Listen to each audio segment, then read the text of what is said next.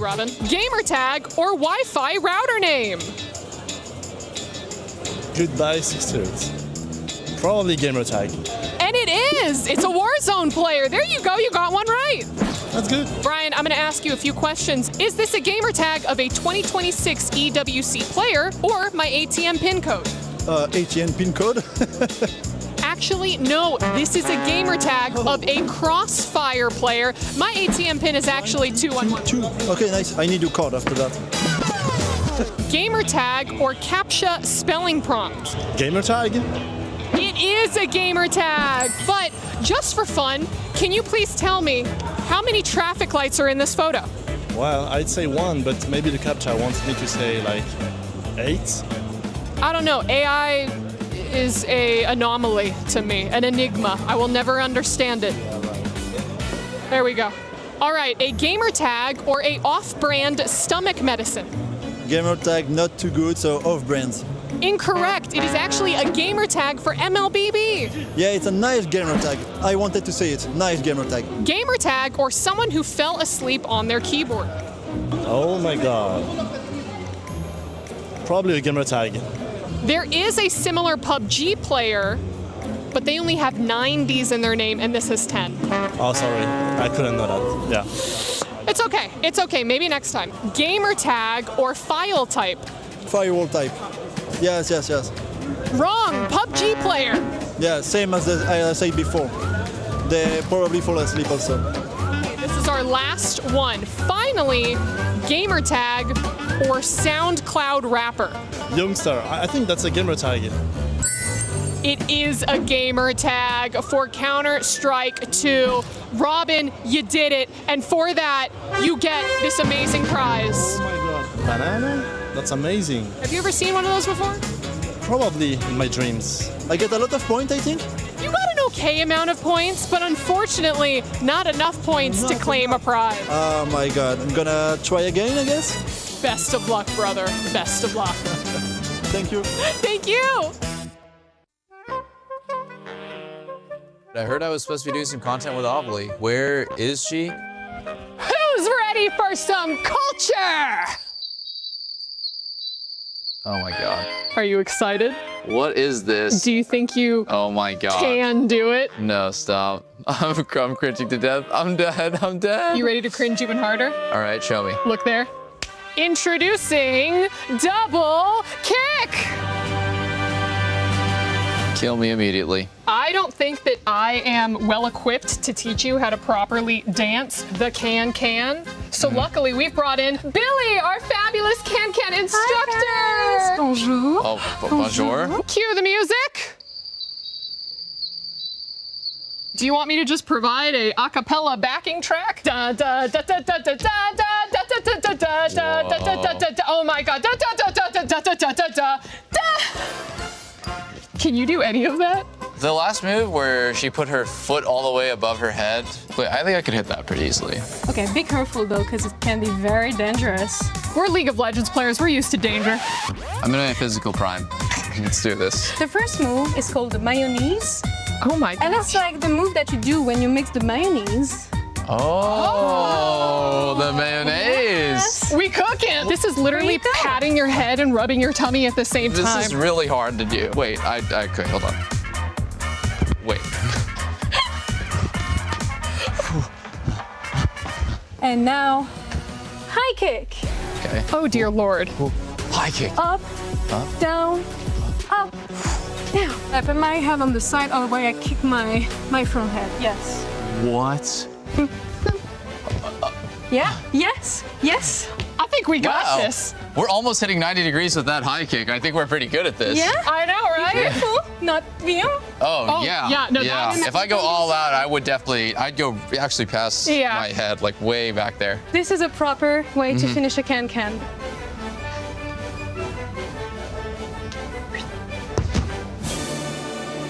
Oh my.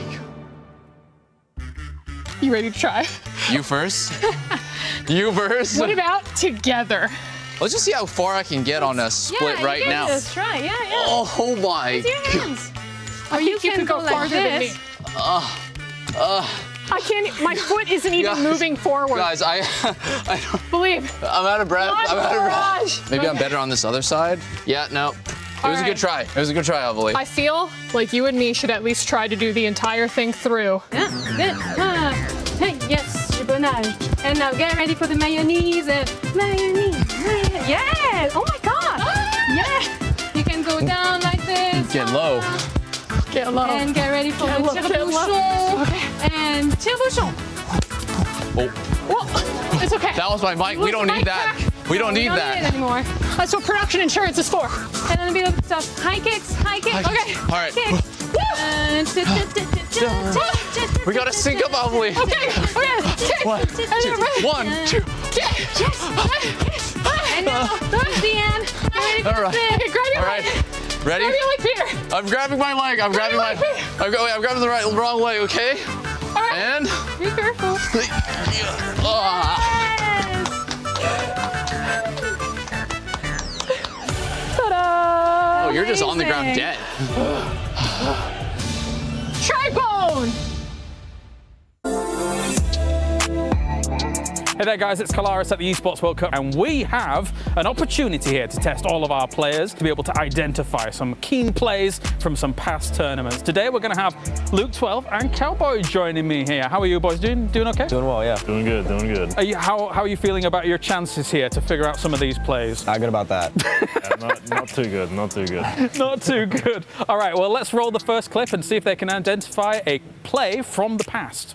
Okay, we're on Miramar. A crash. Which teams or players may be in this clip? Kenji and T. Ding, ding, ding. That is a correct answer straight away from Luke 12. I know this clip, I can't remember who. Yeah, I see the did Genji it. logo now. There you go, Genji and TE, the hold, 2v4. Okay, that's 1-0. Let's move on to the next clip. Actually, I can see on the leaderboard why this might be easy to Yeah. identify. It's Twisted and Twisted and someone not doing well. Genji I again. think Genji again, almost. I'll give you a few more seconds. You're right with one team, obviously. Can't tell who the second Arrow? team is. I don't know. No, I think in the end this one is Twisted versus All Gamers Global, actually. AGAL. Next one's yours, okay? Yeah. You've got this next one. Oh, Team Liquid. Wait, I got it. he did it! I did it. He did it! All right, Luke, what happened here? You can tell it. I think we almost throw Well, what's happening right there? some chaos. You know what's funny? Genji? Genji, yeah. What player is that? I don't know. Some bullshit's happening. You know what's funny? Is that actually, yes, of course, it is Liquid versus Genji, and it is described as Liquid BRDM Chaos Yeah. versus Genji. Okay, that's amazing. Okay, let's move on to the next clip. Team Liquid. That's us. Who are you shooting at? Let's see who that is. Ooh, Bolt look player. at that shot. Who's the Bolt? It's T5. Guys, you're amazing. I think we're camping T5 right now. Out of North George? Yeah. You can. Purdy Headshot versus T5. Oh yeah, I remember this. Yeah. There you go. The Bolt guy. All right, the final clip. Let's run it. Also might be quite difficult. From 2023, Game is 8. This Pixel. Oh, I remember this Pixel clip. Yeah, it's... I don't know the teams. The Pixel's the guy that clutched, Pixel, right? Yeah, it's That Pixel is correct. clutched it. I remember this. But you don't remember who he's against? SSG? Nope. No? FF? Nope. I have no clue. It was E-Arena, but hey, you got E-Arena, Pixel. It's yeah. pixelated and you got Pixel. Guys, you did a lot amazing. better than me. Well Yeah. played, boys. I thought you were going to be doomed, but you knocked it out of the park. All right, that is our first iteration. Thank you very much, Luke. Yeah, thank you very so much, for having Cowboy. us. Thoughts on TPP? Who wants to go first? I can go. He loves TPP King. so- I mean, he's pretty good. Yeah. But TPP. I mean, I would say, okay. Here Full honest. Full honest. Here we go. Full honest. The reason why I enjoy TPP more than FPP is because of other people not liking the TPP as much as FPP. Because they put less hours, Okay. I can see people grinding less. So that makes me more motivated and liking it more than FPP. But at the end of the day, I think it's the same thing. I think in competitive, it's not big of a difference. Yes, playstyle is like different. Yeah. But I still think it's the same thing. If you get the mechanics down of TPP, if you get down mechanics of FPP, I think at the end of the day, it's like same thing, in my opinion. This guy has a devious smile. He does. Well, the thing is that I kind of feel like it's one of the reasons why people caught up with you guys quite a lot, because I feel like you guys had such a good grasp of FPP. TPP has been a little bit difficult for you to adapt to. I know the teams have kind of caught up in that regard, and now everything is relatively even for the top team. What's your opinion? I mean, for me, it's incomparable, TPP to FPP. Yeah. FPP was the best for esports. It was the most competitive stuff, and of course, our results for me in FPP mattered a lot. Of course. So I think that Nixie said the good thing about grinding the game. It was much more fun to grind the game, and I knew that in FPP we were the best. In TPP. A bit harder. For many players, it's like a whole challenge to like reconstruction of everything, of a play style. I think there is many similarities, but overall, TPP is a different game for me and for our team. I like FPP more, but as for now, I just have to basically grind the TPP. Yeah. Try my best, but I mean. We're big boys. We don't care too much of all this stuff. We just play the game, enjoy our lives, and if we win one day, maybe we're gonna win PGC exactly in TPP. Who knows? That's just mentality. We just play and try to enjoy the game. And you, I mean, there's not been any third places recently, and I'm not happy about that. No, it's obviously a huge change. I don't think it's as big as I thought it was when the TPP first came around. I think that it's obviously a lot, but it's not game changing. It's not we were good then and we can't be good anymore, But it just feels like we're getting beat down with so many changes that it's just it doesn't matter anymore. It feels so random nowadays with the holes, the circle settings, BRDMs, panzers, mortars, TPP, pickaxe. I mean, it just seems like there's just so much going on that I don't even care about one little change anymore, It's like TPP, it's whatever, who cares? I think terrain change is way bigger than TPP. Actually, I agree. I also agree on it, and I also agree that it feels like there is so many changes in such a short time that you can't even understand where you have to focus on. Is it actually TPP, or actually it's more about digging holes, or whatever stuff? Or now, if you are edge team, maybe you need to reconsider how you approach the game, how fast you have to play. Maybe change loose spots or change the way how you should play between first, second circles. There's so many stuff to think about, to change as a team. So it's pretty hard. Yeah. When the constructible terrain came out, I was actually a big fan of it, because we were we can always come up with something. We can be be smarter than the other. It's another layer that we can be smarter than the other people. But that's fair. But now it's just so much things happening. I don't even remember that I can mortar myself in the middle. Right. Because it's just oh, there's red zone holes there. How can we kill them? And at the end of the day, it's just, I don't know.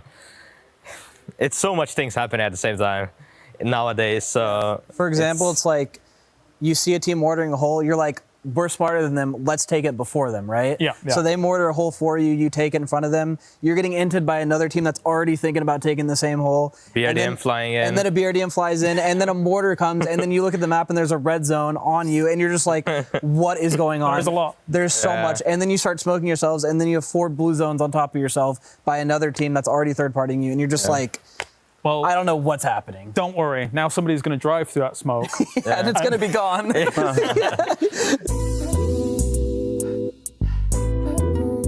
Hey, Kalaris here at the Esports World Cup 2026, and this time we have got Himas, we've got Sololzi, we've got Delwyn, we've got Destroy. We're ready to go. So let's roll the first clip, guys, and you've got to guess who the players or teams are. First clip. Phải không bạn không? Là team đi chết á, bị class. Selman might know. Bero class đúng không? Đúng không? TE. TE? Yeah. Versus? Gen Z. Gen G? Gen Z. NT. 1-0 for AGAL. Well done, well done. Second clip. Cái này tôi nhớ luôn. Tôi với anh Tài. AG and cheated mine. 2 for 2. Oh, well done, boys. Let's go clip 3. Lee với ai á? Lee with là Vi. Đúng không? TE? TE nào đây? Hồi nãy khi fit vừa hiện lên tôi vừa thấy. Falcon. Đó đây. TE Falcons is correct. One more team. Navi này. Navi Falcon. 7 gì ạ? 7 TE Falcons Navi. 17. No, you were right. Navi Falcons TE. 3 for 3. Amazing. Oh. Okay, clip 4. Liquid versus Gen Z. Gen G. Yeah. 4 for 4. Amazing. Okay, one more. Cái logo nhìn. Liquid versus T5. T5. 5 for 5. Oh my God, AGAL, so good. Okay, number 6. Punsen Bro. Yes. Oh my, wow. Okay. 6 for 6. Guys, amazing result. 6 before this. Well done. That was AGAL. Thank you very much, guys, here, as you were able to guess so many right. Everyone is playing, you're not yet. EWC Play is your all-in-one platform to compete in fantasy, pick'em, and quests for a grand total of $300,000 in prize pool. Build your dream fantasy team in 5 different games and track your score with live results tables. Predict the winner of every game, every group stage, and every tournament. Complete daily and weekly challenges to earn boosters that help you climb the global leaderboard. Got what it takes? Join EWC Play now.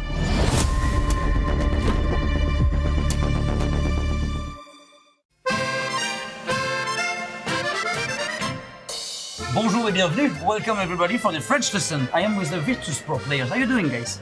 Good. Are you ready for some French lesson? Yeah. Okay, so the game is kind of easy. I have some sentence here. You kind of know the sentence in English, of course, and I'm gonna tell you some sentence in French. You have to repeat it the most perfectly you can, and then you have to choose what did you just say in French, because we are here at EWC Paris. Okay, so here we go for the first. Retour au lobby.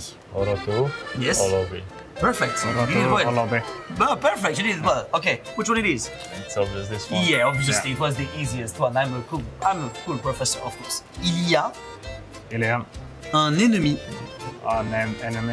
derrière le rocher. Derrière le rocher. Your turn. Il y a un ennemi derrière le rocher. Le rocher. Yeah, that's pretty good. That's good. You have a 10 on 10. Which one it is? Has to be the top one. You think it's the top one? Yeah, this or this, I don't know. Yeah, you have to guess. Make a guess. 50-50. You go for this one? This one. Indeed, there is an enemy behind the rock. On a chaté avec la zone. On a chaté avec la zone. On a chaté avec la zone. Which one it is? Snake in the field. Oh! One of these two. It's 50-50. Okay.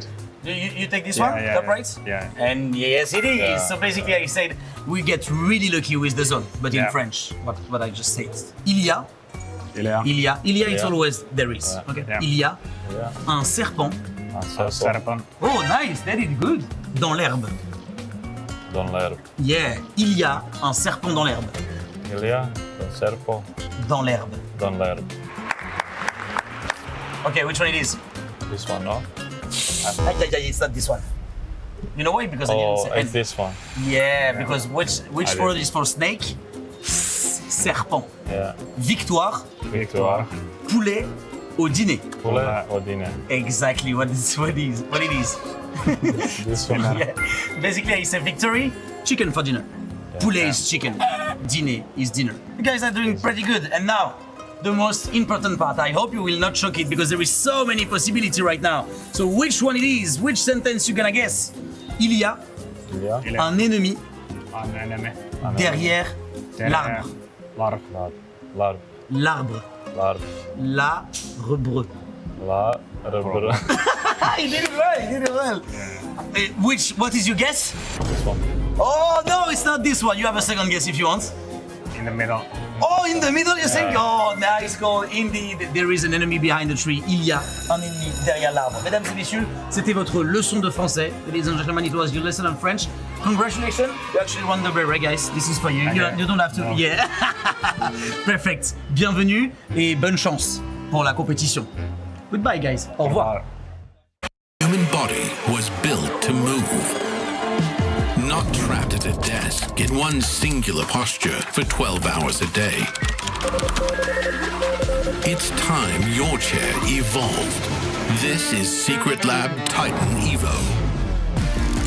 Ergonomically engineered for you, gamers, hybrid workers, artists, backing your every move. Je suis prêt, c'est parti, voir où m'emmène la vie. Chrome sur mon green, tu m'entends quand je respire. Top le veston, jamais film, trop de pas, big plan, j'ai fait changer toute la piste. Regarde ma pêche, je suis pas à dire. Je coupe la line, laisse la qui laisse frémir. Nouvelle état, new name, toujours fluide dans le move. Main en l'air quand je rentre dans le groove. Garde ce regard, je suis déjà posé. De part je tourne, glace dans mes yeux figés. Vite encore, puis je prends tout ce qui est à moi.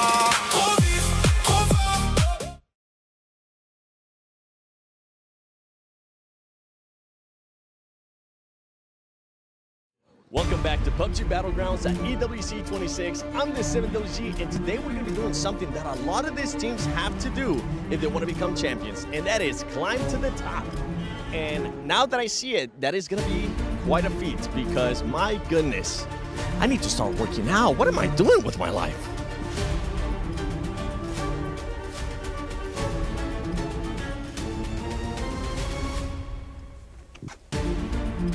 For these teams, it won't be easy. They will have to go through hardships. They will have to go through bad rotations at times, even unlucky stuff. But they just have to keep going to make it to the top.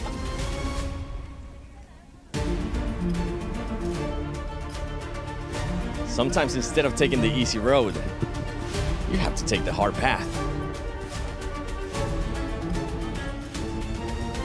Sometimes these teams might want to take a match off and just rest a little bit. But if you want to reach the top, you got to stay consistent. And by putting in all that hard work and going through adversity, they'll be able to reach the top.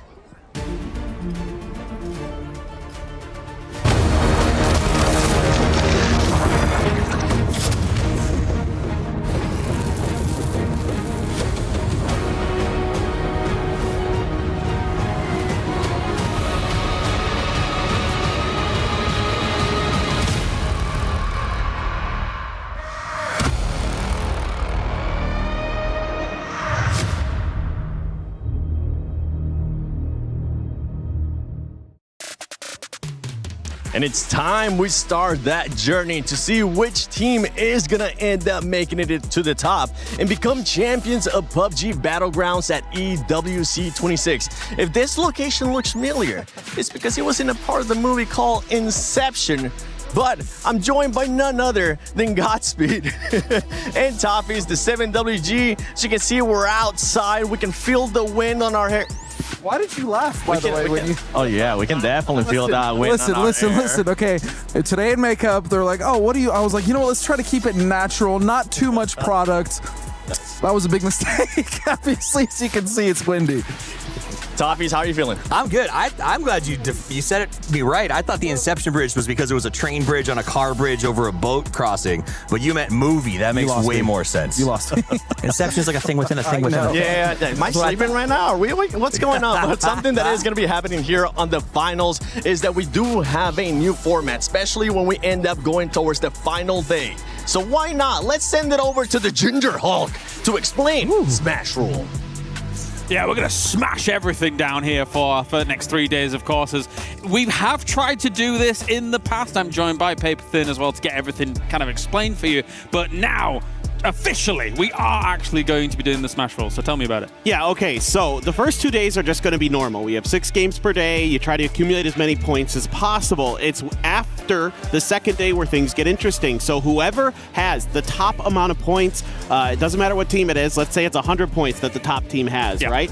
That means that we set a point threshold at 10 plus whatever that final score is. So if it's 100 points, it's 110 points going into the second day. So that threshold is what you have to meet to get the win. Now, you have to also get a chicken dinner to win. Now, the caveat here is that you have to get the point threshold in a game and then get a win after that. Yeah. Right. So you can't just like be the top team, win the first game of the day and win. That's not possible. You have to get above that point threshold and then go through and win. Well, I guess you could do it, but it's not super likely. And if there is no Smash during those 6 games, at the end of those 6 games on day number 3, then it's the normal leaderboard. Whoever is able to be at the top there will be the winner. And there's some dynamics to this, right? Of course, with the Smash rule, technically, if someone does breach that, other teams might be looking for other teams to make sure that they don't actually make that Smash occur. But that said, a lot of these players, I think they're just going to stick to their own game and see how it goes. What do you think? Yeah, I mean, I think there might be a few instances of, oops, we can't let that team win. We have to go and target them in like late game situations or something like that. But I think overall it's going to be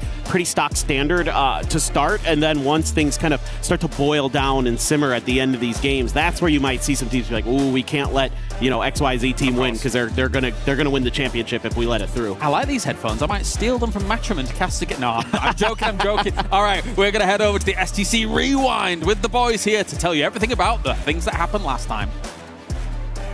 Hello, it's Avenger here with Matchroom. We're here with STC Rewind to talk about what happened in the 3 days of groups and what happened especially yesterday. So we had 16 teams advance to the finals. Yeah, I mean, it was absolutely nuts. Whenever we look at it, there was so many twists and turns and how we kind of ended up everything. I mean, the last game came down to somebody that's just kind of swimming in the ocean, trying to qualify last second and got denied. But for me, it's the standout squads. We've got teams like Twisted Minds, champion from last year, had to play with their coach, subbing in and playing. The Tab played great, had a phenomenal run, and then they bring back in Lou, and then what happens? I think the big thing is we need as many games as possible on Lou for him to get ready for the finals, right? Because sure, the Tab did well. They played differently to what we normally see, and we could hear it in the interview with Batunas as well. They're surprised, and happy, of course, to have that many points. And we already kind of above that kind of cutoff. Then you can play whatever you like, and maybe they had to try some things as well. But my biggest surprise, Matchroom, and honestly, was a big one. 8 of the teams we sent home, half of them from China. We talked about the Chinese superpower coming in, and it's just 17 gaming left in the finals. I mean, a little bit of defense for JD Gaming. They got close, and then they were kind of gate kept out. Team Liquid playing the villain role, really stepping into it, trying to make sure that they can secure better drop spots for themselves. Most notably, that North George situation that they've been having to contest in has just been being a problem. So instead, kind of deny the problem. If it presents itself and the opportunity is there, take it. And we've talked about that for years. It's great to see Team Liquid really step into and get that, because when we look at Team Liquid on the Club Championship, it's getting pretty dicey right now. They may need those points. Absolutely. And we also have to talk about Myth and T1 that did absolutely amazing. They beat last year's record of most points in the group, especially with Myth fragging out Kiss.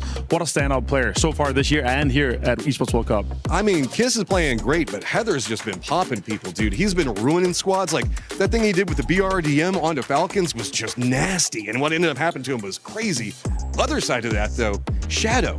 Dark Horse coming in, barely squeaking in last second, as they didn't even get a play on the last day of the group stage. They just had to sit back and watch, and in that last game where it was everybody striving to get those couple of points to qualify, they squeak it through. I would have loved to have a camera on those guys on that last game. They must have been nervous, honestly. But again, lovely to see them in here. We have some big favorites. AGL is also in here. Full Sense, our PGC champions from last year, could come in and make waves here. But so far, yeah, it's just been a big story of, Twisted, Falcons, Myth, and now T1. And I was most impressed with T1. I feel like they actually have a chance at this one. There's so much going on at this event. It is just going to be 3 more days of action. We've gotten into the finals, 2 days of that before we hit the full grand finals, and it is going to be absolutely nuts. 8 keys have been crushed, but 15 dreams can still also be denied, as there can only be one winner, and we've got 3 days to figure it out. Thank you guys for that recap, as we have just been enjoying this beautiful weather here in Paris. And you know what, Toffees, let me just use your knee real quick. By the way, if you are tuning in to the live stream, make sure you use that hashtag EWC. Take a quick screenshot. Thank you. Now use that hashtag EWC, hashtag EWC26. But as we heard them talk, I mean, there's some teams that definitely ended up performing that we'll get a chance to talk about them. One team especially that performed yesterday really well was T1. We saw Heather being able to pop off. And then on the flip side, we saw Twisted Minds slow down in a big way, even though their player finally arrived, Godspeed. Yeah, I mean, Shrimsy said it himself. He said, maybe you guys should just kind of put the tab back in because Lou didn't really get to do much. In fact, he just swam basically all day. So I think, again, coming into the finals, I think it's great that Lou was actually able to be here. It sucks when you're not able to play with your full roster. So I expect, we did talk about it, Steve. They probably start slow. Yeah. They didn't start too slow in groups. We'll see if they start slow in the finals. And as we see them right now in 4th place on the overalls, they ended up with a solid 92 points. Navi, though, Navi was pretty consistent on both days. Yeah, I mean, it's one of those things, like, I thought this year was going to be kind of Navi slowly taking the torch from Twisted Minds, potentially. Sure. That sort of 93, 92 maybe implies that Navi's stepping up. But again, Lou showed up late. I expect him to be back up and running probably by today, if not by tomorrow. They look good. I also loved the fact that, like, T1 was doing so well, like you said, up there in second.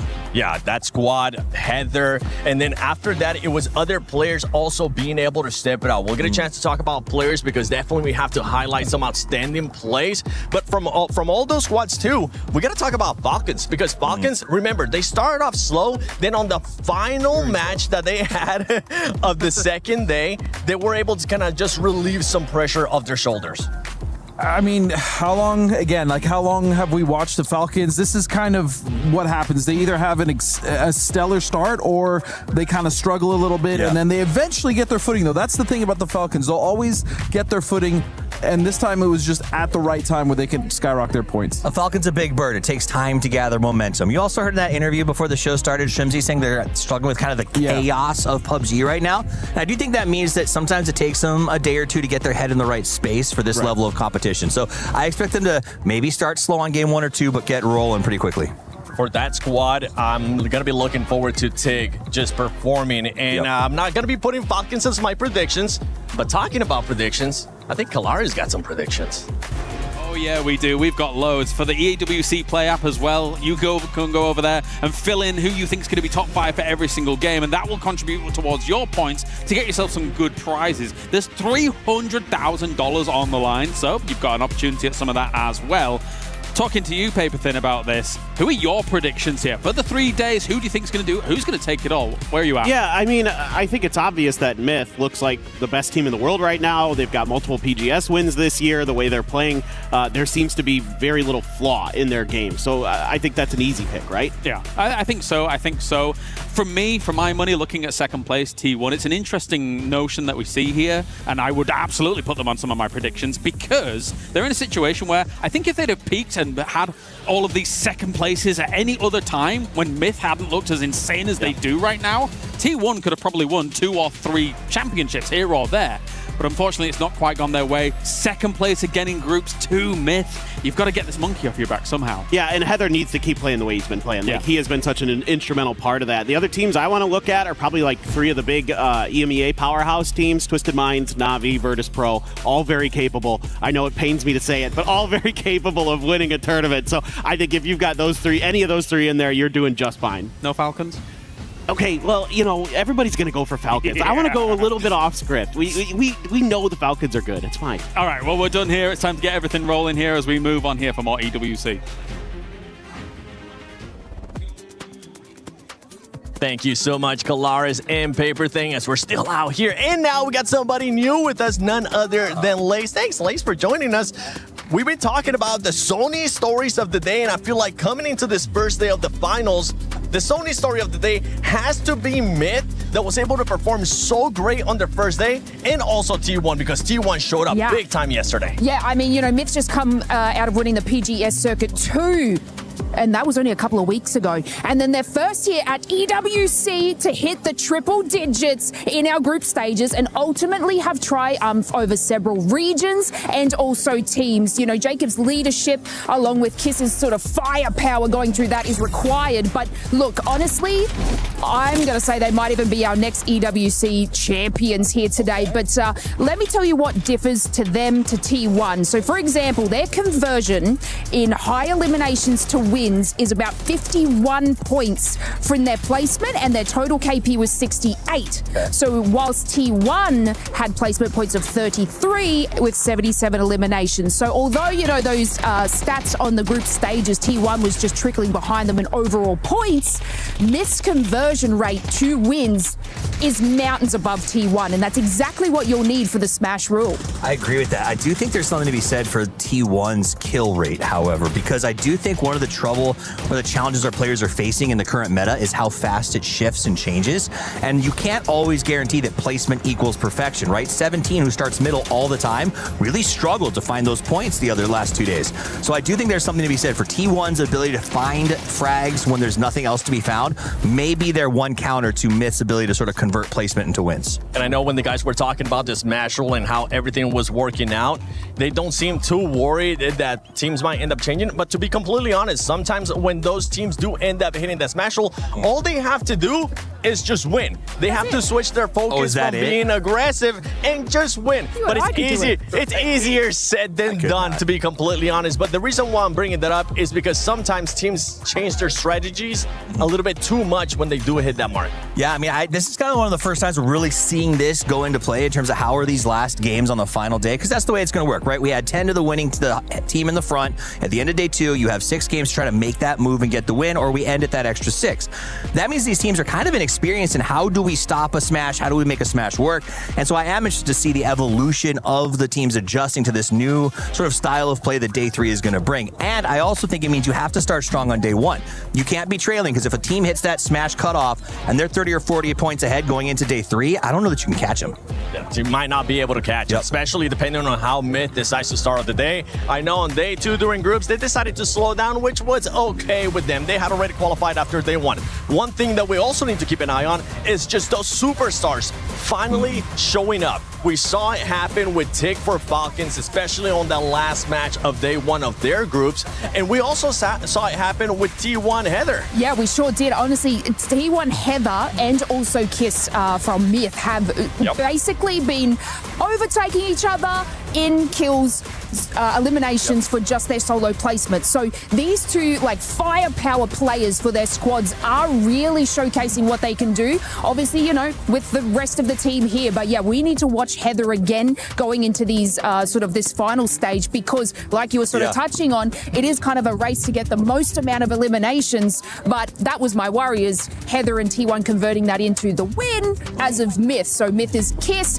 who was I think about 24 eliminations of the group stages. Yep, that's and right. that is like obviously then better converted for their win rate as well. So it's going to be amazing watching these two players. I would just leave you with this small thought. Beware of 3 and 4. Tig and Tonvu both have world championships under their belt. Top fraggers. They're incredibly good. Yes, Tig has an asterisk on it. He wants to prove that doesn't exist. So these are 2 guys who have been playing this well for a long time, and they could blow up and go all out on day 1. Who's going to be showing up? Is it going to be one of those superstars, or could it end up being maybe a bit of a surprise? But no surprise for us. Kalaris has an interview with Vitality. Hey, Kalaris here for the finals of PUBG Battlegrounds, and I am here with Hello My Bad to talk about everything that has gone on as well as what is to come. So let's first talk about the group stage, how you guys felt with your points, your performance. What was your outlook on that? I feel like our performance was quite bad since we trolled so many games. Even if we qualified, I mean, we had to be on first place as Smith did, but we're gonna keep it up. We're gonna, we did some game reviews and gonna do our best to recover these things. Okay, fantastic. And let's talk about Quizzy. Obviously, he's the newest addition to the team. How has he been able to fit in? Have you changed around Quizzy? Has Quizzy kind of molded around you guys? What's the thoughts with Quizzy being on the roster? I mean, it's a pleasure. There were some changes in our gameplay, in our game style, but nothing was hard to us. We get into it easily, and we just enjoy being around with the boys. So that's how I feel. A good feeling, good vibes all around. That's good to hear from Quizzy. It's always nice to see him on some of these rosters as well, as he's been on quite a lot actually in the past now that I think about it. Kind of a final question as a whole here though as well is, obviously there's been a few conflicts here and there on Erangel with you and another team. So do you think that those are going to continue? Do you have concerns about those? What do you think going up against Team Liquid? I mean, we're kind of prepared to all of the maps and mostly the teams looting around us.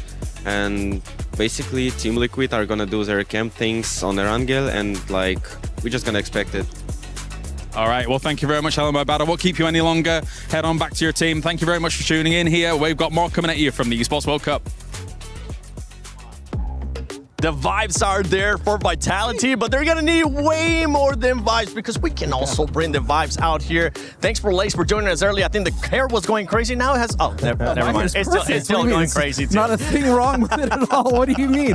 Just like I left the studio. Nice. Handsome as always.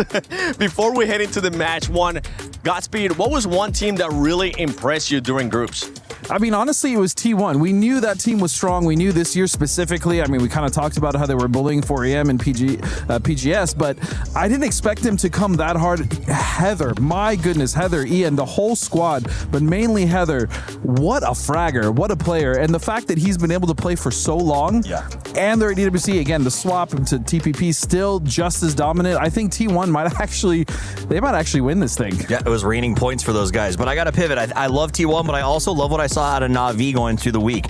The fact of the matter is they got almost as many KPs as they did overall points. It doesn't matter placement, it doesn't matter fight. They seem to find a way to make the points to put in the hopper. So I think if they don't finish first, they're at least going to finish in the top 5. And one team that was able to kind of impress me in some kind of way, considering that they started off super slow. No, it's not Shadow. I'm not going to be talking about Shadow today. Even though, for some reason, they end up doing good. You best believe I'm going to talk about them. But it was actually 17 Gaming. I was surprised to see them being able to bounce back. Yeah. I think that's something that you guys were expecting, especially where they usually end up dropping in regards to the maps. But ladies and gentlemen, we're going to continue to enjoy the amazing view here in Paris because that Eiffel Tower looks amazing. The wind is blowing on our faces, but it's time we get started with the PUBG Battlegrounds at EWC 26 Finals.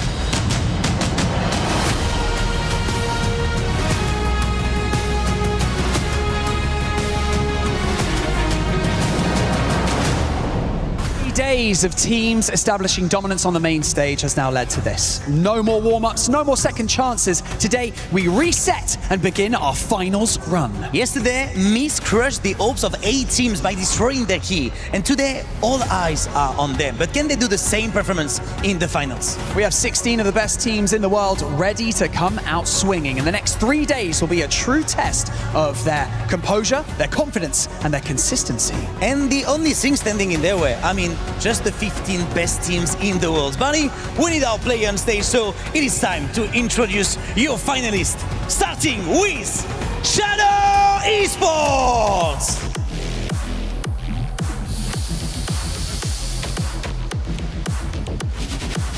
Your reigning world champions, Full Sense! Genji Esports! AGAL!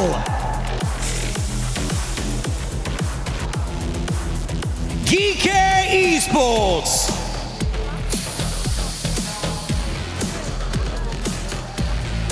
Team Vitality!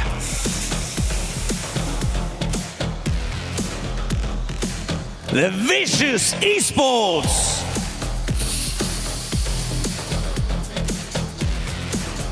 Team Liquid!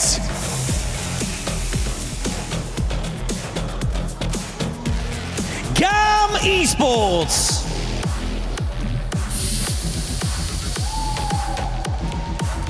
'17 Gaming! Your reigning club champions, Team Falcons!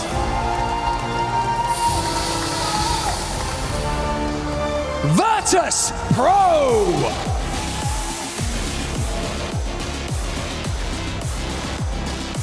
Levy!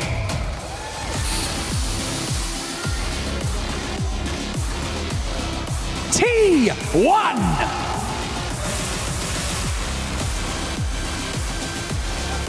Myth!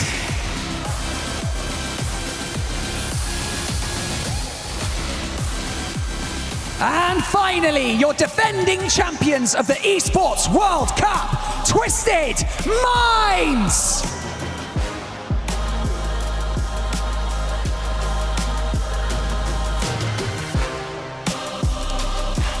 We've got $2 million on the line, a legacy to create and a trophy to lift, and just 3 days to get there. Will the group stage ranking hold up, or will the finals rewrite the script? It is time for day one of PUBG Battlegrounds finals here in Paris at the Esports World Cup.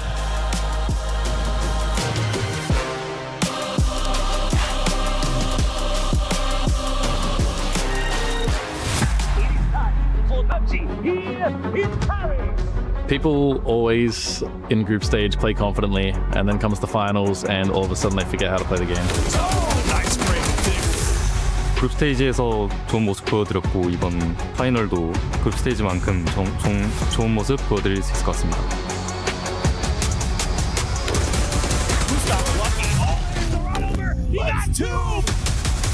If we can play good and be satisfied with our performance, I think no one is going to beat us, and I think we don't have any rivals. ก็อยากให้ทุกคนในทีมเข้าใจกันมากขึ้นครับแล้วก็สนุกสนานเฮฮากันอยู่ตลอด 我觉得我们队伍如果能把状态调整好的话，决赛我们也是有争冠希望的。 I believe in all my teammates, and we have a lot of experience, and we've also got Cowboy who got added this year, and we're pretty happy with the team and the work we put in, so I think we're feeling pretty confident. We are confident about final. We will beat every team. Yeah, looking for that final. Let's go Vitality. We are going to win EWC. We've won before, and I think we absolutely have what it takes to lift it again. Falcons are here. We're here to show that we are the best TPP team, so we're ready to win.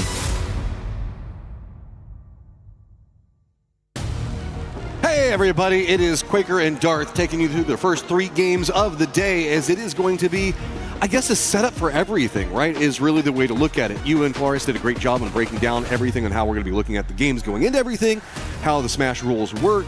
The desk have been talking about teams and their performances, but really, I mean, what are we looking at? Are we looking at teams trying to focus up on trying to, like, build into getting victories and getting the chicken dinner each round, or just aiming for points out of everything off the go? Yeah, I mean, for sure, it's a little of both, but, you know, I think points are going to be kind of the name of the game. That's what we saw with, you know, some of the teams that are going to be up at the top of the group stage, where it was come out, get some kills. You know, if the wins happen, great. If not, then whatever. Especially in this lobby where there's so many good teams. It's crazy stacked as usual in a finals lobby for PUBG Battlegrounds, and you just got to go out there and have that same level of confidence. So I'm looking at Myth, T1 to keep replicating that good team fighting tactic strategy that they brought to the table. I mean, VP has got a statement in and of themselves, as on day 2 they actually generated the most points out of anybody else inside the lobby, but it just wasn't as explosive as whenever we look at squads like Myth and T1, right? T1 was just fragging out, but Myth coming in after getting so many victories, getting the chicken dinner over and over again, you have to feel like there's some level of advantage for them going into a Smash system, right? I agree. I think they are the heavy favorites right now because they've shown that, you know, they can get it done in just about any situation, any format. They've won multiple PGSs already this year. They're looking to take yet another championship, and it's the complete package of a team. They team fight incredibly well. They don't overextend. They can play for the late game. Like, they do everything you want out of a PUBG team. And whenever we look at T1 on the other side of that, you might as well just call them T2. They always get second place, it feels like. They're never the squad that manages to get the chicken dinner.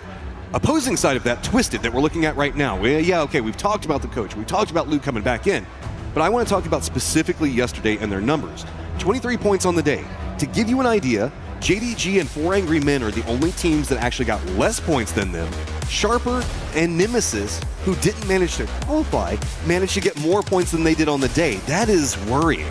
Yeah, how much of that is down to just Twisted kind of like, you know, having to reintegrate, lose maybe a little tired from the travel. Yeah, exactly, doing a little bit of swimming. So I think they'll be okay. I mean, Twisted is generally a team that you can't keep down for long. Like, they're going to, even if they have a slow start, they're going to come in and do well. Okay, enough of the questions. Who could, what could, all this other stuff. It is time to get into game number 1.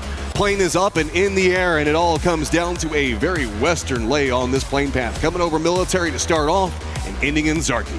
Yeah, so starting on Erangel, as we have been throughout all of EWC 26, and all of our players in the plane ready to go. So just kind of going to see how this first game shakes out. The other thing I want to talk about a little bit here, Matt, is some of the teams that were down towards the bottom that just kind of barely qualified that I think are going to be dark horses for this, like AGAL, a team that we know is explosive and has that capability to pop off. I think GAM could surprise here. They've been really good. Tanvuk continues to be an absolute menace. There's Vitality, who knows? Like, there's a bunch of teams that are you're looking at this as like, oh, they didn't play well. Full sense, you're defending PGC champions. Like, I'll be honest, whenever we look at the bottom of the leaderboard, okay, Shadow down there, there is the potential of just finding something, but it's going to be a lot harder. Other side of that, Jinji, bro. I'll be honest, I almost forgot that Jinji qualified. they got a little lucky. The last game helped them with some of those hard circle shifts over on the military island. I mean, it still is disappointing for what this team is, who's on this team for Gen G. Oh. You would expect it to be better, and look at this. We're going down to the military island once again. Seems familiar from yesterday. A little Shades of a couple of things that might play out pretty similar. We did see a much more Western lay as the circles kind of popped back to back, and that was for the survival of everybody in the squads. But Team Liquid looks like they're going to just be bullying AGAL out of position a little bit more, and Gen G is going to go ahead and get themselves that car, as this is a lot on Gen G's shoulders. As a squad that I have so much hopes for. With D coming into it, I mean, you got to love the fact that an American player coming in. What's going on in the squad? Let's listen in. 제가 제일 좋아하는 차량은 쿠페라고 2인용 차량인데 제가 느끼기엔 가장 빠르고 뭔가 스탑 앤 고가 되게 딜레이가 없다고 생각을 해서 쿠페를 가장 좋아하는 것 같습니다. Not the BRDM? Speed kills, right? I get the idea there. I like the Pony a lot for similar reasons. Pretty good car. But yeah, it makes sense. I mean, if you just want to go fast, bro. Am I allowed to say motorcycle? I love the motorcycle. Well, I mean, it's fun. Yeah, but I mean, it's not technically a car, but whatever. Like, that's every single time, if I have an option, that's the vehicle I'm going to take. Well, Kick is a believer too, apparently. I live or die by my driving ability, okay? Yeah. Nobody gets to shoot me out. I will just mess up and jump myself. You're the wheelman for your squad, is what you're saying. Sometimes, but more often than not, that's like whenever we clown car in the U.S. Oh, yeah, sure, of course. Yeah. I mean, I think it's a skill that is, so often kind of neglected. That's so important in this game, is being good at driving, especially on maps like Miramar where the terrain is really rough. And Delwyn is going to get identified and tagged up just a bit by Kickstart. Now he's going to turn his attention to a tire, and will pop the tire on that coupe that's out at the building across the way. Oh my God, Falcons. I like this. Big aggression coming out early. Delwyn still continuing to be trapped. The other players for AGAL, they're in vehicles. They're on the rotate. So if this takes too long, Falcons could find themselves outnumbered. Delwyn playing it patient. Here's the footsteps. Waiting. If he can get a knock, he might be able to turn this back into a 1v1. He's played this out slow enough. Falcons playing the outside angles. You can see off in the distance, the car is coming in. Falcons now going to be playing the northern section of it. They better be careful. That car could roll right up on top of them. Kickstart's trying to get in position fast enough. They just can't seem to find the player. The solos managed to survive for long enough. This is getting dicey for the Falcons. Shots now coming out. Delwyn surviving still, does manage to get a knock onto Tank. Runs back out. He goes down, but the support is now here. Has he done the work? Okay, let's see if they can hold the line. They didn't quite identify which building Delwyn had snuck into. They guessed a little bit incorrectly, so Destroy and Himas have shown up to the scene. Himas lets loose with a grenade, but it bounces off the roof. Isn't going to find much. Gustav finds Salalzi there off screen. So here, Falcons continuing to have some success in the early parts of the game. We saw this yesterday. Set up a trap. They were able to get some big kills, and they're getting big points.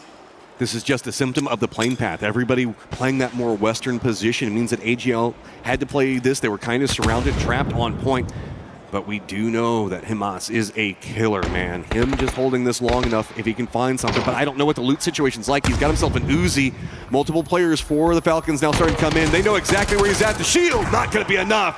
Kickstart's going to find him. And it's just starting to stack more and more problems for anyone's legend. Yeah, great anticipation there that there was going to be a repeak. It was just a hold of the trigger for Kick. He was ready for it and gets the instant headshot. Himas in a weird situation where he had to swap guns because he didn't have a good close-up gun, had a bolt and a micro Uzi there. So he was in a really uncomfortable position, had to put up the folding shield, try to give himself some kind of protection, and Destroy has realized that this is no longer a viable hold. Not going to be knocked on the way out, it looks like, though. Okay, I'll just say it. Falcons, Gustav, if this is the level of shot calling you're going to go for, these early game pushes, stuff like that, try to find more points, I'm about it, man. This is exactly what you need. It's also a momentum builder for your squad, right? Coming in, getting these 3 kills off the start in Circle 1 makes you feel like you can do anything. I agree. I mean, I think it's really important to get off on the right foot. You want to have that strong start. You want to feel like, you know, you're accumulating those points game over game, making sure you're putting yourself in that top tier situation where you're getting 10, 11 points on average per game.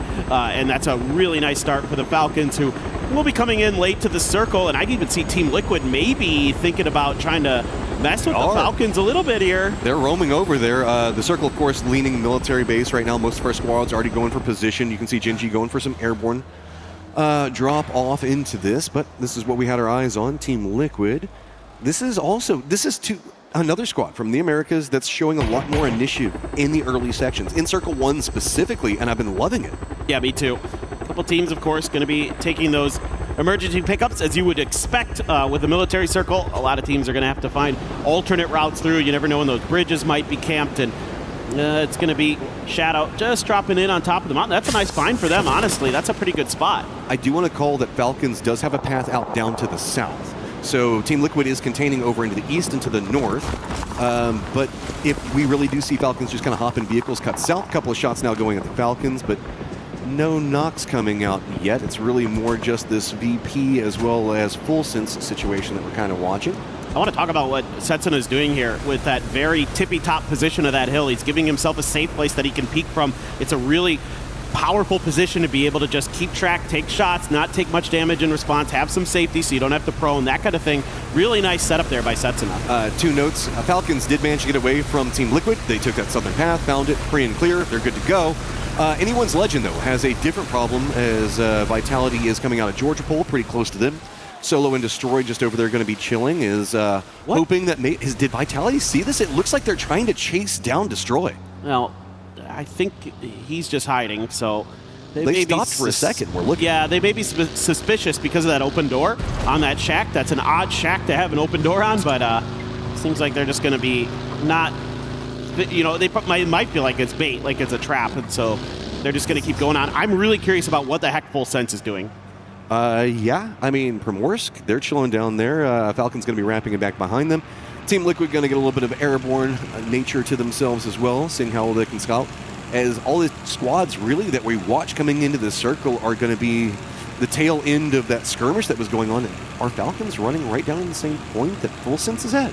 Well, I'm kind of curious if this was like sort of a pseudo camp by Full Sense where they're trying to deny boat access from Primorsk. Maybe saw the kills in the kill feed, know where teams drop.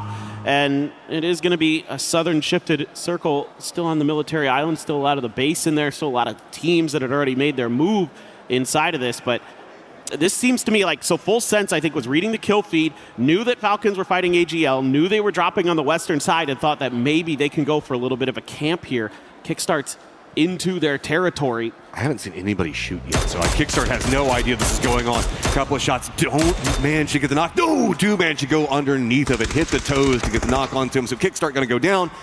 I mean, it is right next to the res station, so do Falcons go for this? It looks like Tig's thinking about it. That's what this is. They have Tanadol down, and they want to go for the res, and the Falcons just kind of drove into it, expecting that they could maybe come in here, get a boat for free.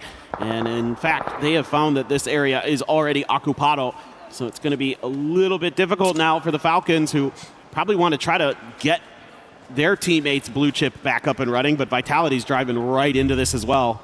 Third party could be convening on this one. Okay, Tig, back on the motorcycle. I think he's going to try to get out, but the timing on this is going to be terrible. It's going to be right as Vitality is on their approach on Military Base Island itself. You can see the GAM's using the BRDM to kind of bully against the other BRDM. Tig does get spotted by Vitality. Gedrox is going to get the knock and the flush, and that was a great start for Falcons, but 2 down early is going to make it a lot more complicated and not even really resable. Remember that we still have Gustav and Trimsy that have to cross the bridge just to get back over onto Military Base Island. I guess they could take like, I don't know. There's a couple of ways they could do this, but I think that most of the boats have been already taken.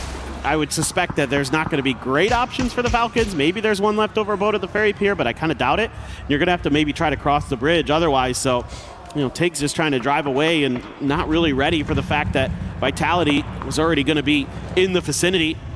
Wasn't trying to drive around that hill or anything, so he kind of figured it out too little too late. Going to gas up the BRDM there. Keep it fully fueled up for GAM.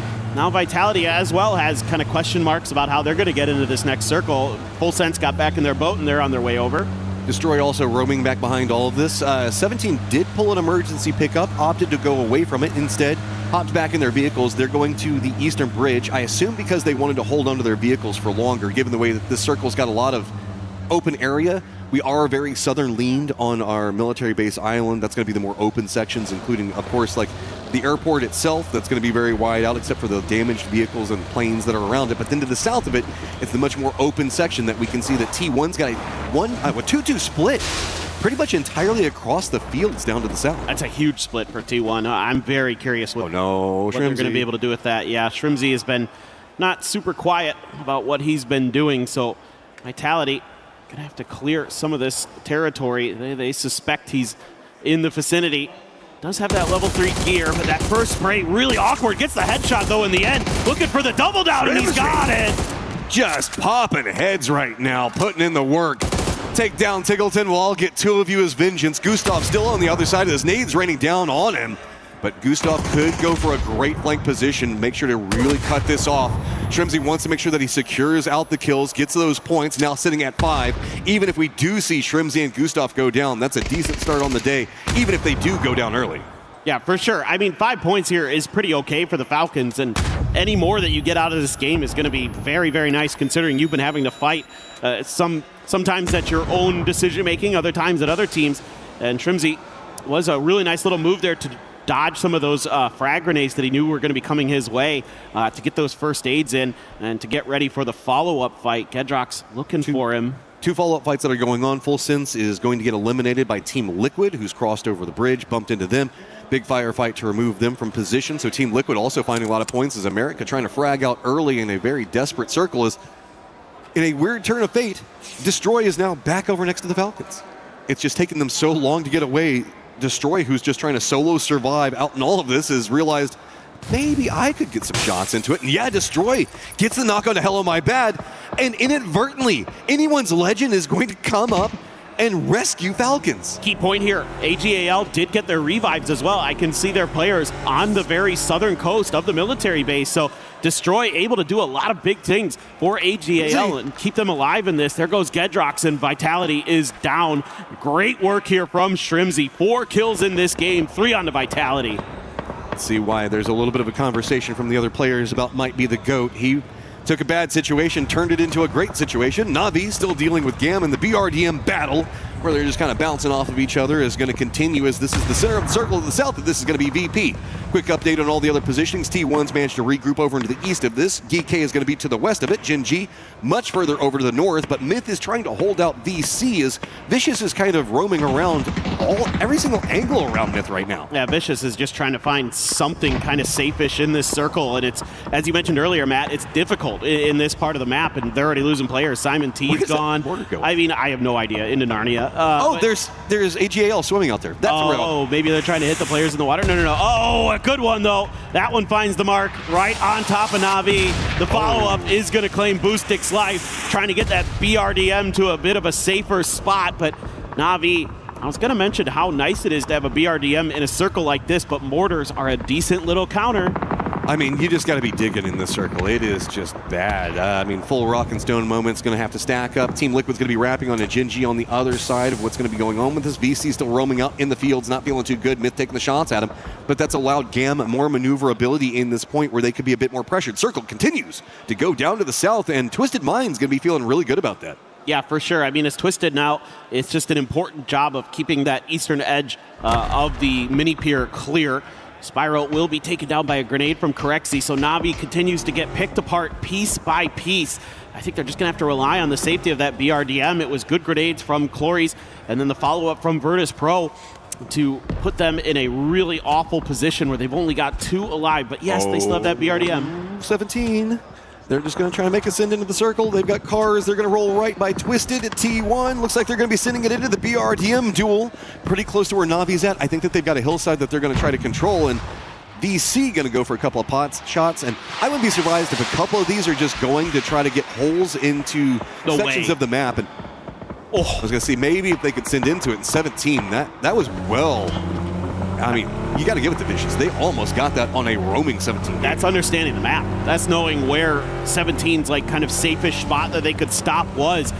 I mean, that was in the air when 17 was still in their cars, so that's really nicely thought out. They don't get anything out of it.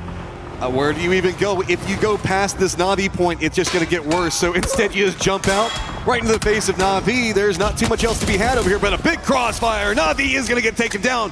Vicious lives up to their names and gets them, but that just puts you into the GAM crossfire. Yeah, there was T1 getting involved here as well, doing some damage into this, so gonna have to throw down a lot of util to try to stabilize, and GAM loves this setup. They are so good about kind of hunkering down and finding their moments to put some pressure onto you. Weird update, as I think that we have the Destroy Shrimzy duel still going off onto the north. Himas, the other side of what's going on with Anyone's Legend, has managed to touch the ground. He's down below Shadow, and Handsy in the position that he's going to be playing. Mortars galore going to be the name of the game when it's this open and in the fields. They're just ridiculously strong. Absolutely. I think AGAL players are just going to try to swim and survive as long as they can. They're very fanned out, and that's part of the game now, as you're going to have that option, you know, with being recalled in. You probably don't have a lot of loot, if any.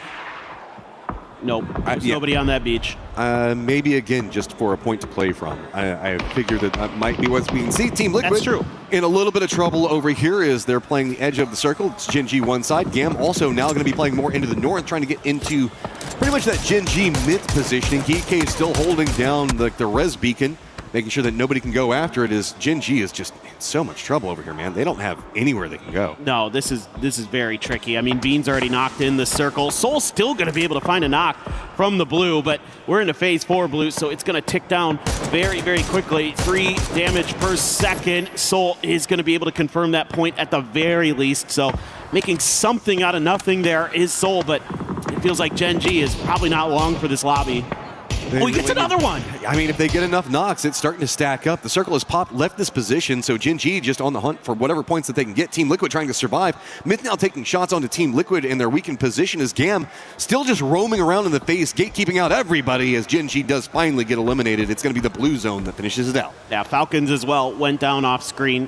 6 points, though, not bad at all for Falcons. You'll take that, considering how weird that game went to begin and how awful the starting circle is given your drop spot. So no big deal there for them. Cowboy trying to punish Myth, has Baron out in the open, but Jacob responds instantly. Myth stacking kills. We saw Falcons trying to find something. They've gone out. Team Liquid in that troubled position we saw a second ago, but Myth just using their firing lines, finding more and more. But as the circle continues to go coastline, VP is getting a lot of control over the circle on one side of it, and then you have 17 now starting to deal with T1. And 17's position's just not that good. T1's just going to drop a couple of nades right into the thick of all of them, knows where they're at. And T1 is just, it's brutal efficiency, man. They just look so clean, and it's so easy for them to just stack kill upon kill. I mean, Heather's been incredible. That's a great response, though. Almost gets the knock onto Ian. The follow-up trying to anticipate where he was going to run to doesn't land, but here come the mortars. Perfectix. It hits Tian. Lil Ghost stuck behind the Dorito when he's, it just came up short. Heather had a good opportunity, and now it's going to be Lil Ghost responding. Cannot find the knock. Good prone there from Heather. How does Heather just know how to, every single time, get into position, stay alive, and get these kills? It is just ridiculous to watch T1 play these types of positions. So Myth now in second place, T1 in third place, but with Falcons being out, you feel like that's going to be usurped quite quickly. America's already out entirely off of that good start. Myth in trouble, though, as GAM is going to be the target on one side of it. Myth just rolls right into their face. Warrior's got to be careful. Couple of third parties could get involved, most notably Vicious and GK. GK's hopped in vehicles, and they're wrapping this direction, and that could be a problem for Myth. I think VC might come here, too. There's a good Panzer from Baron. He gets a headshot as well at range with the M4, but GK has found their mark. They have found some targets, and they are picking apart the teams underneath them down the hill. There's enough of a hillside that they don't have to deal with anybody else except for really VP, who's holding the top of the hill. So taking down Myth, getting a lot of damage onto him, and at least stalling them out is giving DK a lot more maneuverability positions, but VP has so much control over the circle, everybody's just having to cluster down different points. AGAL, I think, has now also been spotted by Shadow, who's just been kind of hiding in the shadow of the cliff facings down to the south. And let's not forget Twisted down there into the southeast, just waiting for everything to go, but they're taking eyes and looking into T1's positioning, making this a little bit more dubious. Yeah, Heather tried to spread out a little bit over to the west and got immediately thwarted by the sidelines of Twisted from that mini pier position. So that has sent T1 a little bit further north. Don't want to try to maintain that hold over that flat ground. Hansi is going to claim some players from AGAL. I mean, you got a placement point out of it for AGAL with the destroy, ability to survive, get a kill, call in the recall, get your players out in the water, at least found something. Finding more successes than the squads that were trying to use this coastline to get those couple of points to qualify and knock Shadow out. So Shadow learning the lesson of what was going on yesterday. You can tell VOD review coming up big for them. But GK and Myth now need to get in the circle. Twisted down to the southeast also needs to do the same thing. VP is also starting to lose a lot of their, high ground control position that they've been playing. And Shadow doesn't have any options except really to force their way right into VP's positioning. So that's going to open up some more maneuverability for the rest of the lobby right now. It's just pretty much this high ground that we can see coming up in the coastline leading into the cliff.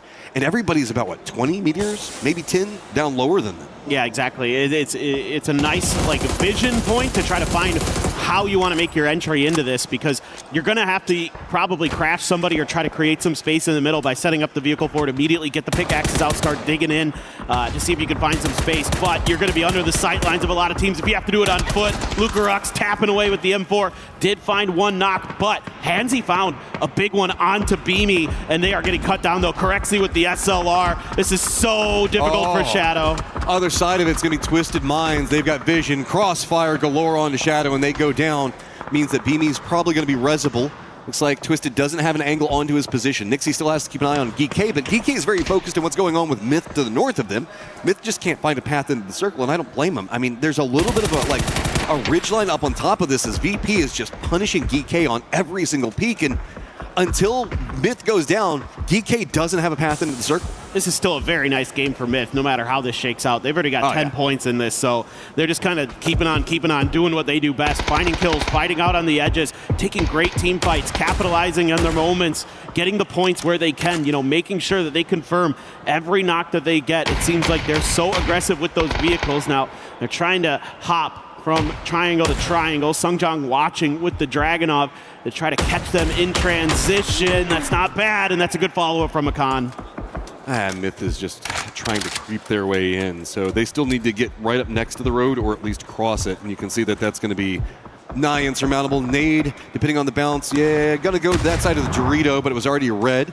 Scappy's gone ahead and pulled Baron into a new spot.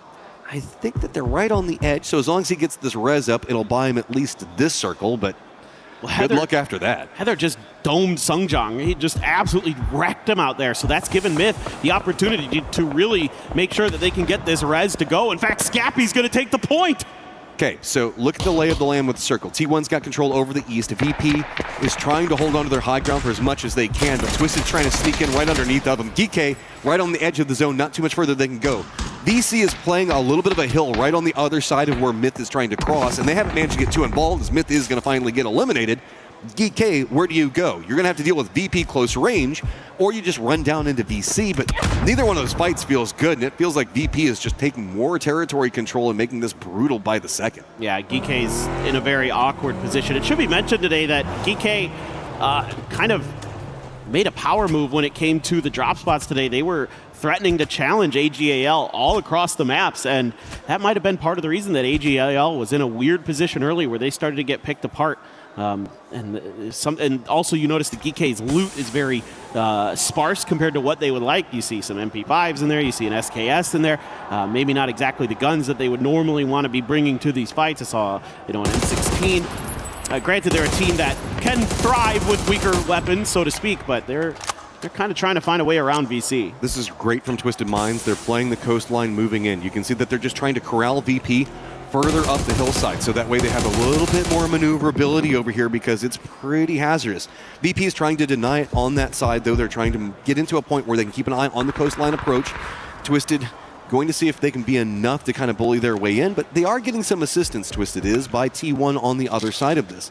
T1's realized that GK is right on top of VC, so their focus is turning a bit more down into VP's positioning, and they don't like how that strong position that VP's playing is kind of giving them as much control as they've got. So it looks like EN might be moving their way down as BB does spot out Lou. I don't know, Twisted. Now you've got a pinch on both sides, and there is nowhere to go. Open field in front of you. Yeah, I mean, with Virtus Pro already pretty well dug in here, you're going to have to land some really nice grenades. They try to flank Lou out to find a bit of a freebie pick, but it was well read by Virtus Pro. Now T1 swung down to the backside of this. They want to make sure that Twisted is dealt with. They'll leave Heather up on his own to corral GK, who they know are pinned on that hillside up on the northern edge. They can't really peek out too efficiently. EN thinking about the frag. Did that grenade just bounce off of Example's head? T1's never found a fight that they don't want to be a part of. Perfectic's going to go down. Type's going to go ahead and find Example. So that's going to be Twisted Minds down out in that position. So 5th place. We've got our top 4 now. T1's going to go ahead and regroup. Heather made a contain play, holding back GK as well as Vicious. So VP still holding their point. So it's a 2-2 split at this stage as the circle pops, and really VC the only one in it. Yeah, seeing a little bit of frustration there from Batu. You know, again, this team will bounce back. I think a 7-point game, not definitely how you wanted it to roll, but with Twisted, they're always want to just keep popping off eventually. Twisted is so smart, and they're trying to do like these damage control maneuvers on these really brutal shifted circles that we're seeing. You know, whenever you're smart and you've got the gameplay coming in, you're trying to figure out a strategy to deal with coastline military base to the south on Circle 4. It's so hard, and but that's what you get at this stage, man. 7's good, yeah, exactly, man. This is not an easy circle to be in. Park Pro going to be watching the back tree there of a couple players of T1. Can't get that 3x spray to really connect initially. Able to follow up with some damage, but takes about an equal amount. And that's going to open the door here for Heather to go for the grenade. Is it going to connect on a Park Pro? No, it bounces a little too far. I mean, Vicious has just been chilling here for so long, not really involved in too many of the firefights. I have no idea what's going on with the squad, what really their economy looks like, how much ammo, meds that they're sitting on, as GK is just right on the other side of the hill from them, and it's just defended. You can see that it's going to be nowhere else for GK to go. They've got to push this side of it, and Vicious is just doing a good job on holding it and not allowing GK to go anywhere. GK is going to be so pissed at these guys because they've been right on top of each other for so long. Finally, Tycon takes some damage, but I mean, where does EJ go? He's just trapped here. He's going to go down to the blue zone. Park Pro now the only one up, and it's all T1 focused in on him. He's done. They're just going to succumb to the blue. Don't want to give any extra points over if they can help it. I think that's a fine play from GK. And again, a tough situation that they found themselves in. Not easy to be on the outside looking in of this current circle. T1 continues to swing around the side. Raining found a big knock onto Virtus Pro, and they're looking to try to capitalize. Smokes are down. They're going to keep moving forward. Can they get there fast enough? Jumping in the vehicles. They want to get into a great position. Great shots already finding. Tycon's going to go and get the knock on to Nixie, but everybody's getting a piece of what's going on with VP right now. EN down for T1, but they continue the push around on this angle. VP doing a great job on defense, but it's going to be Lucarux right in the face of VC, and this is exactly what T1 wanted. They wanted these two squads on top of each other so they could dismantle them at their leisure. And to make everything worse, Lucarux just going to try to run him over. He's out of the car, trying to do some damage. Hops into the smoke, is barely alive, trying to go for that first aid. Has a little bit of time. Meanwhile, Type is on the hunt, and he has taken down Virtus Pro members. They only have one standing, and that's Lucarux in that smoke. Make your enemies do the work for you. T1 now at the top of the leaderboard, but Lucarux surviving in a desperate situation, finds more, picks it up in the end. It is going to be T1 feasting on it all. Well, this is exactly what we were looking for from T1. They've been second so many times, and they come out with a big statement chicken dinner to kick off the finals of EWC 26. That's a scary situation to be looking at. 11 kill victory coming up from T1 is going to put them in a great position on the leaderboard to start off everything and really unlock that aggression that T1 loves to bring in the earlier stages. Flip side of that though, VP played that circle so well. This is a squad that we have such high hopes for. They managed to make it later stages. Lucarux with hero plays, surviving, jumping in the car, running right into VC's face, gets a knock off of it, and just jumps out and starts massacring. It's one of those funny moments where you can kind of use your opponent's smokes and vision denial against them a bit. And there were a bunch of stuns that were landing in there. I mean, it's absolute chaos, but he has that AK for this close range fight, which is just a beautiful gun to have in that situation, as T1's just trying to claim as many points in the end as they can. I mean, Lukaruk's great play, not denying it, but the puppet strings were coming from T1. The way that they played that circle, they forced that position. They forced him to send into that angle and really deny it out. VC survived for so long off of good positioning and good defense, and kind of screwed over several teams, just not allowing anybody in the north to come into the circle. Exactly. I mean, you got to give a lot of credit to some of those teams that were caught up in that northern fight, like EK, like VC, even GAM a little bit earlier on, I thought played it pretty decently. So, you know, even though they don't get a lot of points out of it, GAM, they were causing a lot of havoc up there, giving themselves some opportunities for points. They just couldn't capitalize. I mean, we had action off the get-go. Plane path was crazy, leading us all the way down to Millie. Let's go ahead and get everything set for game number 2.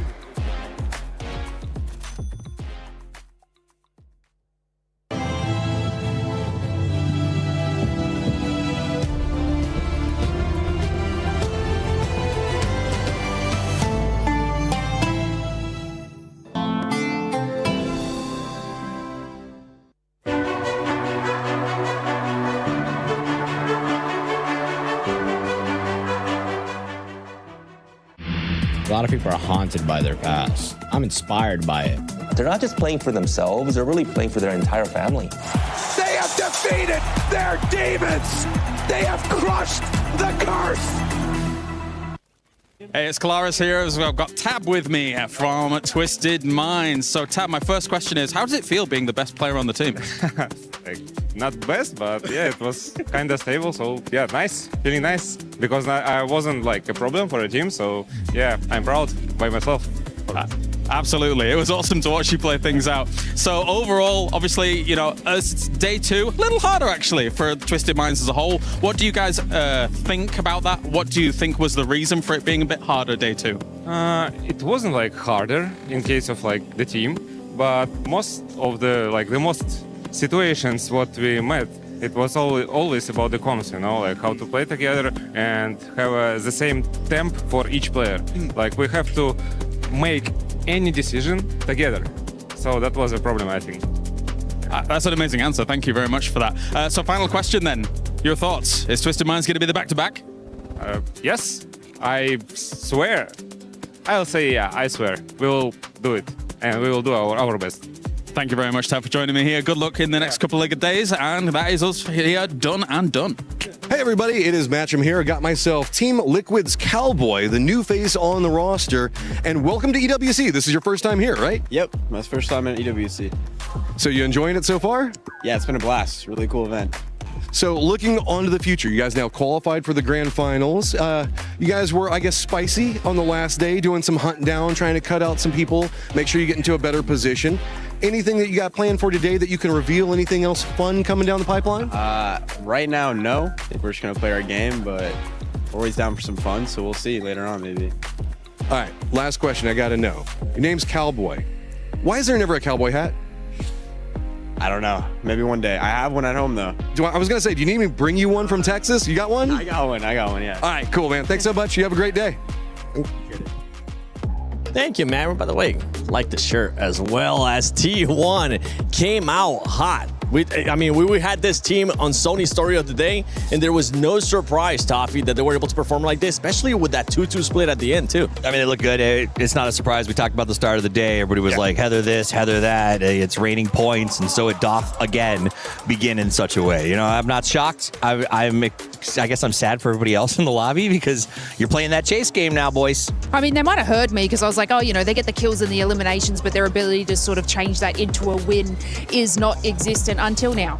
So reverse cast a curse, I believe, for T1. But I mean, yeah, they played that exceptionally from start to finish, and to see them be able to get to that point as a full squad was exceptional. Yeah, what actually impressed me the most about that as well is the play they had, right? They sent 2 down to the south to kind of watch VP, make sure that they couldn't encroach on their position. Then they sent the other 2 towards the north to watch what was kind of going on between Vicious and I believe it was Geeke. But man, I have to say, for me, Lukarux, that was one of the sickest clutch plays to get Vicious out of there and secure second place. That was so sick. Super true, because that's the hard part, Laces. Do you just go for that easy 1 flush, or do you try to take that 1v1 that will ultimately amount to 2 points? That's a tough decision. Yeah, I mean, this is what I'm saying. Like, it was something that it looks like they pre-planned it. I mean, their ability to adapt is exceptional, but I feel like this is something that they might have calculated from the group stages because we did not see this sort of like play style in group stages. So they took something to the drawing board and they are absolutely smashing it. The willingness to risk the one in the hand for the two. You know what I'm saying? Like as it was. He had an easy flush right there in front of him and said, we got to go for those bigger points to chase teams like T1, who started incredibly strong. Vicious coming out in 4th place. We talked a little bit about them and how they kind of surprised us on their second day of play, making a lot of point runs. These are the teams, in fact, if you even go back a few more ticks, you got your Falcons that were knocked out, a couple other top contenders. The people who got to the top 7 are exactly who we expected to be there in game 1. That's right. I mean, Myth as well, even though they didn't end up being on that final, they were still able to collect 9 kill points. Impressive play out of that squad, considering they really didn't have Godspeed. With Myth towards the north, they didn't really have anything to work with, and they were able to make something out of that. But that's the thing, that roster, no matter what, any good roster in PUBG, Steve knows this, any good roster is going to find a way to get as many points as possible, regardless of what situation they're in. That's what makes Myth so dangerous. That's what made Twisted so strong. That's what made Falcon so strong. Yeah, I mean, we saw them on the north side there being able to clear out Team Liquid on the northwest, which, you know, I thought they were going to more push into Gam, who was holding them out in zone. But no, they cleared their backs, and then they were able to decimate Gam going into the zone, which was awesome for them collecting that. Obviously, you know, they were only down to the 2, but I feel like no matter kind of what dynamic duo is happening, you know, whether it's, you know, Kiss and Jacob and Baron swapping around, the way that they can just have that cohesion as a team, no matter who is still standing, is insane. Like, I am so impressed by this squad. I'm impressed by that squad. I'm impressed by a lot of the squads and how they're going to approach this. And I think one thing to keep in mind is the first couple games here are a chess match for these teams, right? Yeah, especially that circle goes far south, makes it tough for some of these teams on rotation. So what you're going to look for is the salvage teams. AGAL with some swimmers out there hoping to pick up a couple of extra points. Falcons realizing that they 6 points. Yeah, and they reason Falcons going, we lost some resources. Let's crash Vitality, take that extra risk, and hopefully pick up a few more. And that's what you need to do, especially with this new Smash roll on day 3. You need to go in ahead, or at the very least, you can't go in behind. If you look at T1 right now, they get the 10 for winning, they get 11 for kills. That is a huge jump. If they are 21 ahead when we go into the 3rd day, it may be uncatchable outside of the 6. Yeah, in Smash, you absolutely want to set the pace. You want to be in first because ultimately you're basically setting yourself up to win the tournament rather than having someone come from behind and then, you know, kind of steal it.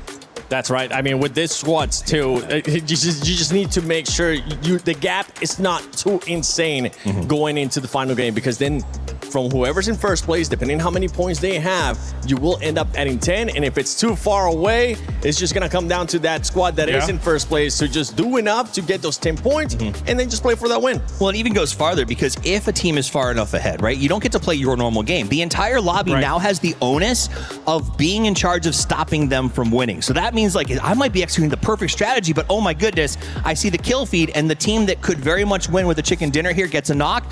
I have to send them. I can't let them maybe get that win because I need to make sure I'm in first. The club points are on the line, the $2 million. Like, this is not something you can take light risks on. Do you think T1 can, you know, get sabotaged? Because what we witnessed is they were always being the saboteur. So I don't know if this is something that, you know, is going to be a little bit difficult for the teams, but from watching the group stages, all I saw was T1 taking down all those teams in their path, and yeah, it might not be the reverse. I'm hoping it ends up happening. I'm pretty sure at some point we might end up seeing a bit of a sabotage too, depending on what happens here. If teams do have to chase, but this is just game 1. Get a bit to relax here, unless it happens in game 2 and game 3 and so on. But I'm hearing that we got something going on with Kalaris on the stage. There's always something going on with me. There's a lot in my head. There's a lot going on here at the Esports World Cup. But of course, we had some great players in that first game with everyone trying to deal with military, as always here on Erangel. But there's been plenty of great plays throughout the tournament already so far. What have been some of your best? Oh, man, I think the first thing that comes to mind has got to be that example drop shot when he was... look, I don't know if it was intentional. I don't know if it was done on purpose, but man, it looked cool. It really did. You see the cinematics... UAS going over the top of his head. It was insane. And then don't follow that up, the Tiggleton double mortar.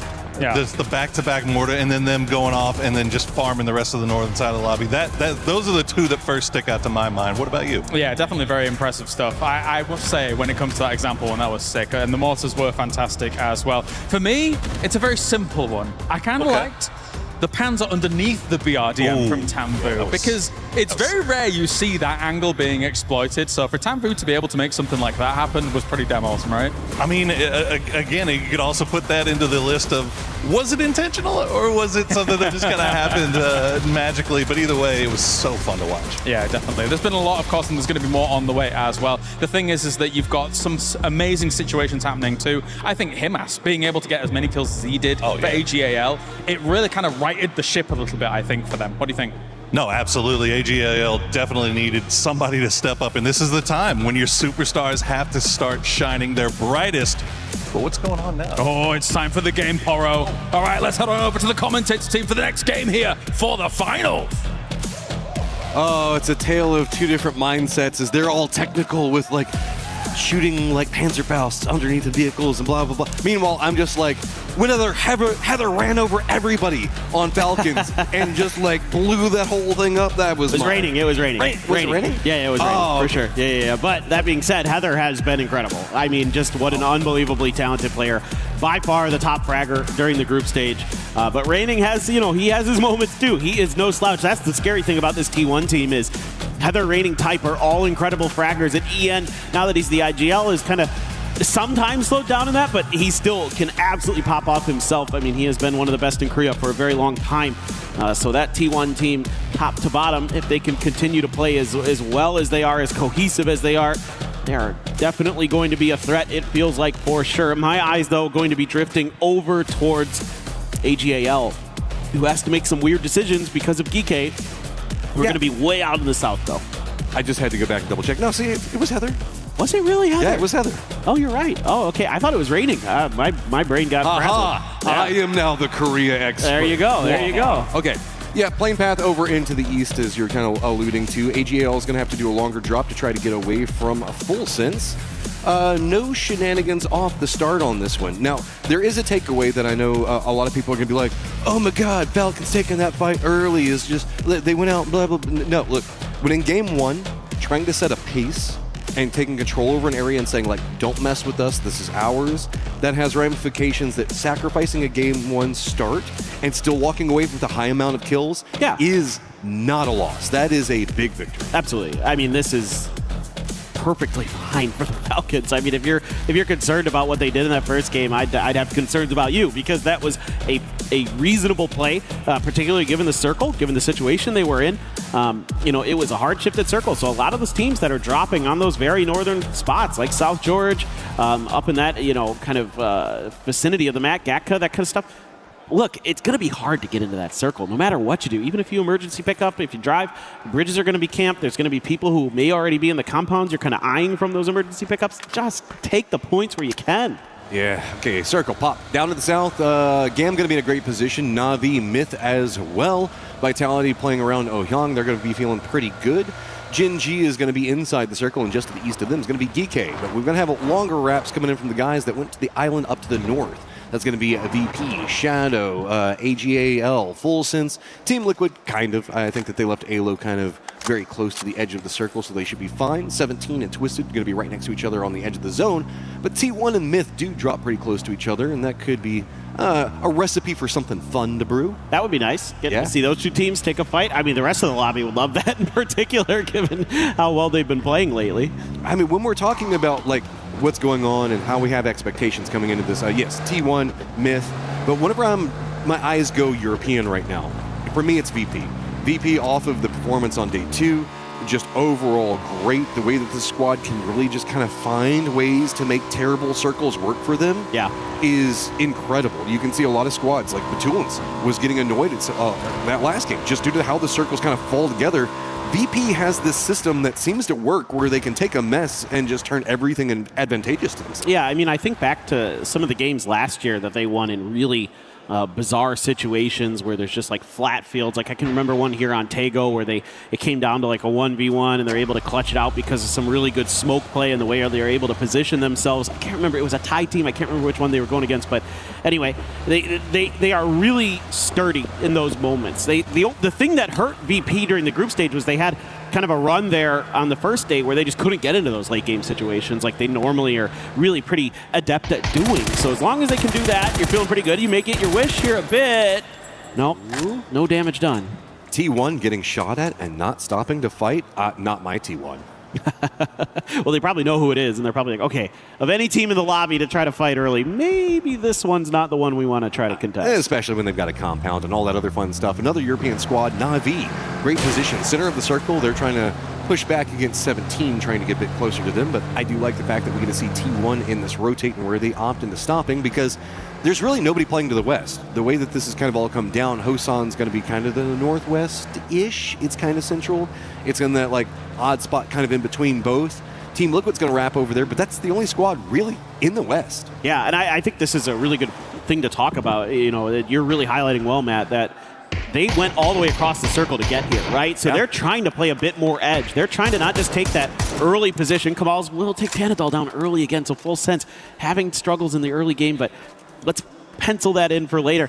I think T1 wants to play a little bit more edge. They want to take those fights, and they're happy to not just claim a central compound. You know, they were pretty close to the center of the circle compared to a lot of teams, and they opted to go far west. That's really interesting. That really says a lot about their current mindset for this tournament. Well, a lot of times when we've talked about T1, right, they had a different coach at the time. Yep. You were talking yesterday a little bit about that, and kind of, do you think that this is more of a distinct playstyle difference now coming out from T1 due to that? 100%. 100%. It's a Lash K, the difference between him and Sonic. Like, Sonic is a much more like central heavy. Like, you think back to those old Donawan teams when they won PGC, like they're going to look for those center circle dives around 3 and 4, whereas here you're going to play a little bit more spread, but you're going to look for those edge fights. That's very much that old Element Mystic kind of idea with a little bit more aggression baked in compared to what we saw when Lash K used to be a pro. So it's a lot of that kind of thing that T1 is so good at, on top of having just incredible players. I mean, they're so good. Yeah. Top of the world right now is going to be Na'Vi in a great position. Everybody else still just trying to rotate in. Falcon's going to finally leave the airport. We have VC that look like they might be waiting for them, though. This is no rush to get in the circle. They have an easy way to get there, and they are keeping their heads on a swivel. It feels like this is just going to be patient waiting for. And Kurt actually finds E-End. Maybe T1 trying to bite off a little bit too much, as this is a great move coming out from Team Liquid. They were the last ones to actually get into this area. And how is it that there's nobody in the West, but somehow these two squads are the only ones fighting? Well, I think T1 might have like gotten baited a little bit here by Team Liquid. I mean, if Kirk can get out of this is going to be a great freebie point. Now, you could recover the chip. It looks like Heather just did that.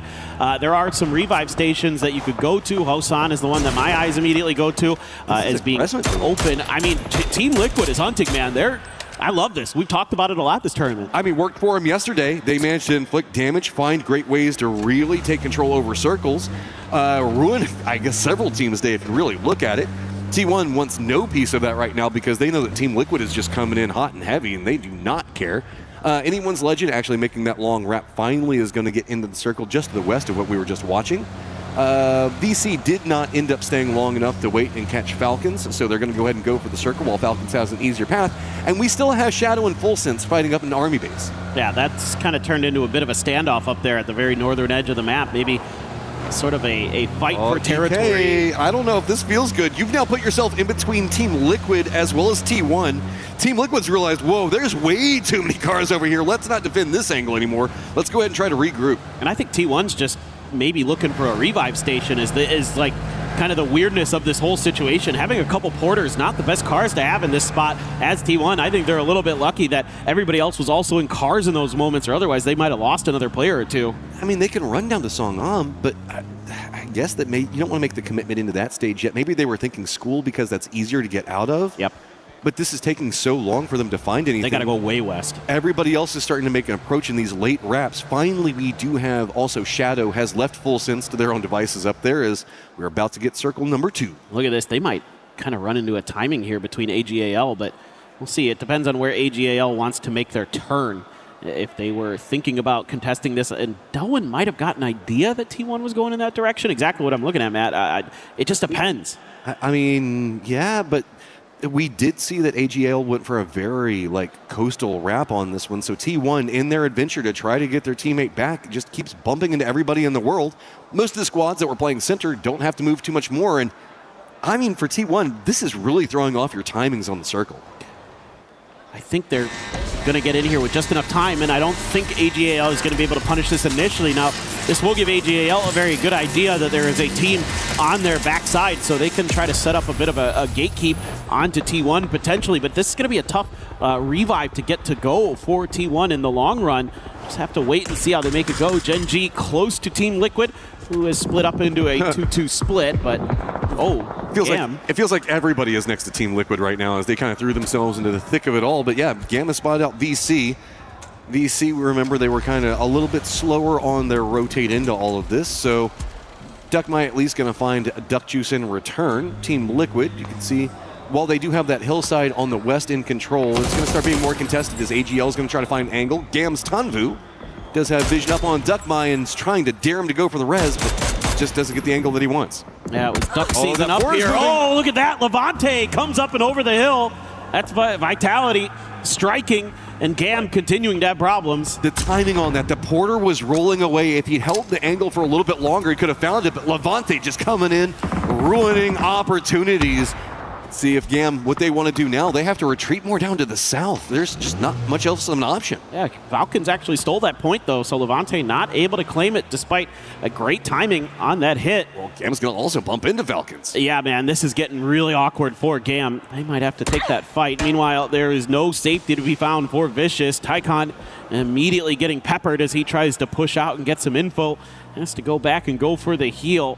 No doubt Falcons know about this. That vehicle not going to be the quietest thing in the world, so Hong F just looking for somewhere to set up shop. And the question for me right now is how aware is Gam of Falcons' position? They would have seen that flush in the kill feed, so they know Falcons are going to be somewhere, and they may have heard the shots and kind of triangulated that they're over in this direction. Now they know for sure.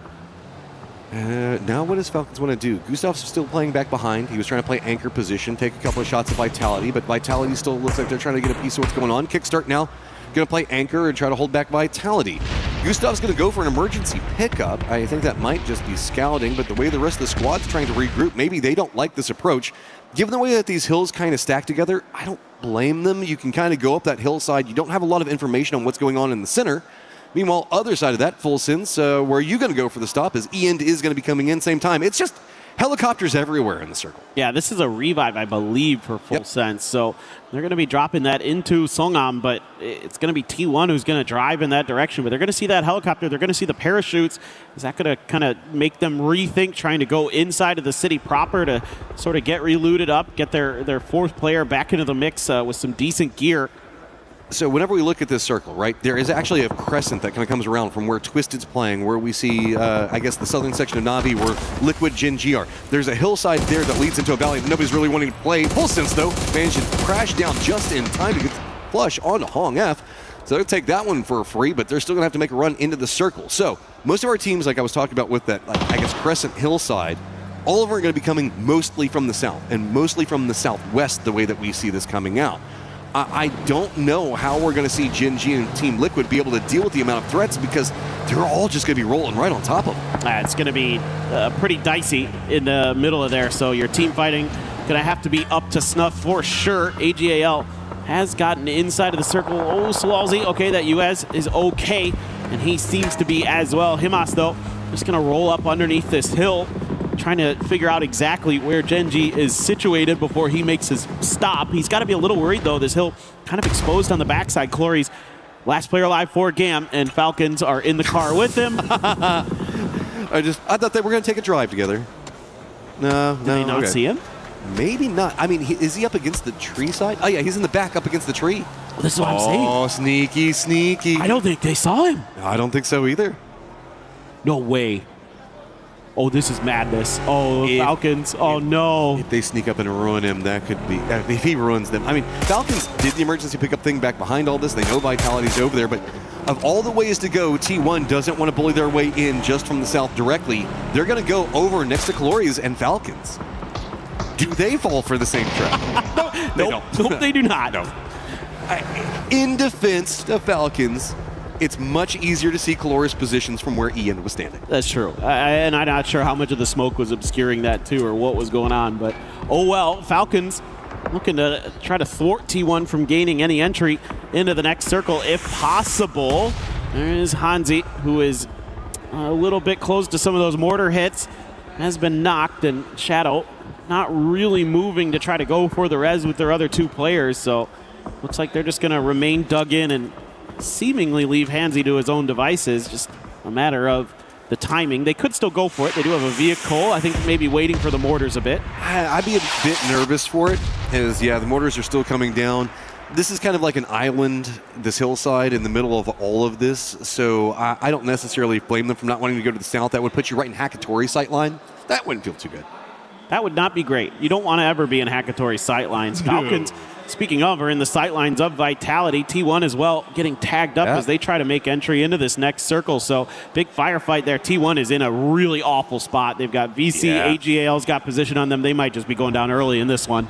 There is nowhere to go. The only benefit is Vitality seems more focused on Falcons than going after T1. So with those shots coming out from Vitality, Vicious has turned their attention onto Vitality. T1 has managed to hop in with their car, and they're just sitting it in the circle. They managed to somehow survive a situation that they shouldn't, as it feels like everybody's decided that they want to deal with Falcons instead. Yeah, I mean, Vitality fighting on a couple different fronts, though, so they haven't been able to really fully commit. They do have the BRDM, and Falcons having flashbacks of some earlier moments in this event. You get out of the car, though, and Shrimzy going to make you pay the price. Quizzy going down quick. Shrimzy really locked in here on day one of the finals, looking to confirm that point with the frag. See if he gets it. No, he does not, but Tiggleton is nigh unresable.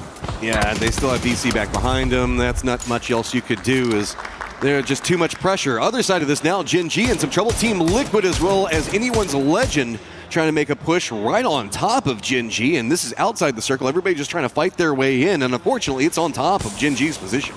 Yeah, AGAL doing some nice work out on the edge in this game, getting some big knocks, and see if they can capitalize. Team Liquid rolling into this party as well, trying to find some kind of angle into this fight. Gen G is going to be pincered between these two squads. Big face. I don't know. Okay, Team Liquid, sorry, that distracted me for a moment.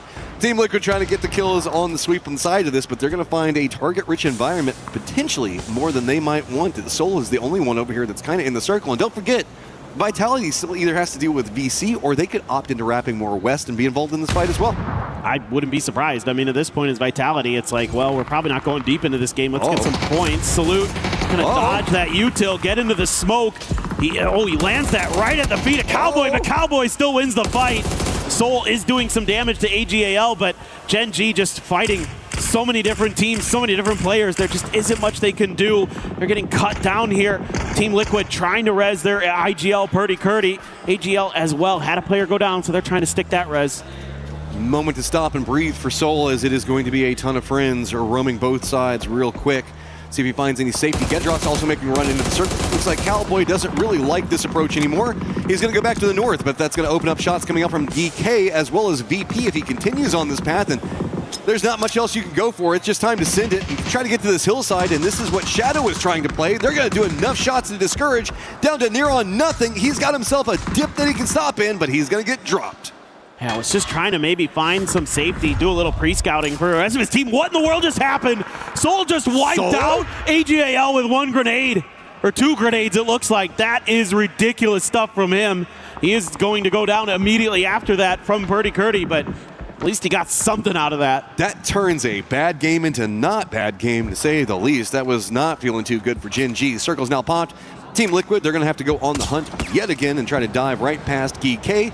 VC, and it's going to be full sense after making their jump all the way up from the north. They're going to be trying to gatekeep all of this out. The island that was kind of being held down by Shadow is just barely inside, and VP, again, with great positional awareness and how to tackle the circle, finds a great approach into the circle.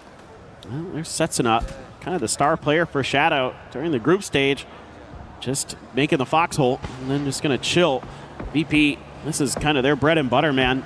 Playing a little bit of edge. They've got a lot of terrain to work with in front of them. You know, they're so good about kind of inching their way forward. The problem is GK just a step ahead in this next circle, so they will be able to find some level of safety next to this revive station, so can't go too much further forward, and you have a couple different squads that you have to deal with. Team Liquid is going to send it again towards the center of the circle where Cowboy died. At first you don't succeed, try again, and that's a little bit of what's going on right now. Is Team Liquid is going to get eliminated. Maybe third time would have been the charm, as at least they die near each other.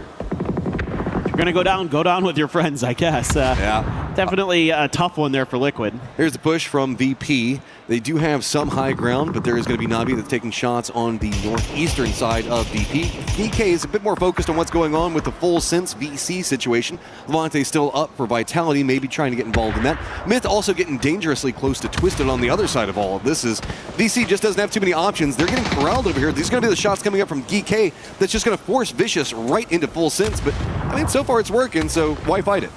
I mean, Flash is going to have to go huge here. He hasn't really seen much. That smoke obscuring a lot of his vision. There is that point claimed for Duckmai. Oh, the grenade from Flash finds the mark. Nicely timed, and he strikes for another. Tycon down. All of a sudden, Flash trying to cling to life, but he's getting shot from behind by Myth. Myth just involved in a little bit of everything right now, and if they push that, they could find a lot more opportunities for kills, and it looks like Baron might be thinking about it as long as Kiss is going to find himself in a veiled position. Duel of Fates over here as Nade's going to go opposite sides of the rock. Not really going to get too much more, as it's just going to see who has more utility. Pal pretty low.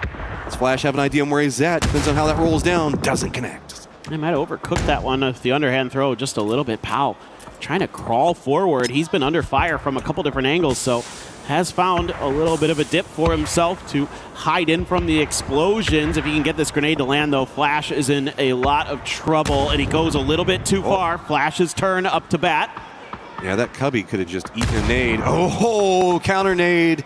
This is just the name of the game right now. They're essentially playing ping pong with nades just back and forth, but here comes Kiss getting a bit more involved in everything, but New Circles pop. Maybe they don't want to go for it. VP also going for a wrap as these solos just can't get the reses, and Tycon trying to at least crawl over and make it close enough as Flash just barely survives that. He put that on a knife's edge with that first aid, eventually gets it through. Twisted and 17 are dueling up on the northeast corner. Pau still holding on by this tree, has some smokes to work with. Myth peels off of this fight. They don't want to commit. Oh, there it is. Tycon coming over, just trying to provide some more utility or something else to work with, but nope. In the end, it is going to be Flash that gets the flush onto both.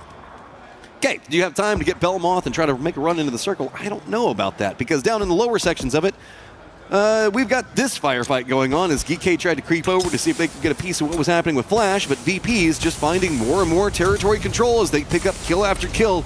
Just quiet consistency, performing time and time again. Yeah, it just feels like they might be on for another big game. Who knows, maybe even a chicken dinner in the cards. You are going to take down Sungjong, so DK has been eliminated in front of you. You've claimed a lot of this southwestern edge to yourselves. Na'Vi still up and running with 4 themselves, so they could be very much a threat in this. Otherwise, everybody down to just 1 or 2 players.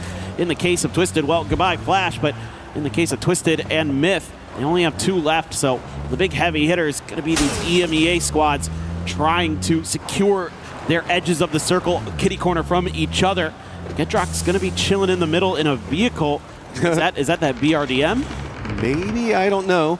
So, easy way to look at it: to the north, Na'Vi strong; to the south, VP strong; and then to the east, the west, and the center, it's just going to be a spattering of solos trying to survive. Myth with their duo up. Do get some vision onto Luke Rux, get the knock onto him. If anything, that might be just drawing a little bit more of an aggressive position, as Baron also does spot out Perfectix, finishes him out.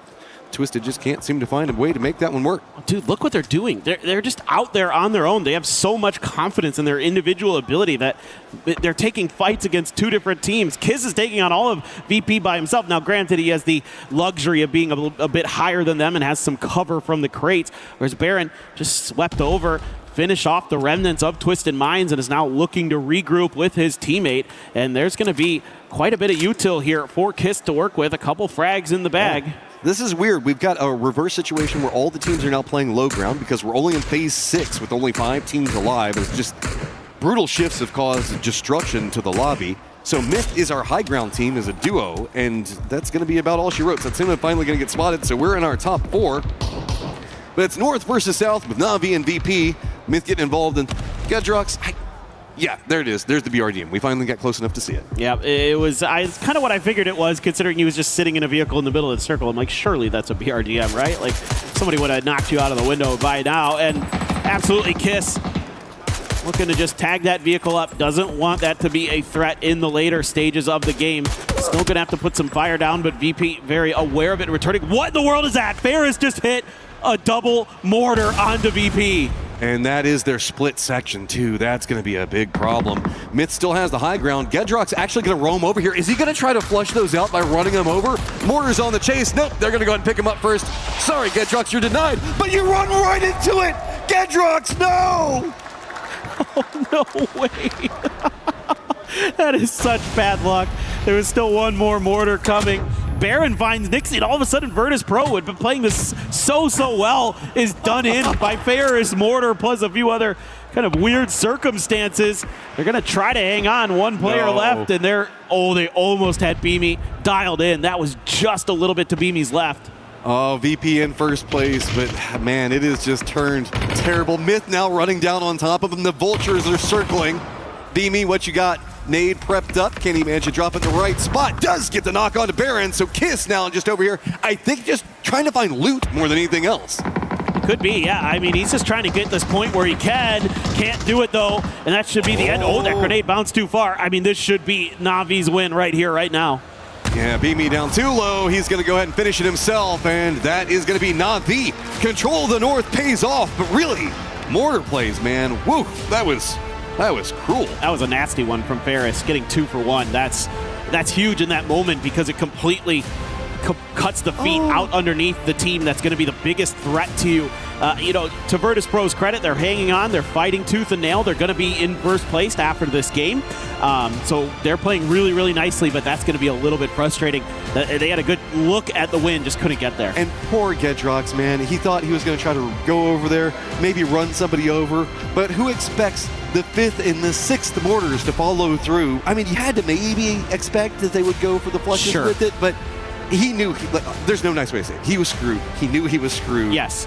He knew he was probably going to die soon. He wanted those points. He wanted to try for something. It's a weird timing situation that kind of fell out that way, but I respect what he was trying to accomplish. Yeah, I don't like to use this word often in esports, but that one was a little unlucky. Unlucky. I mean, it's the right idea. It's a good play. Just a little bit mistimed. So, yeah, still a little bit for Twisted. They're not having the best day, but gosh darn it, they're in 5th place. They're not having a bad day. No. It's just like, okay, so they had a great position, high ground inside that circle over into the northeast, but at 17 kind of runs up and wrecks their day, kind of causes some issues. Third, fourth party kind of comes into effect there. This is a very angry lobby. They will not let anybody just fight one squad versus another squad. It's going to be multiple teams seeing if they can vulture anything that they can get. Yeah, I mean, T1 there just fell apart because of that early play from Liquid that cascaded into kind of bad situation after bad situation where other teams were happy to try to capitalize on their positioning that they had to go for to try to go for those revives. But here at the end, Beamy just barely hangs on. Kiss is trying to come up and over that lip. There's kind of a weird moment there where no one kills Beamy but Beamy. Yeah, Beamy's just like, nope, I'm not going to give you this point if I can help it, and he does not. That's smart. But that's a mark of respect, right? Denying out a point from Navi, anything that you could potentially deny from them because they always loom large. Well, we've got Kalaris set with an interview down on the stage. Let's see what's got going on over there.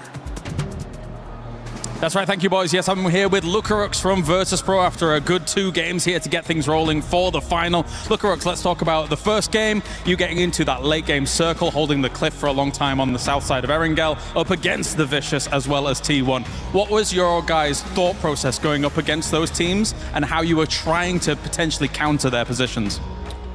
I mean, we did a really good rotation. Zone 2, we got in a good spot, and then we got a zone. And then in the end, it was against T1 Vicious, and I think GK was alive. And in our heads, we saw that T1 has the best position, so they're obviously gonna win the game. And we had bad loot that game, and we just went to play for second place to kill GK and Vicious. Okay, it did look like that, so that's actually really good for the clarification. Thank you. And into game 2 here, obviously you're having to play Edge for a long time over on that western side after the shift goes away from the south of Hosan. What was the biggest hurdles, the biggest difficulties you had in game 2 there? I mean, when we played the group stage, we had a few bad things with Mortar. We learned from that, and we, in this game, we just used what we thought about. We just used it, we killed people in the holes in mortars, and that's it. We just played through and just killed everyone. All right, well, thank you very much. A great start for Virtus Pro here to get things going. Thank you very much, Lucarux. And that does it from here, down on the stage.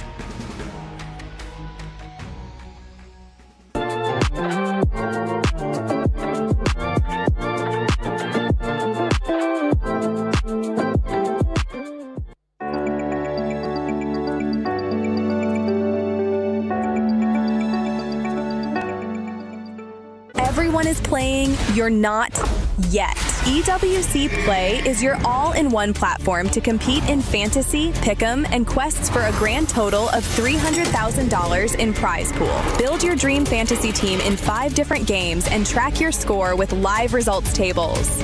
Predict the winner of every game, every group stage, and every tournament. Complete daily and weekly challenges to earn boosters that help you climb the global leaderboard. Got what it takes? Join EWC Play now.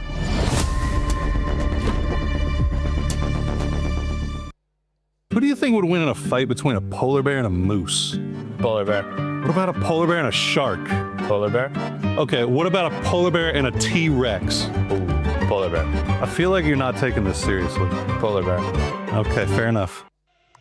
What about a polar bear in first place? Because right now, for VP, that is back-to-back second place finishes as Navi is able to come up with a win. Polar bear. Oh, polar bear. Look, I was going to say a polar bear versus a mortar, and that didn't really pan out too well, except for Beamy, who was only the last remaining survivor from that. But I mean, VP had such an exceptional rotate from the north side. They were looking in like a winning position. Even Navi was more on, I guess, the eastern side there. So these two teams were sort of having their nice way into that sort of pick. But, you know, they did sort of move further south into that. And unfortunately, you know, didn't really get to hold on too well. But I mean, Beamy was like that survivor against that god crazy attack. Yeah, and it just goes to show you how good VP is when they're playing their game, right?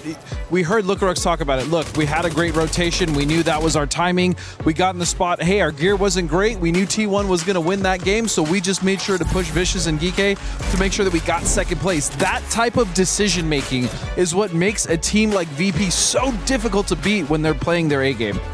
I mean, it did make them great at getting their points. It also opened the door for Na'Vi to sort of find themselves the first sort of jump start in that end game, opened up some space for them and let them get a couple of extra kills. So VP totally made the right choice. And then as we get to this, you see Ferris right here capitalizing on that fight. And there's nothing cooler when you're Na'Vi in this situation than looking down the barrel of the scope and seeing Myth and VP fighting, the top teams battling it out, and you get to take those points away from them. Yeah, we're making sure and talking about earlier some of these top teams that perform really well in groups, maybe having a slow start or being forced to have a slow start by some of these other squads. That's currently what's happening. T1 was not able to follow up on that win that they had earlier, Lace, as they ended up being in 15th place with just one elimination. Yeah, I mean, see, this is what we see from this roster. Like, it's either go hard in, like, with one match and then it's a slight fall off. But no, they're going to be able to bring it back in the next couple of matches. I mean, we've seen the points. They are, like, quite steady up on the leaderboard there. And I don't have any sort of, you know, doubts that they're not going to make it up there. But, yeah. Look, I know we were talking about conversions of, you know, being able to get these eliminations and then getting the win. I was kind of a little shocked about the chicken dinner for T1 this early on because I thought it was going to be more of like a kill race for them.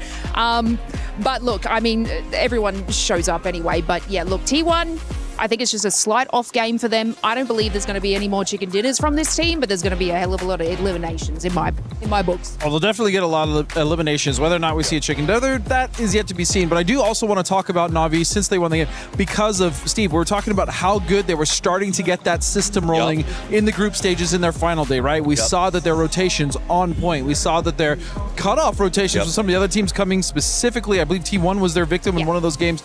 So, man, they are really starting to get their macro down, which makes Na'Vi the scariest. And I like the strength of their mental. They went out in 14th with 0 kills in the first game, right? So they came back in. They said, okay, we got to make that adjustment. They didn't sort of shift off or get worried about it. They came in, they had a really good game. They walked away with the win. And it was a reasonable win, 6 kills, right? So it wasn't something where they were like, we got to go hard on this one. They played strategic. They held their position. And I think that's what sets you up on day one. Teams that stick to the system, that play smart and salvage points are the ones who are going to come out ahead by the time we get to 3. Yeah, and you were talking about a team that was able to bounce back. A team that wasn't able to bounce back in the second match was none other than 17 Gaming, as they ended up just getting only 2 eliminations after finishing the first match in 11th place with 0 elims. But we're going to be starting a new segment, and that is the Lace Memes Clip. Is that what you want to call it, Lace? Lace's Memes Adventures. I don't know. I just made up that jingle on the spot. That was a cute little jingle. You know, you would assume Gam would have escaped from the early altercations with Falcons here. But no, not Glories. This man's just going to sit in the back seat, having a sip on some juice, and just relax a little bit and see what happens. The fact that the Falcons had to return to this position to be able to eliminate him, not understanding that he is literally just hiding in the exact same spot where they killed the earlier teammates, is my meme of the day. And I mean, it writes itself. And you couldn't see his face, but throughout that whole segment, he didn't even have his hands. He was giggling. He was just like, they don't even know I'm here. I was going to sit and wait it out. I mean, I did think that he was parked inside of the car. Something that, I think is interesting is this is, again, showing how these end games are changing dramatically, Godspeed, over the fact that we can now destroy terrain. Like, if you go back to what the game looked like a year ago or farther, it's very different in how the end games go. A lot more teams making it deep, and it seems way more challenging to me in terms of how you figure out how to survive when you get those final 6 or 7 teams, Godspeed. Yeah, I mean, we talked about it in the green room. It was an observation that I think, especially, I mean, that was never really a thing, right? Especially last year, all last year. It's just if you were in a bad spot, if you're in the center, you got mortared. That was it. There was no cover. If you didn't have a car to kind of help buffer that zone for you, you were cooked. So I actually think this destructible cover or terrain is probably one of the coolest additions because it's really allowed these teams to flex in those endgame circles. I agree, because like it gets more teams into the end zone, and we love a chaotic end zone as well. I do. I love me some chaos. And I Shadow, love me some Shadow. digging that we have been able to see. Don't get me started, all right? Don't get me started, because I don't want to get on the hype train again. Oh, if that would have swung back like a good Australian ring, that would have been sick. But at the end of the year, we're going to be having something special coming for all the esports lover, and it's none other than Esports Nations Cup.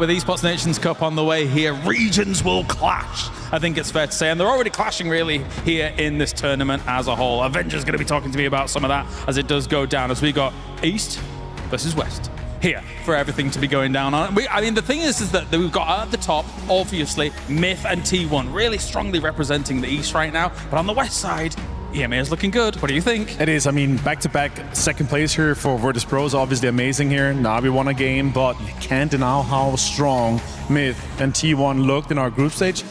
For sure, they're going to be able to carry that into this finals here for sure. And I'm really excited because it's two different types of strategies we kind of see from them. T1, they're looking in a proactive way for kills to kind of have that impact, where Myth is like, okay, we're playing, of course, smartly for these kills and for the chicken dinners, and we've seen them consistently get those in the groups. I want to see that convert in the finals as well. All right, tell me about the West then. Tell me about those teams, if they're going to be challenging for the top spots here as well, because we've got some great contenders in EMEA. Of course, there's always Falcons as well. There's some big heavy hitters here. Absolutely, and I think both, you can mention Falcons, you can mention Twisted Minds, you can say Virtus Pro as well, and I think those all have a chance here so far consistently. Sure, just 2 games out of the 18 possible we have. Virtus Pros, it's undeniable how smart they're playing. They're looking for these kills. They're trying to get also in to the late game. We see clutches from Lucarux. We see clutches from Beamy. We see all of these guys are equally contributing. So, yeah, honestly, for me, top pick right now, if I had to put it from EMEA, had to be VP. I was happy to hear from Lucarux, of course, as we just got that interview before, because, again, they know exactly what is... When you watch it all play out, right, they knew it was always almost going to be impossible to take down T1 where they were. So play for the second, see what you can get done from there. Take the mature decision in those moments, right? Yeah, exactly. And we saw it's a 3-point clutch. It's 2 kills. It's eliminating one that's in your third place, right? To getting that 6 points for the placement was absolutely insane. The way he did it as well, playing under immense pressure inside Molotovs, inside smokes, around cars. Sure, they were a little bit passive, but still, you have to be proactive. You have to kind of try to grip that and make it your own choice. Quick pivot back to the East. Sure. China, 17 Gaming. Do you think that they can rise to the occasion and bounce back? I sure hope, because we always see they're a favorite, they're a contender, they're up there, but right now, and I cannot say I'm nervous. I don't think we see them in the top 4, to be honest. Ooh, okay. I mean, they do have the chops to do it. Of course, they are a recent PGS champion, being able to take that off AGAL at the top as well when that was going down, which was also down to the wire. So discounting the idea of AGAL being able to make a bounce back, you shouldn't be doing that too early, right? No, absolutely not. I think there is definitely a chance where they could come in. We see him as pop off. We see him as come up to the level that we know he's capable of. Yeah. We didn't see that in the group stage, though. Indeed, we did not. All right, thank you very much, Avenger. Time to head to the commentating team for all of the extravaganza in another PUBG game. So much to look at. ENC down the path. So much cool stuff on the way. I feel a bit like bad for Setsuna. He just narrowly, with Indonesia, qualified for ENC, what, a week and a half, 2 weeks ago, something along those lines, and then just barely qualified in. He is just squeaking it out right now. So to get to this stage, they're actually doing pretty good. They're like middle of the pack at the time. Yeah, look, they're playing better than I think a lot of people might have expected, and you know, Setsuna able to just survive. For Shadow's kind of lack of firepower, let's just be honest, let's call it what it is. At times, they don't seem to be able to match up against some of the best in the lobby, but they're pretty smart with getting into the late games, kind of hedging their bets and at least finding points where they can. Got Miramar plane path up and ready to go, as it's going to be pretty far down the south over around Resort, ending around Alcantara. So, the question Claris was asking it mean to Avenger. 17 Gaming. Did they do it? Do they have the gusto right now? Yeah. I never doubt 17 at this point. Like, they've just won too many times at PGS's. Like, they're that team that'll surprise you when you're kind of starting to count them out. That's when they're going to bounce back. But right now, I'm just fine with them. I think they can, you know, maybe play a little bit better in terms of looking for kills instead of looking for center circle, like mid-game. Like, they seem to be one of these teams that's looking to make that dive in the middle. But, you know, and I get it, because with the ability to dig with the pickaxes and things like that, like, you can make those center circle positions work, but it takes time to get those set up. So in those moments, you're going to be very vulnerable, and they're getting kind of caught up in transitional moments where they're kind of trying to fight teams, and then they're you know, maybe losing a player on the drive, or they're stuck in a fight where it looks fair initially, but then the other teams are so hungry for the third parties that they're getting caught in some of those spots. I do not know what's going on with China. I know that we often have been seeing a lot of our internationals down in Southeast Asia, much more time zone appropriate. Don't want to come up with excuses, as we do see the circle pop, but it feels like right now, yes, you are right. The moment you start counting out 17 is whenever they rise up, but this just isn't 17, in my opinion. I don't know what's going on. China's just kind of really suffered at EWC this year. I think the meta just that they have regionally isn't working right now. Like, where that's kind of true. A little bit of a mashup against metas from other regions could be a problem. I think, to me, when I look at them and the way they're playing, you know, since the switch to DPP this year, is that they want to get those center positions and just kind of lock it down, right? They want to play that like safe standard game where you're able to kind of, you know, dig in and look around you very easily and just kind of track all your targets and try to hold that through. But there's so many good teams in this lobby that are great at third partying. Oh, Gen G, that is so scary.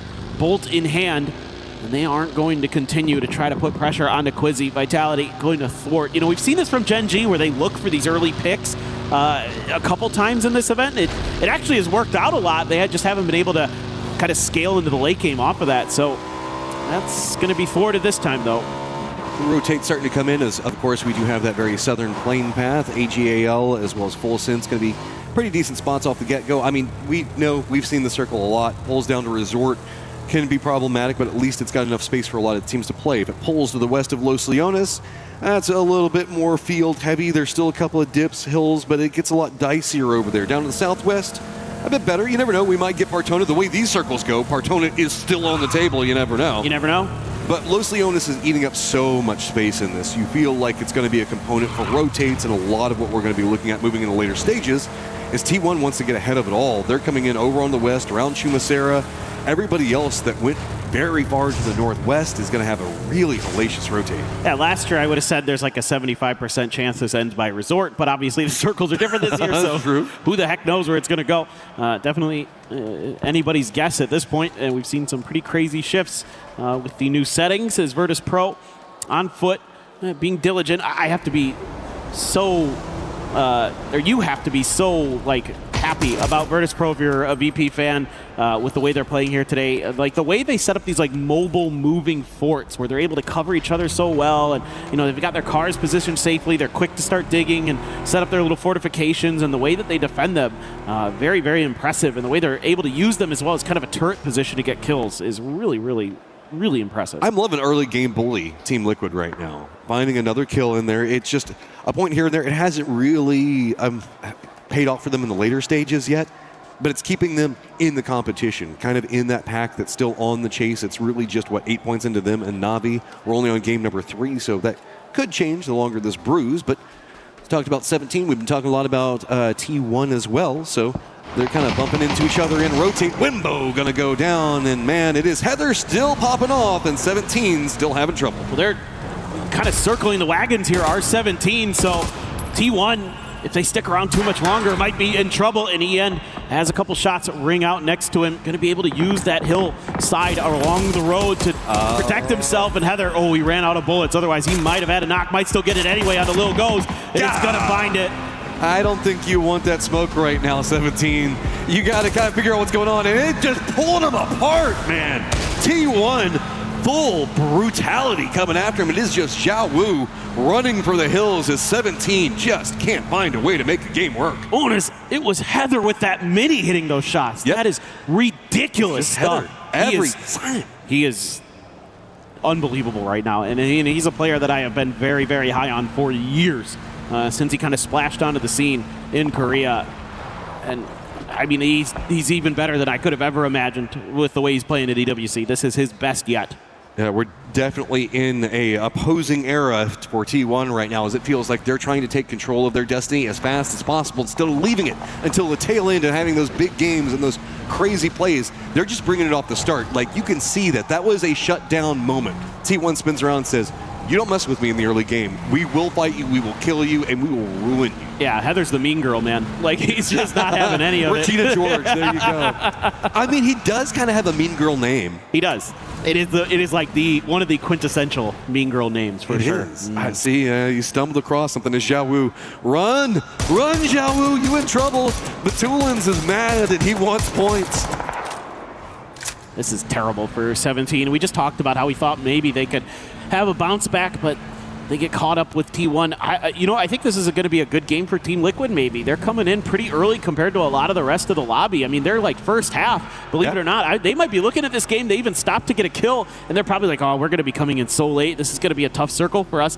Actually, they're pretty well situated to maybe do something in this. I don't know. I just get nervous on Circle 1, though. Like, yes, they have a good position over the West, but look at the cluster in the center, man. We've had such a centered meta that's popped off with these squads that just really want to frag out early and fight, that I feel like if you come into this stage, if you get Circle up, great. If it pops this direction, which it could do the way these circles go, but it feels like Circle 2 is almost our friendliest circle time and time again. That's given everybody right over there, and then it starts the hard shift craziness afterwards. Yeah, for sure. It usually, too, is still going to be safe enough that everybody's fine. This is Vitality? Yeah, Quizzy's trying to get the heck out of here. Geeke is going to see him on the exit. Seems like it's going to be A-OK with Hello My Bad driving there. The Coop offering some pretty good protection with that low-hanging roof that it has. Blocks the bullets pretty nicely, so they will get away. And Geeke going to be on the very outside, the very last team to be getting into the circle, at least as far as we can see for now. Falcons doing a very eastern wrap to come into this. Myth, a very western wrap. Everybody else just kind of coming in from the north. Xiao Wu's going to continue to find squad upon squad passing him by, but I think he's just kind of hunkered down out there as VC does stop. I think that they're just trying to scout, though. I don't think that they're really on the hunt for any solos or any remnants hanging out over there. I think he just kind of, I don't know, did he get any of the blue chips? Did Xiao Wu? Or did he just have to run? I think he just had to run, didn't he? Good question. I'm not too sure.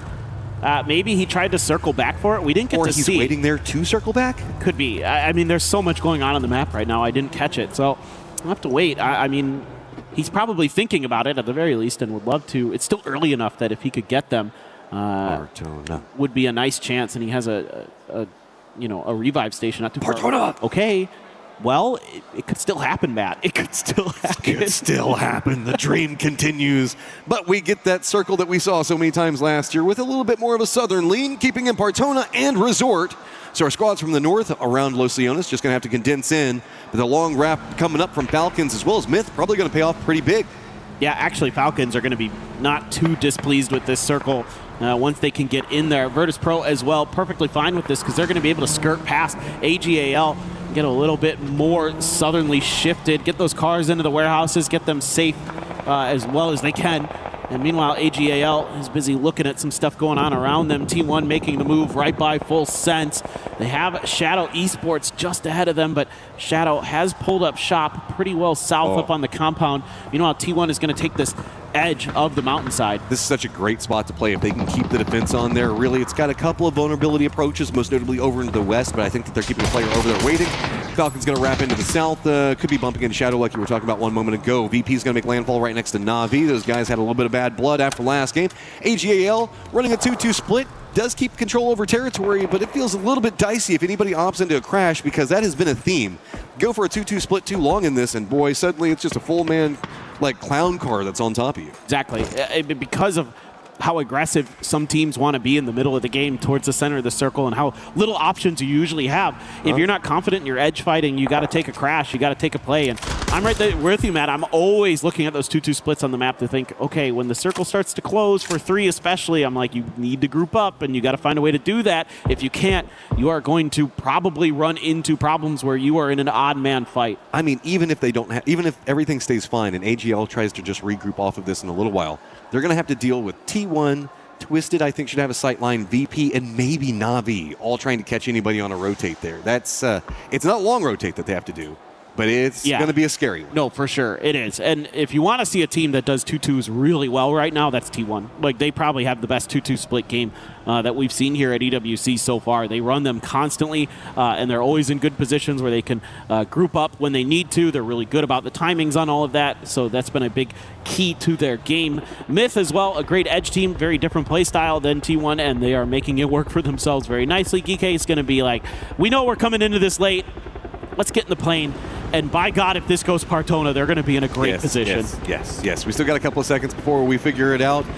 Game's a little bit gate kept out right now, but it's by Vitality, who's trying to get into the circle. The northeastern area that they're playing from is pretty fine. I think that Zhao Wu has gone back, and he's tried to collect those blue chips, and he might be making a path back over to Res Beacon to try to rally back in 17 Gaming, but this is going to be playing from the back foot without a doubt. Myth is also called an emergency pickup, not comfy in their position, but if the circle plays it, no Dolly Partona for us. We tried. We did our best. But we're going west to Resort this time, so that field that AGAL in is dead center. That's a rough spot to be in if you're not already in one of the compounds that are around the edges. You're going to be kind of forced to play around those irrigation machines and the sprinklers and all that other accoutrement that sits inside of that field proper.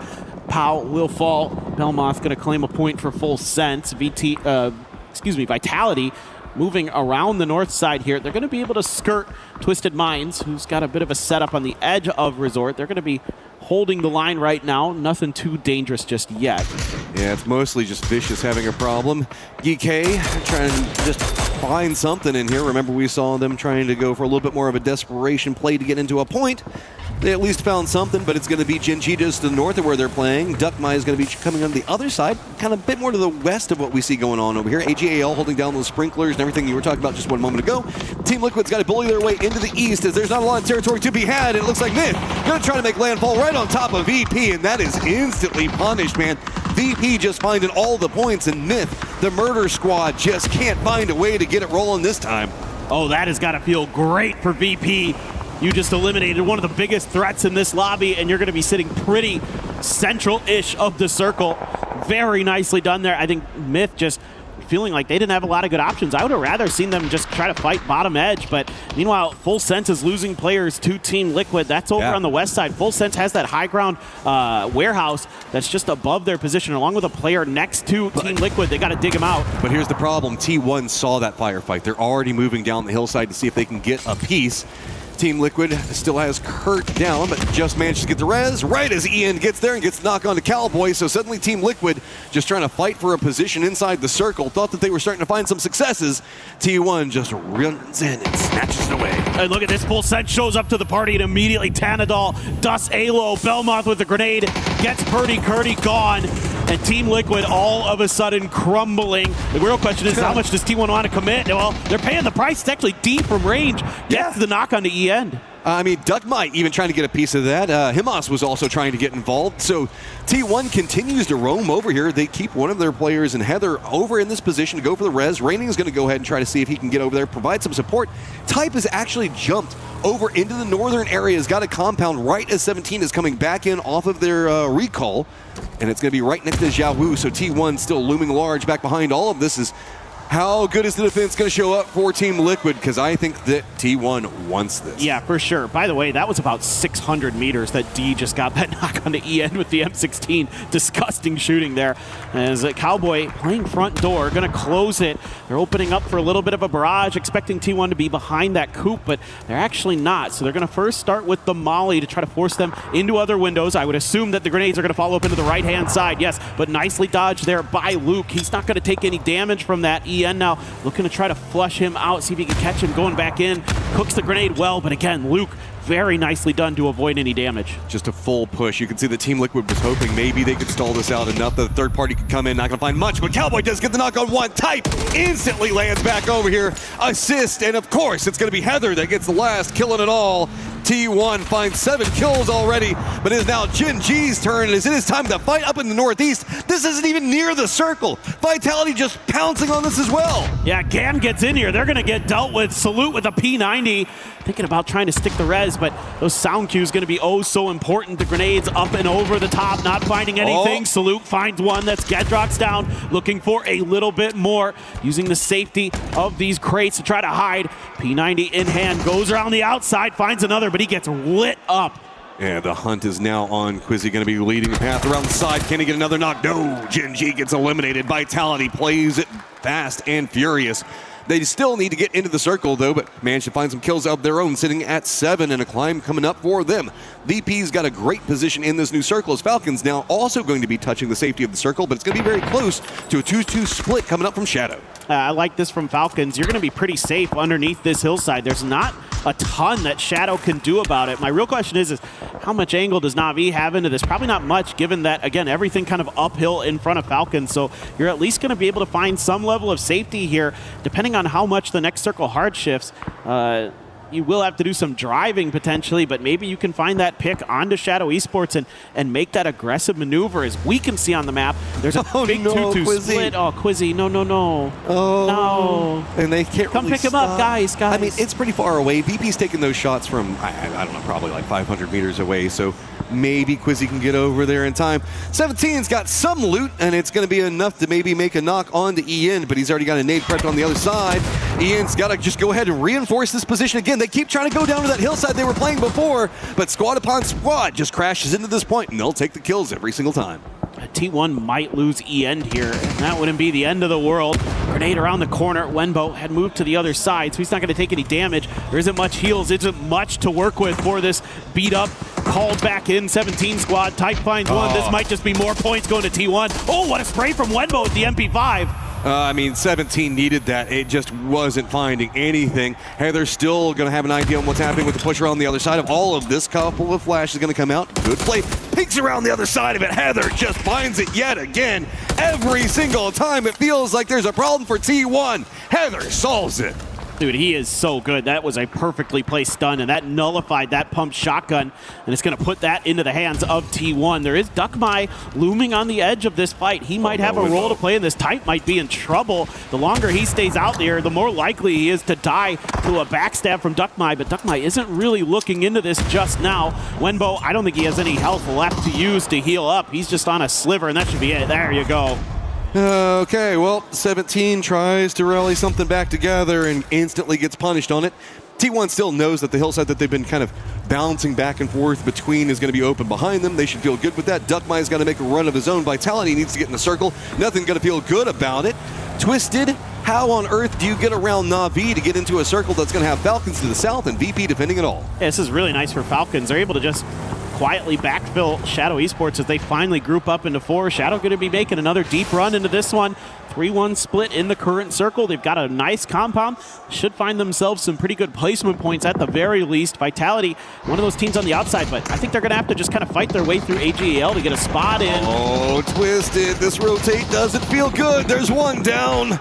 A lot of damage onto the rest. It's going to be now Falcons getting a piece. Other side of it, Perfectic's nowhere to go. Batulans isn't over here. Expecting this to go bad, he stayed behind, but now he's all by his lonesome and back to Snake life. Yeah, this one's going to be frustrating for Twisted. Right now, it's a donut in the game for them. There just isn't a lot they can do. Hakatori has the M24. I'd love to see him pop off a bit with that. Nixie tries to go out there and claim a little bit of prize that he's going to pay.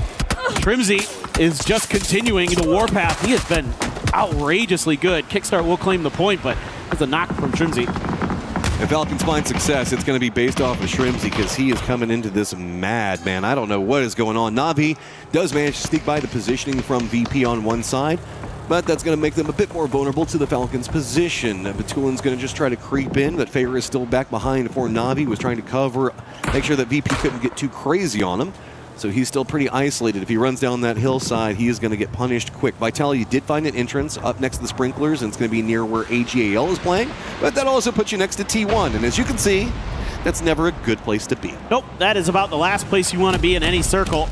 Right now, this team, look at this. They're a man down, and they're still happy to try to take a fight. I mean, they had some room to play with to try to play it safe, but that's not going to be the name of their game. That Molly right in front of the T1 player spaces. The mortars coming through, trying to find that flush. Hello, my bad. Has that P90 that he picked up off of Salute's body. Good blue zone, and he's going to run out of the blue zone grenade. Has to go for that first aid.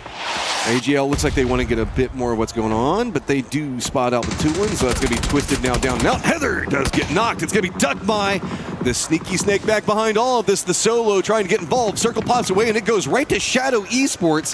So the firefighting on the hillside is going to start popping off as now Falcons have to push into, well, actually Na'Vi has to push into Falcons.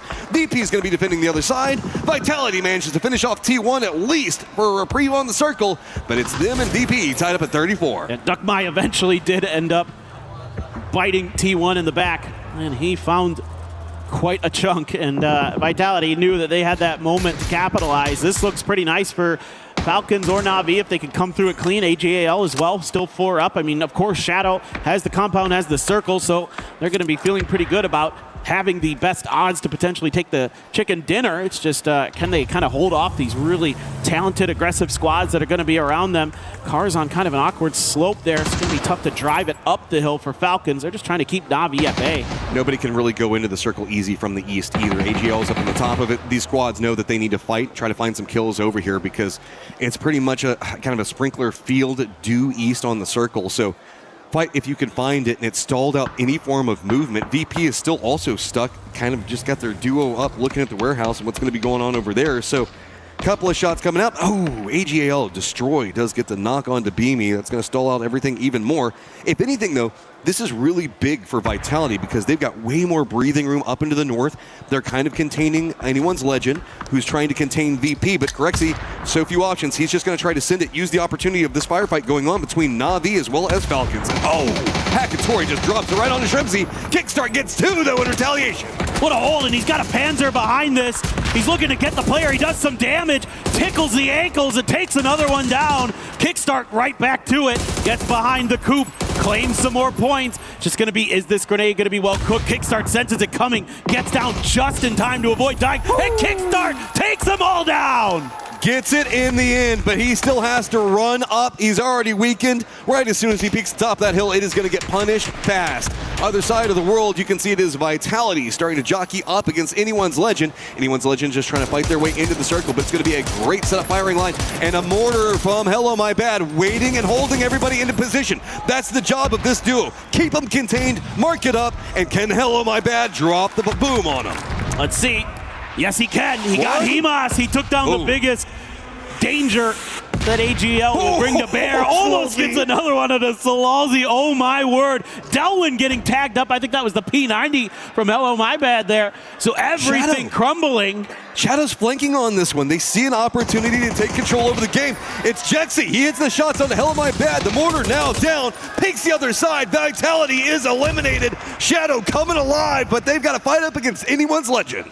I don't think Kit can get back into the circle. He's just trying to heal through this as best as he can, but it's not going to be too much longer before he succumbs to that blue damage. Meanwhile, a pause in the fight. AGAL back up to 4 strong despite significant damage dealt by the side of Vitality, who'll go down in 3rd. A great timing there from Shadow, though. Knew they needed to get active, and better late than never. This is 7th and 8th place respectively. Would not have expected that on the start of the day as Shadow and Anyone's Legend. Now, Anyone's Legend have to fight their way into this circle. Kamal's doing a good job on keeping control over that the field side of all of this, while the other 3 are keeping control over the hill. AGAL has a firing line that we know can just absolutely demolish teams, and they might be leaning into it. It's just going to be 3 inside of a car, tail end back behind that, try to jump over this hill on the other side, run down the field, take that southern position. Kamal's going to have all the pressure instantly put back onto him. No clean sight lines popping yet. Kamal's, can you defend as though AGAL just steals this, runs right up into their face, and takes it away from them. It's a really nice read here by AGAL, realizing that Shadow had pushed out with quite a few players, so that means that this compound was going to be weak, if not completely wide open, and they're going to capitalize on that. So immediately Shadow has to reinforce this. They can't give up the longhouse cover to AGAL for free, so they are going to challenge it. Molly on the outside, not really going to do much there. Goes a little bit too deep to cover the doorway, so AGAL able to take their half of the longhouse. They're back up against the blue zone again. At least they got into it. Found a way to navigate this pretty clean. It was a good read on how to hold the circle. You did a great job on explaining through all of it. But Kamals has got to be the guy that keeps the contain, opens the opportunity. Setsuna gets a nade on Imas. That's going to feel great. Hansi gets one as well. So now AGAL, after a great rotate, in some trouble, but notice Delwyn's position. He's playing the other side of the rocks. Can he find a good angle? Yes! Does get the knock on to Jexy, and is pulling all the aggro down to himself. Finds another one onto Hansi. It's a good start here, and it's a good one for Setsuna again. Going to claim another, and Shadow has 2 players up. AGAL just Solalzi destroy. Sticking the res. Looks like he's going to be afforded the time, but the problem is while you do this, that means Shadow is also going to have the time to go for the reses themselves. That's a great initial util barrage from Shadow. Had the blue zones to force players into positions where the frags could connect onto the backside. Really nicely done by them. Can they capitalize? Can they close this game out? Setsuna had a couple of clutch moments whenever it was needed. Can he find another one? Hansi already gets the information, knows where Solalzi is, tries to deny out the high ground in that position right on top of him. Is it going to give him enough space? Kamals has got the highest of high ground in all of this. Here's the footsteps and is feeding the information over to his teammates so that way they know exactly where he's going to be positioned at. Knows the fact that he's got Destroy right underneath of him on one side of this. Has to be careful. Solalzi, one side of it. Going to get a little bit of aggro thrown his way. So control right now still favoring Shadow, but AGAL has to figure out how they want to navigate this longhouse as Destroy not going to be inside this new circle yet, and Kamal's on top of him, knows every movement that's going on. Yeah, I mean, now it's just a waiting game. You know, Shadow should just be able to kind of hold the line here one way or another. Even if you lose Hansi in this situation, you should be okay with Jexy and Setsuna's position. Just going to come down to the shots, and you know, we know AGAL, they're capable. No Himas here, but still Destroy Solalzi very, very good in their own right. I think that Destroy just found a helmet. I didn't see it on a second ago. I'm not for certain, but I have to see is there might have been a peak that Kamals could have gone for. I wouldn't be surprised if probably his head's been hit a few times given the position of Kamals, and this is full contain. Destroy just trying to play this slow. See if he can sneak up, but Kamals isn't going to let it happen. The shoddy, though, could be big flash. Throwing off the timing. Looks like Hansi's going to find something. Kamals does get the knock. That's going to open up the longhouse, and it is just Solalzi as the solo. Oh, Kamal's just going to go in there, make sure he's got the point, immediately runs away, realize he might be in a bad fight, don't want to give any extra over to AGAL if they can so help it. And there you go, Shadow Esports going to take the chicken dinner on Miramar. Slow and steady wins the race inside that one. Shadow Esports finds a victory and continues to climb up the leaderboard. Underdog story not done yet. I mean, they played, you know, a very good cautious, thought-out game. It's not as explosive as your T1s, as your myths, but man, oh man, get them into the late game and they're going to make some good moves and they make some good reads. Yeah, sure, some circle luck, but they play it well. Other side of that, anyone's legend, respect on that rotate. They read exactly the position that was coming up from Shadow and how they were going for it. Love the drums coming out for the Shadow fans out there. But really what kind of stood out to me with AGL was that Delwyn position where he moved over to the rocks to try to grab as much aggression as many of the players to move away from the compound to open it up for his teammates. That's such a smart play. Yeah, I mean, I think AGL played this about as well as they could have, given their, disadvantageous position in the circle, recognizing where, Shadow had given up some space that they could make the rotate through. But, Shadow as well, quick to make their counter moves, decisive when they needed to be, in the heat of the moment, reaching out to thwart Vitality from really, potentially taking out AJL pretty cleanly and potentially winning the game. And Kamal's had two different ways he could play that. Remember, he was the defensive guy. Let's listen in real quick. Let's go! That one feels good for him. All right, so remember Kamals was holding down the compound and the rotate from AGL happened there. Yeah. But he would have also had the information that that was a ton of people. He could have gone for a couple of peeks, maybe taken a couple of shots. But if he went down there, the Longhouse would have been instantly surrendered. That would have made everything so much harder for Shadow. So instead, he went for a more defensive play, went back into the high ground up on top of the Longhouse, and let everybody sweep down in right underneath of him. So, I mean, a lot of great strategy to come into a really crazy set of hardships is we've got to get everything set up, move into our next game because, man, it has just been popping off today.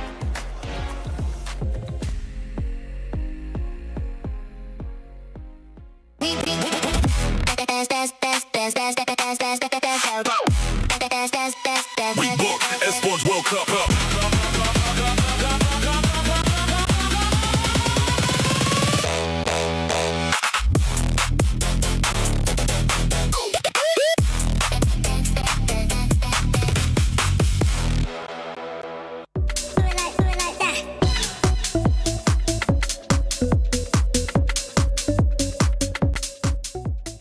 He can come in here and play my game. Let's go. He knows nothing. Let's go! Tyler 1, you're done. Raw energy. Blow the house down. I don't have double actually. Knocks on the first corner on blue. He's outside right, outside right. Third, flush. I'm gonna heal real quick. I'm going left to heal. He's outside. I'm gonna flash it and we go, okay? Okay, give me 1 second. I'm not with you. I'm not with you. Sick, I'm driving on the left. Wait for me, brother. Oh, he's on the fuck. I trolled. He's on his. Great, my bad. Oh, I trolled too. Hold on. Coming. Stuck in the corner. One shot. Nice. Get that chip. Put it in his car and blow it up right now. Don't waste any time. Nice. Knock 2. Nice. Last guy. All dead. Good job, guys. Hey, well done, Good job. Well done. Hell yeah. We did what we wanted to do. Who's next? I mean, we already killed Gen G too. Sorry about that, Cowboy. It's all good. Who can pass JDG's question? Nemesis. Nemesis. 没有，操守后，最后一个，丢雷，他丢了，他拉开，厕所里还是厕所外？厕所后，刚刚他死了，打，一起去清吗？都来一起来，我有雷，我4颗雷要分吗？我帮你们抽左边啊，我在顶上，一起，教练，我也要去吗？都来，我们得进去，就在这里有个盾牌，我丢哪里？这里有个盾牌，一边去边，我今天你看到，我丢，我看打药，你没丢过去，残了，到，往前吧，封个烟往3标，没烟了，输了啊，最后一个右下圈里面，前面是尖的，被混烟混倒的，挖坑能救，挖坑，有雷，别吵，有雷。All right, we're here at the EWC Parkour Challenge. Now it's time for the incline slab. Kilaris up to bat. Let's see what he's got in store for us on this one. All right, he's making his run. He's got up there. Oh, the arthritis fakie. He lands it. He's done it. He makes it. That is a huge win for Kilaris. Paper Thin here, bringing you another event from the EWC Parkour Challenge. Kilaris going to attempt to go for the Gamer Gear lift. Let's see what he's got going for us. He's coming in. Oh, it's so heavy. It's too much for him. Can he pull it through? He's trying. Oh, okay, just goes in. All right, we're back here at EWC Parkour Championship. One more event to go. Kilaris, can he pull off the old man army crawl? We're going to have to wait and see. He's going under. Pretty good. He's rolling. Good technique, good form, slides through, he's up, he's through, he's done it, he's got it. The EWC Parkour Championship done really well here. Kalaris, I want to get your thoughts. I know you're winded. That was a tough one. How did it go? I needed to get some big points on this one, but I think I did enough. And I just want to say thank you, Mom. What do you got to say to your fans out there? Everyone who believes in me, this is for you, man. This is for you. He's done it. Emotional stuff here from Kalaris at EWC. What a performance. What a performance. A team that nobody was expecting to even be in the finals or even end up showing up in the finals. And from the shadows, Esports is able to get a win, Toffee. I get where we're going with that. They did get a win. You know what? I got to give them respect on that win. Sure, they had a ton of utility. They had a good spot, but they really outplayed AGAL, who was remember, favorite to potentially win this event. So you got to give these young lads, first EWC, first huge event, props on that sort of ability. Plenty of opportunities for them to throw that fight, right? Sure, they didn't have to do much. Yeah, they had the circle, but they played it absolutely perfectly, right? Even the end, when they baited, I believe it was Sololzi to get on that roof and they still got the kill, that was perfectly played. So they knew the win condition was roof control, and so they jumped off saying, oh, and Sololzi was like, finally, they made a mistake, and he climbs out. Easy bait, man. I loved it. The patience that they were able to showcase was impressive, too. Waiting for the right time. Love to see that from Shadow and just continuing to get all this experience to maybe carry that on throughout the rest of the year. But other squads, honestly, T1 being able to bounce back with those 11 kills, Lace. Yeah, I mean, look, I said it in the previous game. This is not going to be another chicken dinner for them. And no, it was not. But the high eliminations were exactly what this team set out to do. And I mean, I'm pretty sure it was like racked up to like 11 points. They cleared out that northwest side and they kind of set their sights on Vitality to be their next sabotage.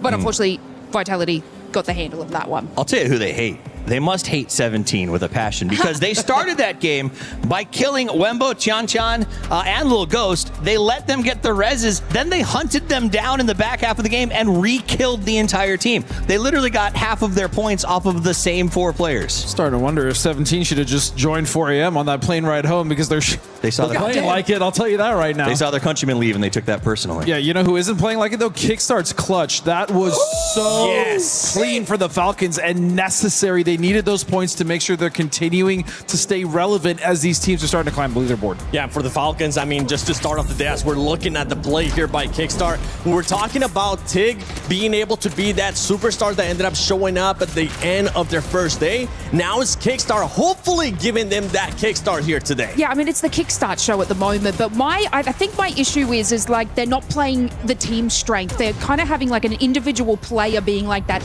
most outstanding one for their team. And yes, Kickstart was that one. I think they got the third place out of it, but I'm really disappointed to see that it's not the entire team. It's always a solo superstar. I need to point this out though. Okay, so Kickstart was down to 2 magazines on that one. Yeah. He let one go, got the double knock, switched to the Panzer to save himself time, pulled it out of his pocket, got him low. Then he was down to about 26, used it on the first and only had 20 rounds to finish the last fight. Was at 8 when it ended. Like that was literally everything he had and he managed to get a 4 out of it. That is crazy to me. Yeah, I mean, I look all the way back to PGIS when he was playing on Zenith, right? And we first really got to taste what he was capable in an international land like this, and he does not disappoint. Anytime he's on this stage, anytime he's on an international stage, Kickstart, at the very least, will show you something that you haven't seen before.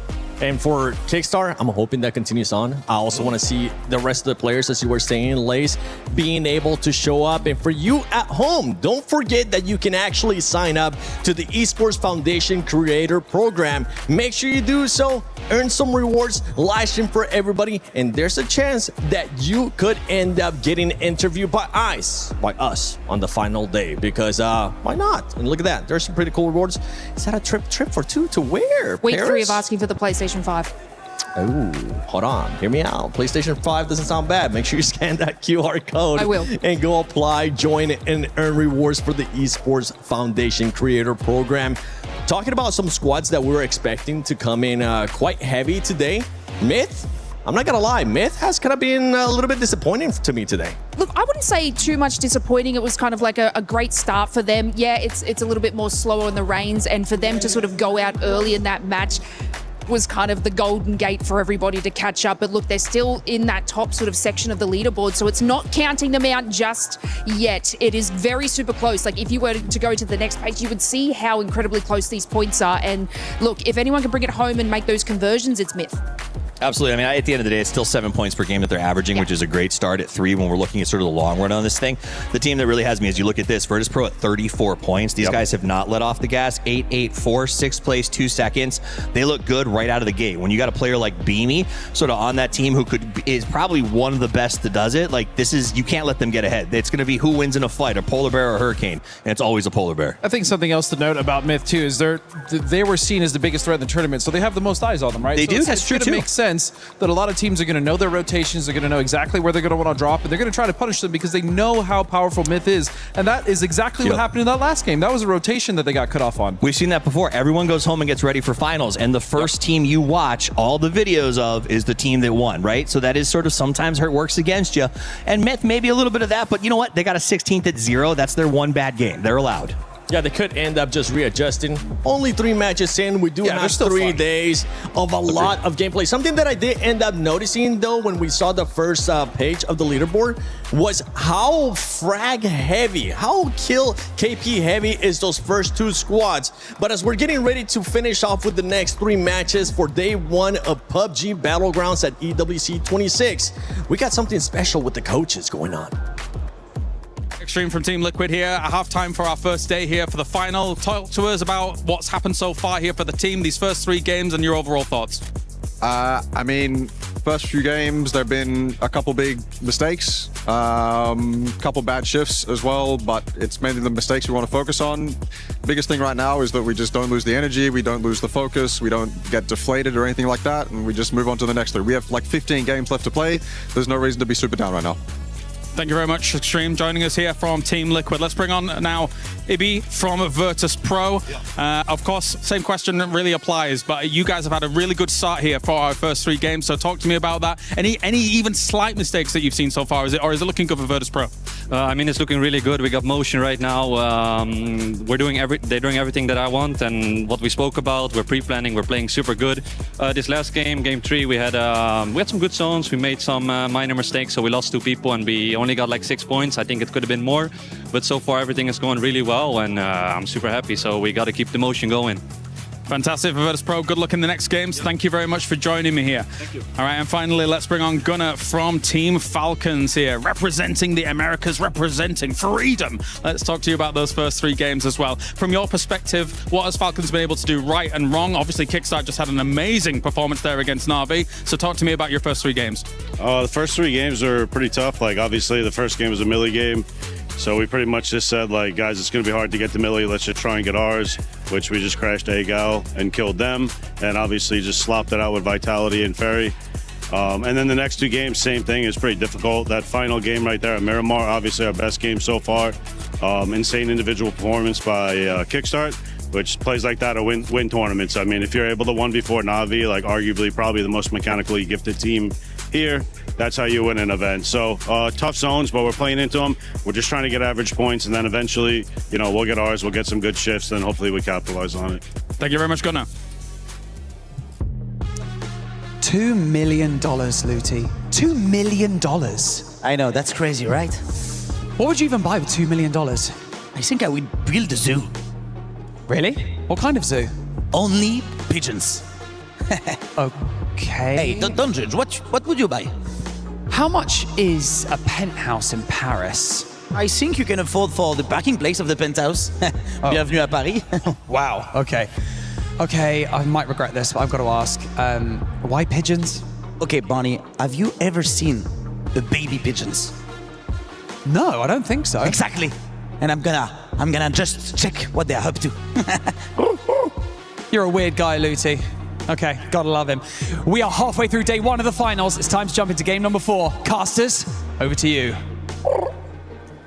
Thank you very much, Barney and Liddy, as things are getting weird here. 3 games into our finals. But so far, so good for T1. I am Porosaurus. Joining me once again is Martin, the Avenger. And we have 3 games left to bring you today. And so far, so good.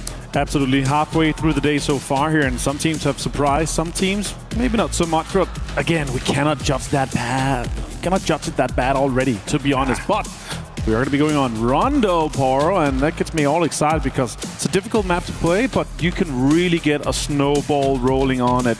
Impressed with what Kickstarter was able to do in that last game, but yeah, let's get this playing and the 64 excited players on that screen. Very exciting. You're getting me excited. Oh, yeah. I'm excited, and there's nothing left, nothing more to be excited about than dropping down onto Rondo. As you could even hear it from talking to the coaches there during the break that, you know, 3 games in, nobody's really stressed. Nobody's really overly pressed about anything just yet. Obviously, those guys doing a little bit better than most, but right. You know, it's again, you still got a lot of time left to play. Oh, it was good to talk to both a top team, a mid-pack team, and a somewhat bottom team at the moment with Liquid 10 points only in 13 plays currently. But again, those kind of small, fast segments, I gotta say, production value is at an all-time high here at Esports World Cup 2026 in Paris. We are starting to the northeast over Hime Town and going all the way down to the south side. Targets be going into Ringyang, and we could I think it's a very high chance we could see this kind of eastern 50-50 circle that closes in on Yonggu. So let's see where we do end up here, but yeah, just anything but a center circle, I was going to say here. Anything but...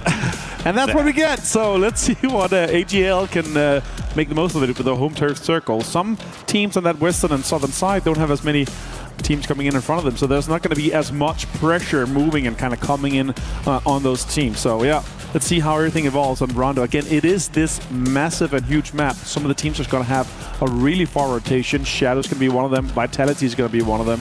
And T1 from Jadena are moving towards looting and haven't started looted yet. And we are past the 2-minute mark. So that's going to be really interesting to see how far they can take it in this one and for their campaign. I got to say, man, I've been extremely impressed with how frag heavy T1 has become and what they're pushing throughout this year so far. Oh my gosh, Heather has been an absolute monster. Well, we've seen other monsters in the past, and one of those being Mr. Levante. My favorite grenade, it's Blue Zone and Smoke. I like stack Blue Zone and see how guys just dying in Blue Zone grenade. That is a terrifying chuckle. Considering how crazy good he is mechanically and with almost every single weapon that's available in PUBG, that him saying that, yeah, I really love the Blue Zone, because again, especially if you line it up with the other players on your team, getting that, 20 damage. If you hit 2 on top of the player, 20 damage per tick, it's just unhealable. You get so many knocks, so many kills, and often so many confirms. But Levante is sneaking up onto Luo Xin, and Simon T from Vicious is going to be completely unaware of it, it feels like. So Vitality could strike and maybe get a point early on here in Game 4 of the finals. Yeah, I hope he's got an escape plan, and it looks like he does. There you go. Hop right into the vehicle, get on out of there, as he will most likely be hearing Hello My Bad and Gedrox starting to arrive. So Simon T not sticking around any longer than necessary, as Levante will hear him drive away. Know that they have this spot to themselves. Meanwhile, over in Stadium, Liquid going to finish looting up over there. They do have a pretty clear path into the north. Right, yeah, absolutely easily, especially with a northeast kind of south plane path. There's going to be a lot of space coming in from the western side. I could see multiple teams, even maybe Geekcake could consider coming in and kind of backfilling that position that Team Liquid will be moving in from. Back to Jadena City here. Great looking city, plenty of loot. If you're a really greedy guy like myself, where you want every single attachment, every single gun, you want your perfect setup, Jadena is the place to go. Twisted Minds and Navi, though, they will be rotating somewhat close to each other here, Poro. We could end up seeing some sort of a drive-by. Sparrow looked like he could end up being chasing, but nah, ends up a little bit differently as the other guy takes shots at them here. Hackator boosting. And what a game it was for them last one until Kickstart said, hey, no. I mean, that's the name of the game when you get to tournaments like this, right? We talk about it all the time. Your superstar players need to step up and make superstar plays if you were going to come home with that trophy. And that was a big one that Kickstart was able to deliver last time here as we check in with Virtus Pro. Absolutely. And you remember last time I saw that level from Kickstart? Remember what happened there? That was the last time they won Esports World Cup 2 years ago, right? And then he was an absolute machine there. I always praise Matt for his growth throughout the years we've had here. Had the pleasure of him through the last 9 years, where he grew so much into a fantastic player, and now in a more senior leadership role on the team as well throughout the last 6 months. It's been amazing to see him. How's he been able to develop here in his full sense, and Na'Vi are being able to getting in kind of close here, and these is really high priority positions, and they're spreading out quite greedily. We could end up seeing them being punished, or even with a pull-up from some of the teams coming in. They're kind of taking shots just to, I think they know that Full Sense was kind of hovering around on their south side. Taking a few shots just to make sure that Full Sense doesn't get any closer. We'll keep an eye on that while we check in with Geeky. They're coming in from the south, but Liquid is posted up here for a camp. Purdy holding that rock initially. And Geeky, I don't know if they suspected something or if this is just their normal pathing, but it's working out pretty nicely. The trail man, though, will take a few shots. That's going to be Songjang. Did he actually lose a tire on that? I'm not sure if that was a tire pop before he just decided to get back around here. Songjang, half HP. Luke 12 finds him with a headshot from the mini. Nice shots there from Luke, and now Geeky has kind of started to scatter a little bit here. They were breezing through, and they turn around off of that knock, but the flush will come through, so Liquid will pick up one. So some good proactive play coming out on the part of Liquid. I like that. They were set up somewhat far. I don't think they expected that exact path that they were going for, as we are going to see that new circle popping in 1 minute 45 seconds. There's plenty of time to fight here, but Akan returns the favor quite a bit here for Pretty Curdy. Shots are coming in here. Does a lot of damage to him. He even just jumped out. Now he has to reload, though. He does have an EMAG and an 8X. Lots of damage can be done, and especially tires can be taken away here from Kurt, and he's going to have to potentially get some help from the rest of his teams. And now all tires are gone, so it's just going to be this soft cover from the smoke, and the other guys are pulling up. It could be a trade 1-for-1, as Liquid is also moving in to get some help deployed here for his.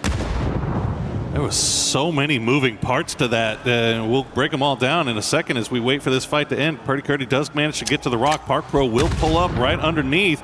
Kurt does have support now in the form of Cowboy. He's got Luke 12 up on the high ground. That's a good grenade, we'll find EJ. But the man up close is still there. Luke 12 and Cowboy, though, they're going to close on Akan now. You can see Park Pro down. Dance around the vehicle. Park Pro does go down. Akan now the last player left alive, and he will go down in the end. Luke 12 and Team Liquid will clean up GK. Even before the 10-minute mark here, they increased that point by 40% up to 14 now. And what a name to take out, and perfectly executed, especially when you know you don't have any priority into the next circle here. They decide, okay, there's teams north of us, they're going to be coming in on, this is likely the bridge they're going to come in on from. So that was amazing decision making. Yeah, that was just such an interesting one, because it looked like GK had disengaged. I think Team Liquid thought they had left. Right. That's why Kurt went up to loot the box without even dropping a smoke. He thought he was free and clear, but then takes a few shots, and then GK collapses. And you figure GK had him kind of dead to rights there for a minute, but couldn't get the knock. Kurt doing a good job of staying alive there long enough for the rest of his team to get back into position. And once they were there, boy, it was just instant collapse. Very, very well played by Team Liquid. And now the new circle is popped, and we are going all the way back up north, which is good news for Team Liquid. Yeah, absolutely. One of the teams to be furthest away from the circle if you discount T1 here, as they're moving in slowly from the stadium side. And majority of the teams are going to be coming in from the southern and eastern side here, except for the teams that say, all right, the northern shift here. There's going to be space on the west. Gen G, though, they pull up on AGAL, and Himas and Delvin is down already.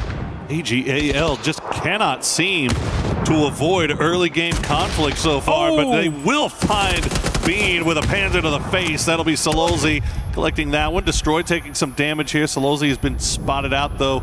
More utility being sent over from Gen G, but Virtus Pro, as you mentioned, they hear this, they see the smokes. They're going to come over here and see if they can get something off of it.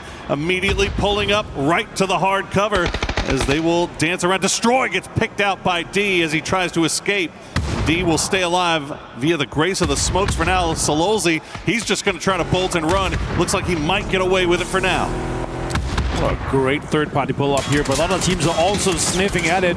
it might be a fourth party as more teams comes in. AGL is out, Lulzy is down to Glories as Gam also gets somewhat involved here with that. D does get the kill on Destroy as he bleeds out, and now Corexi is thinking, okay, how can we finish up Gen G? He's in the middle there. Shots comes in, an easy headshot with the ace onto D. It's good work from Virtus Pro. One left for Gen G. Virtus Pro fishing with Dynamite right now, but they don't spot out Soul, but Soul will get one knock. He's going to go down in the end, though, but they need to get Nixie back on his feet quickly. As you said, a lot of teams sniffing around in this area. This is just south of dead center. Very central location indeed, as Gam is now trying to get a little bit further north here. They're trying to solidify themselves a spot dead center. They could be driving straight towards 17. Navi also here, close to full sense. Also, pretty central location. Very, very high priority spot here with the high ground. Xiaowu, they pulls up and finds Tanwu. A lot of early game action here on Rondo as Gam now squaring off with 17. 2 down for Gam as 17 hold the line in the gas station. Wembo and Little Ghost on the way to provide some support. Looks like they're going to arrive just in the nick of time, but you've got Vitality sniffing around on the north side. Long range shots from Gedrock's going to do some significant damage to Xiaowu, but not enough to get the knock. Wang F low, sees him on the other side. You cannot shoot through this. Wembo getting his cars washed as Hong F managed to heal up a little bit. He's going to push through the smoke aggressively here. Is Wembo ready for this? He could be. Shotgun in hand, jumps through. Yeah, great shot. The sawed off gets the flush with the M4 as well onto Wenbo. Sneaky lad. Got in there. Got his car washed and also got killed. It's amazing. Did. He got waxed. Free waxing with that car wash. Well, 17 still managed to keep 3 up. Gam just going to try to escape now with what they've got left. And you can see the shots just coming through as we have ping-ponged a hard shift once again back down to the south. So the compound that Virtus Pro had taken, dead center right now. This is why ping pong is the favorite past hobby of a lot of PUBG pros, because the circle just goes everywhere. Ping pong all the time here so far for Esports World Cup 2026. Curdy and the guys from Liquid actually managed to grab a spot outside the northwest, but they have to figure out what their path into this circle is going to be. Virtus Pro, dead center, Navi in a great spot. Twisted Minds also set up pretty great. Liquid has to figure out, are we going to go and try to get in from the northern side or from the west, as we see mortar fire coming in.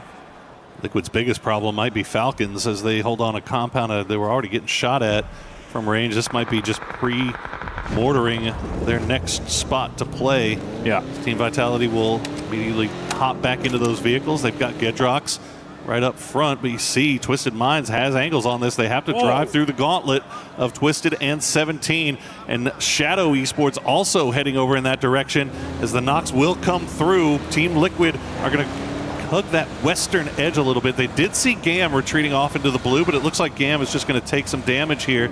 Team Liquid has to make this long wrap, though, to avoid Falcons.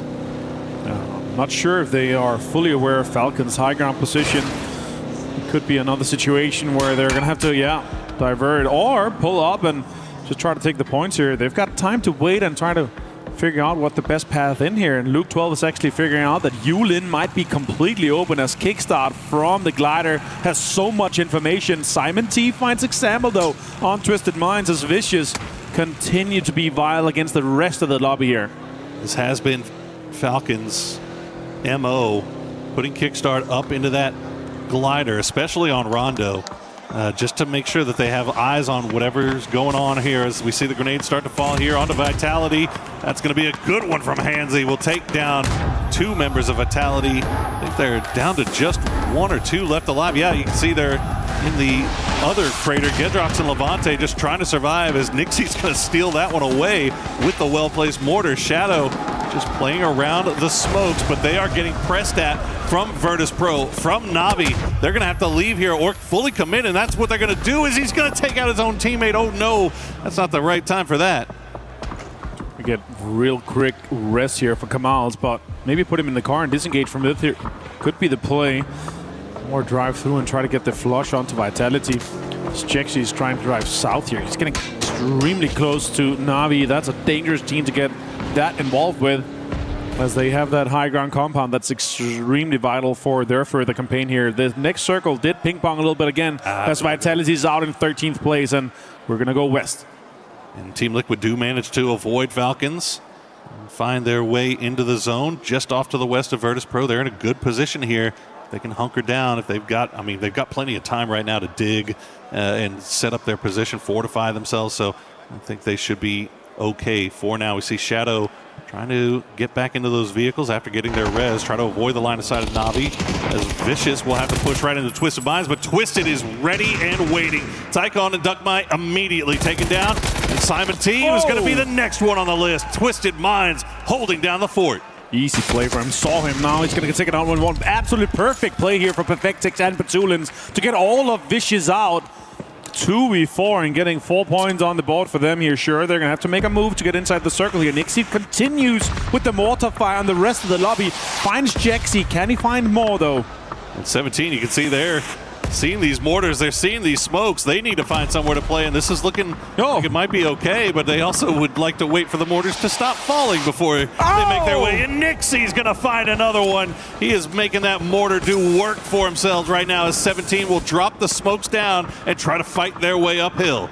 Nate's come in as well. That's going to find some damage onto Kamala, but steal the kill on Hansi as well. Chan continues to be an absolute fragger, both with the utility and the guns. So M17 Gaming wrap this up quickly. They are inside the circle here, but they've got pressure from multiple sides. But also, Twisted Minds could come in from the back and kind of backfill this position. Miles takes lots of damage. Cards are absolutely on fire. He's not going to be able to get further than this. So much pressure onto Shadow at the moment. This is really tough. Kamals is just going to have to play survivor mode right now as we get a quick replay of those mortars falling on top of Vitality. It has been mortars as the story of this match here on Rondo so far, doing so much damage. We see Gam trying to finally make their way back in once again. They are down to just Wong F as he is trying to go through that gauntlet of 17 and Falcons. Looks like he's going to make it through with just a sliver of HP left. Oh, Kamals gets out the nade. He had 5 nades. Better get throwing on those, because that's a lot of damage you could potentially fend off some of the 17 players. Tickleton does find Wong F from Gam, so they're out in 11th place. As Navi is engaged on the southeastern side here. Damage is done to T1 here. And Hackatory with an MK14 and a 6X with full 3 gear is my worst nightmare, including all the players in this lobby. And this is a more aggressive posturing that we've seen from Navi during the group stages. They're sending 2 down south, 2 up to the north, all keeping eyes on everything, taking shots at whatever they see. You know, we have seen them play a little bit more cautious when they were trying to make the finals. Now that they're here, they're starting to open up the aggression a little bit. As Hackatory will try to get that grenade ready. No, it's going to go back in the bag as he hears them hop in the vehicle. Good shots from Ian. Will force it back down, but it doesn't matter. Hackatory will find Heather, and Ian will get taken down by Spiro. Usyk confirms us. Make sure they enter the points here. 3 points, 3 kills on the board for Navi. The circle did shift once again on the western side. Myth, Team Liquid, and Falcons are laughing as T1 is eliminated in 10th place. We haven't even gotten a chance to really talk about Myth just yet because they haven't really been involved. Nothing going on the south side, but they have so much control, so much information about what's going on off to their north. Now they're starting to take a few parting shots at Navi. Team Liquid, though, has spotted them out, so it will start pulling themselves back together here as Falcons are also controlling what's going on in the northeast, as 17 still have not been able to rid themselves of Kamals. Especially with a back-to-back western shift, so many teams have to move from the same space on that eastern side, and there's just not enough time or space to try to rotate on the southern side or on the north without everyone is shooting at you. Myth defending the south, Falcons holding on to the north. Navi's going to have to figure out what do they do here. Do they do a pull-up and try to third-party the 17 fight? As Gustav finds Lil Ghost, and they know there might be teams and players and kills available out here in the northeast. This is a tough call for Navi, but they're just going to send it right in. But I don't know if you knew if Perfectix was right there. He'll get 1, he'll get 2. Can he get any more? He sure can. Perfectix, he's going to wipe Navi all by himself. But back-to-back, one we thought, as Perfectix gets up to 6 kills and gets Twisted Minds on a total of 9 kills in this game. Well played by them, and that's the worst nightmare for any team rotating, that you have a guy like that behind all the cars, behind all the cover. As 17 is being absolutely demolished here by Gustav and Kamals. Look at you, Kamals. Got 2 more off of that. That's a heck of a salvage here for Shadow, considering the position that they're in, is Oh. Yeah, 17 got to be a little bit frustrated about that one. Twisted Minds does go down in the end, but not before Perfectix pulled off another superstar play for Twisted Minds. Adds them 9 more points.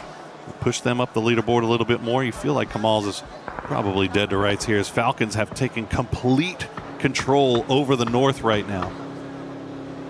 They are the defenders of the wall. Let's see where the next circle does go in here, though. As the game, the pace slows down, you have to figure out how are we going to compose ourselves and how are we going to enter this next circle.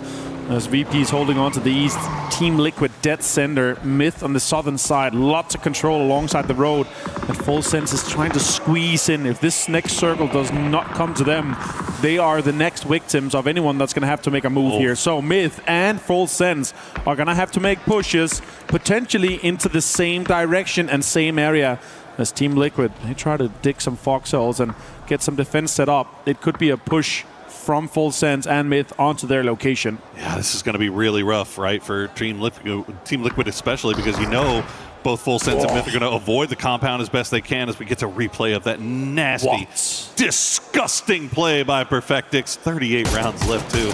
Not too shabby for that player here as we see Kiss. All they want is to get a single knock here. If they get a single knock on a Team Liquid, it opens up the smallest of doors. But now Falcons has come over here as well, and they're taking shots. So this game of chicken between Full Sense and Myth eventually is going to have to come to a head. What I really love about this circle is that where Falcons is like a mini King of the Hill fight because it's slightly elevated. And they have that northern side control here. So Myth could try to enter on that western side. There's a little bit of space for Jacob. The IGL of Myth found some, but Kickstart finds Baron. And that's going to delay them so much. That could really put a spanner in the works for their approach into this circle here. Oh, Jacob with a 3 gear on him without the helmet and an 8x. He could do some damage from this location, but Kickstart's set up perfectly behind some cover with his car. As it's though, it is smoking. Well, Virtus Pro, if they can pop anything here, as Belmoth does get that knock on a Luke 12, so that might open up a little bit of a space there. As Gustav will force Beamy back in. Says, you have the compound, you just stay in your compound for now. We don't want to have to deal with you just yet. Full Sense still hasn't made their way in. They are just kind of edging around as Myth has now fully committed onto Team Liquid. Alo, he's going to get one, but he's going to get taken down by Baron. We'll see if Purdy Curdy can return the favor with a well-placed grenade. He's just in range. Will it land? It's going to bounce off the vehicle. And now this is the cue for Full Sense to make something happen. Tigger gets a nade flush onto Luke 12, so well played and well thought of from Full Sense here, your PGC 2025 champions. Baron now, Scappies, are they going to be able to get this rest and get a full reset onto this as Cowboy has been pulled up on by Full Sense? Ooh, gets the heal off just in time, but he is all by himself. Does he? Oh, he's going to throw the grenade to start things off, see if he can maybe get someone down. Got some damage, does find Tigger. He's going to find Flash as well with the grenade. Cowboy trying to pull a hero play, and oh no, he looks at the wrong direction. And Belmoth will survive for now, but Virtus Pro has left their compound. They're starting to come over here and see if they can get some points. What an absolutely insane late game here as Falcons maintain control on the rocks here. They got so much pressure, and they're putting it on to Myth as Kiss turns around and finds Kickstart with a headshot. Oh my goodness, Myth, how on earth have they managed to keep all 4 alive here as Falcons trying to keep an eye on everything from the north.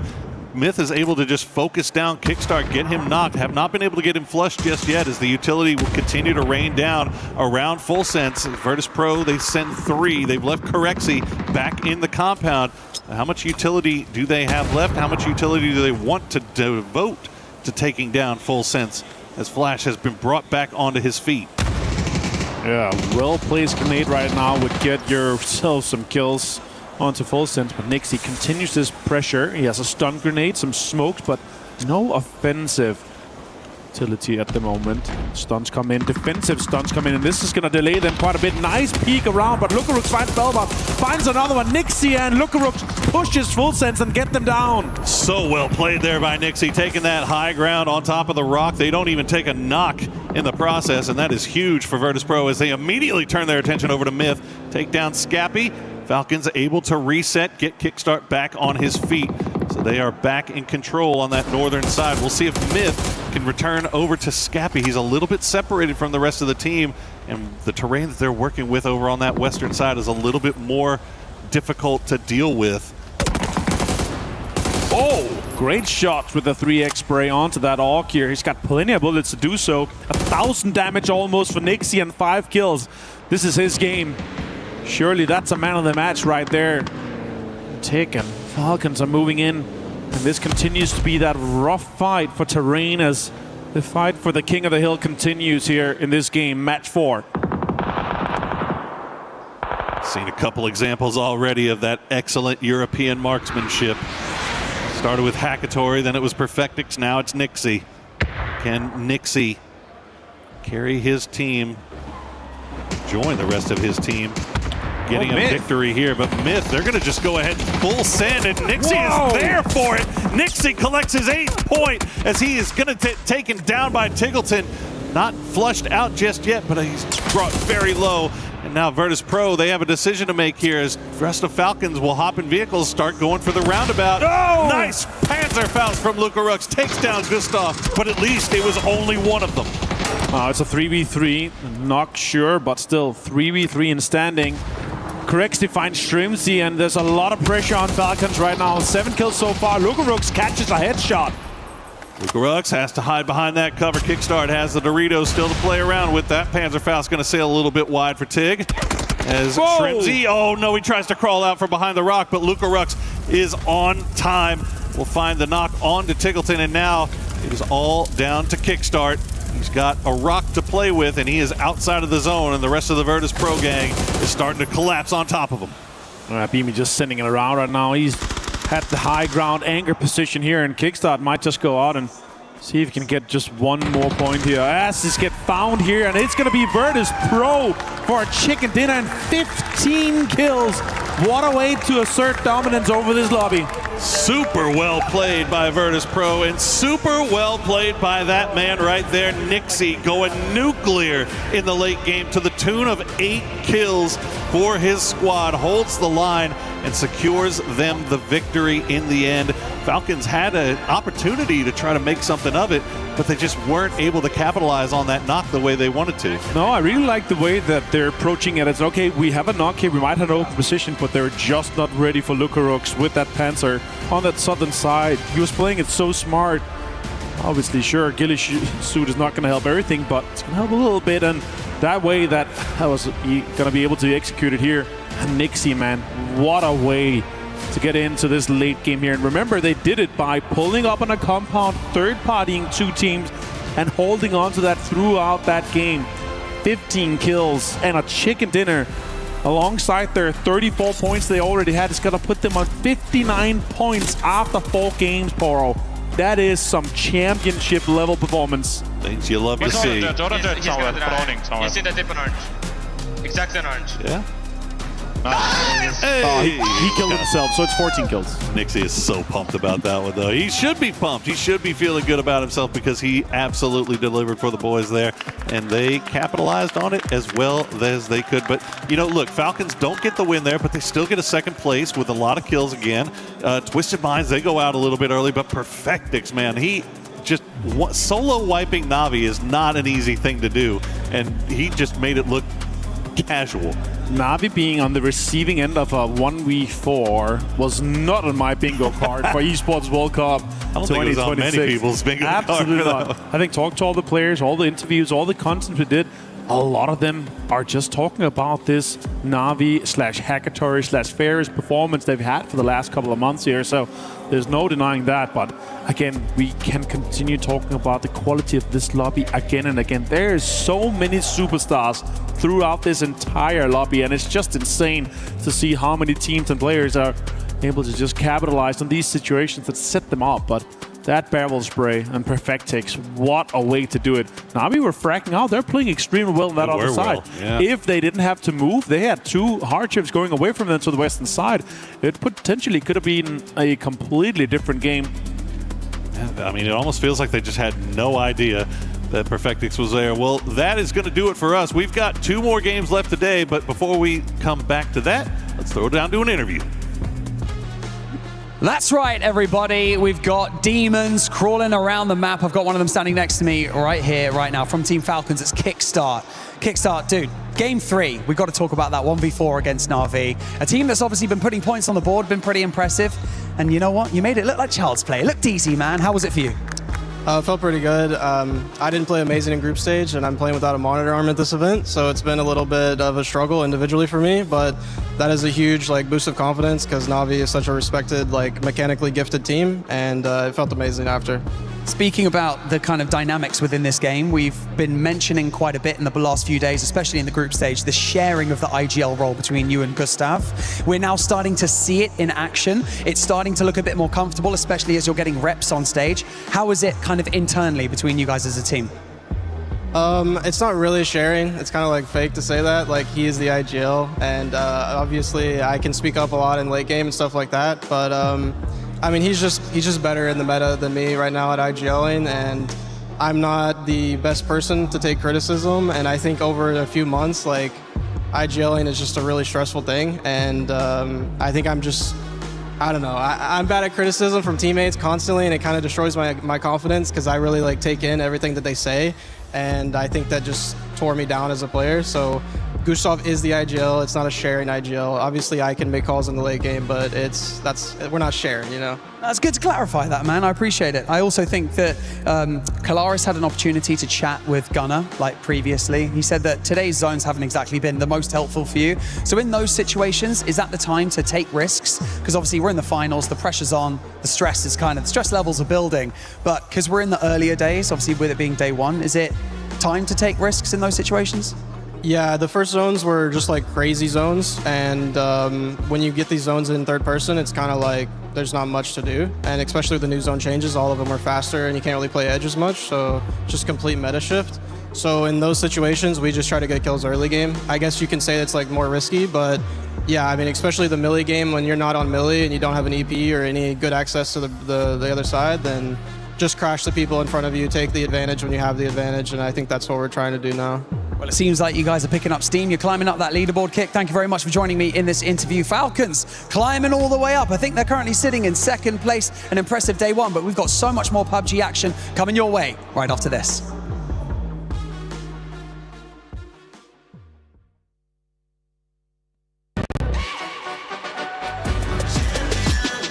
This ain't no regular thing. Came for the ring, you know what I mean.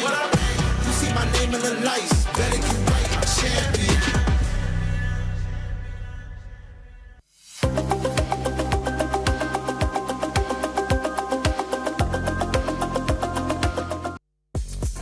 We've decided to pop on over to the Lenovo Legion Gauntlet to get a bit of a CC update here with Ton. So tell us a little bit about what's been going on in MLBB. I mean, you've came over at the right time. Vitality and Falcons actually taking each other on. Vitality just took map number 1. We're playing a GSL style format here for MLBB, and it's coming down to winning 2 before you lose 2. Both these teams won their first game. They are teams who are expected to at least finish in the top 8. They then went and played up against each other. First map, I said, went towards Vitality. The winner goes through the playoffs, which is next week, which gives you that time to chill, see a bit of Paris, do a bit of shopping, all that kind of thing, which is another bonus, obviously, to being here at EWC. But yeah, for both these two teams, it's a big game to get through. You want to get yourself through, guarantees yourself some Club Championship points. Especially with Vitality already at the tippy top of the leaderboard and Falcons looking for that win. I mean, this was kind of pivotal. So obviously still lots of action left in MLBB. So we'll check back in just a little bit. All right, there's a lot going on here at the Esports World Cup. However, the greatest challenge yet is still to be ahead of Clinton, paper thin, as he now tries to challenge one of the biggest hurdles we may have ever seen here at the Esports World Cup. Without further ado, it's time to go. This is now rearing up for it. He's going to be gearing up for exactly the challenges and just to test the waters just a little bit here. Going to be approaching the first step here. See if he can do it. Okay, he's not. He's on. Is he going to be able to keep his balance those enough to be able to actually make this work? As he's going to be taking a few more steps here, moving on forwards. He's trying to find a little bit of his footing once again. He's able to find it. Whoa, whoa, whoa, whoa. Okay, a bit of desperation there, but he's been able to stabilize. Not too bad at all. Seeing if he can really get his head in the game. Moving on forwards a little bit further here to be able to try and actually take this last step and see if he can be able to make it. Will he be able to do this here for the Esports World Cup? Yes! Oh, what a maneuver! What a maneuver! Oh, what a play by you. What a play by Clinton. unbelievable scenes here at the Escalator World Championships.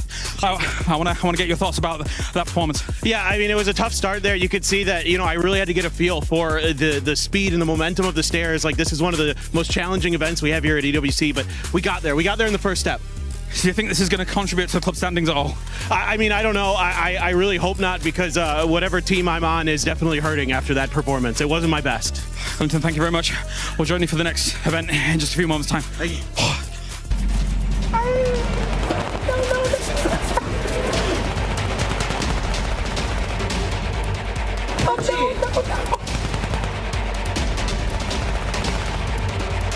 Quick club championship update for our side of things here over in PUBG Battlegrounds, where we've seen some big important wins. We had a win out of T1 in match number 1, a win out of Navi in game 2, and then a second place finish out of AGAL in game number 3. And that's big for the likes of Navi and AGAL, as they were some of our top 3 squads on the leaderboard heading into week 3. But of course, that's not all we have in the lobby. We have Liquid, we have Twisted Minds, we have Vitality, we have Falcons. So there are so many other CC squads that are in this lobby looking to get some points on the board, and a lot of these teams are very capable of taking this whole thing home.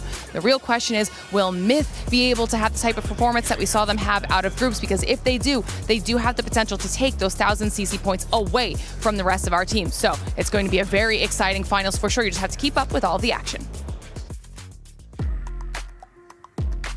Such a nice day. Starting to heat up here on day 1 of PUBG Battlegrounds at EWC 26 Finals.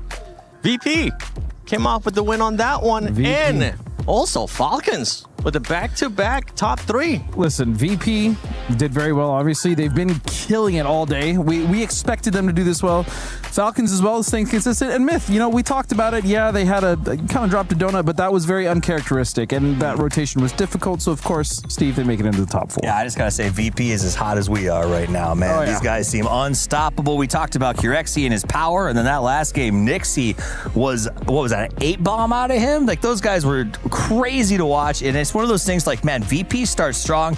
I love that we started the whole day with that skit about, like, well, do polar bears win everything? You're like, polar bear, maybe a hurricane beats a polar bear, but if the hurricane's named Hurricane Polar Bear, clearly they can't be stopped. VP is too good. Hurricane Polar Bear, huh? Yeah, it's like a Ditka reference.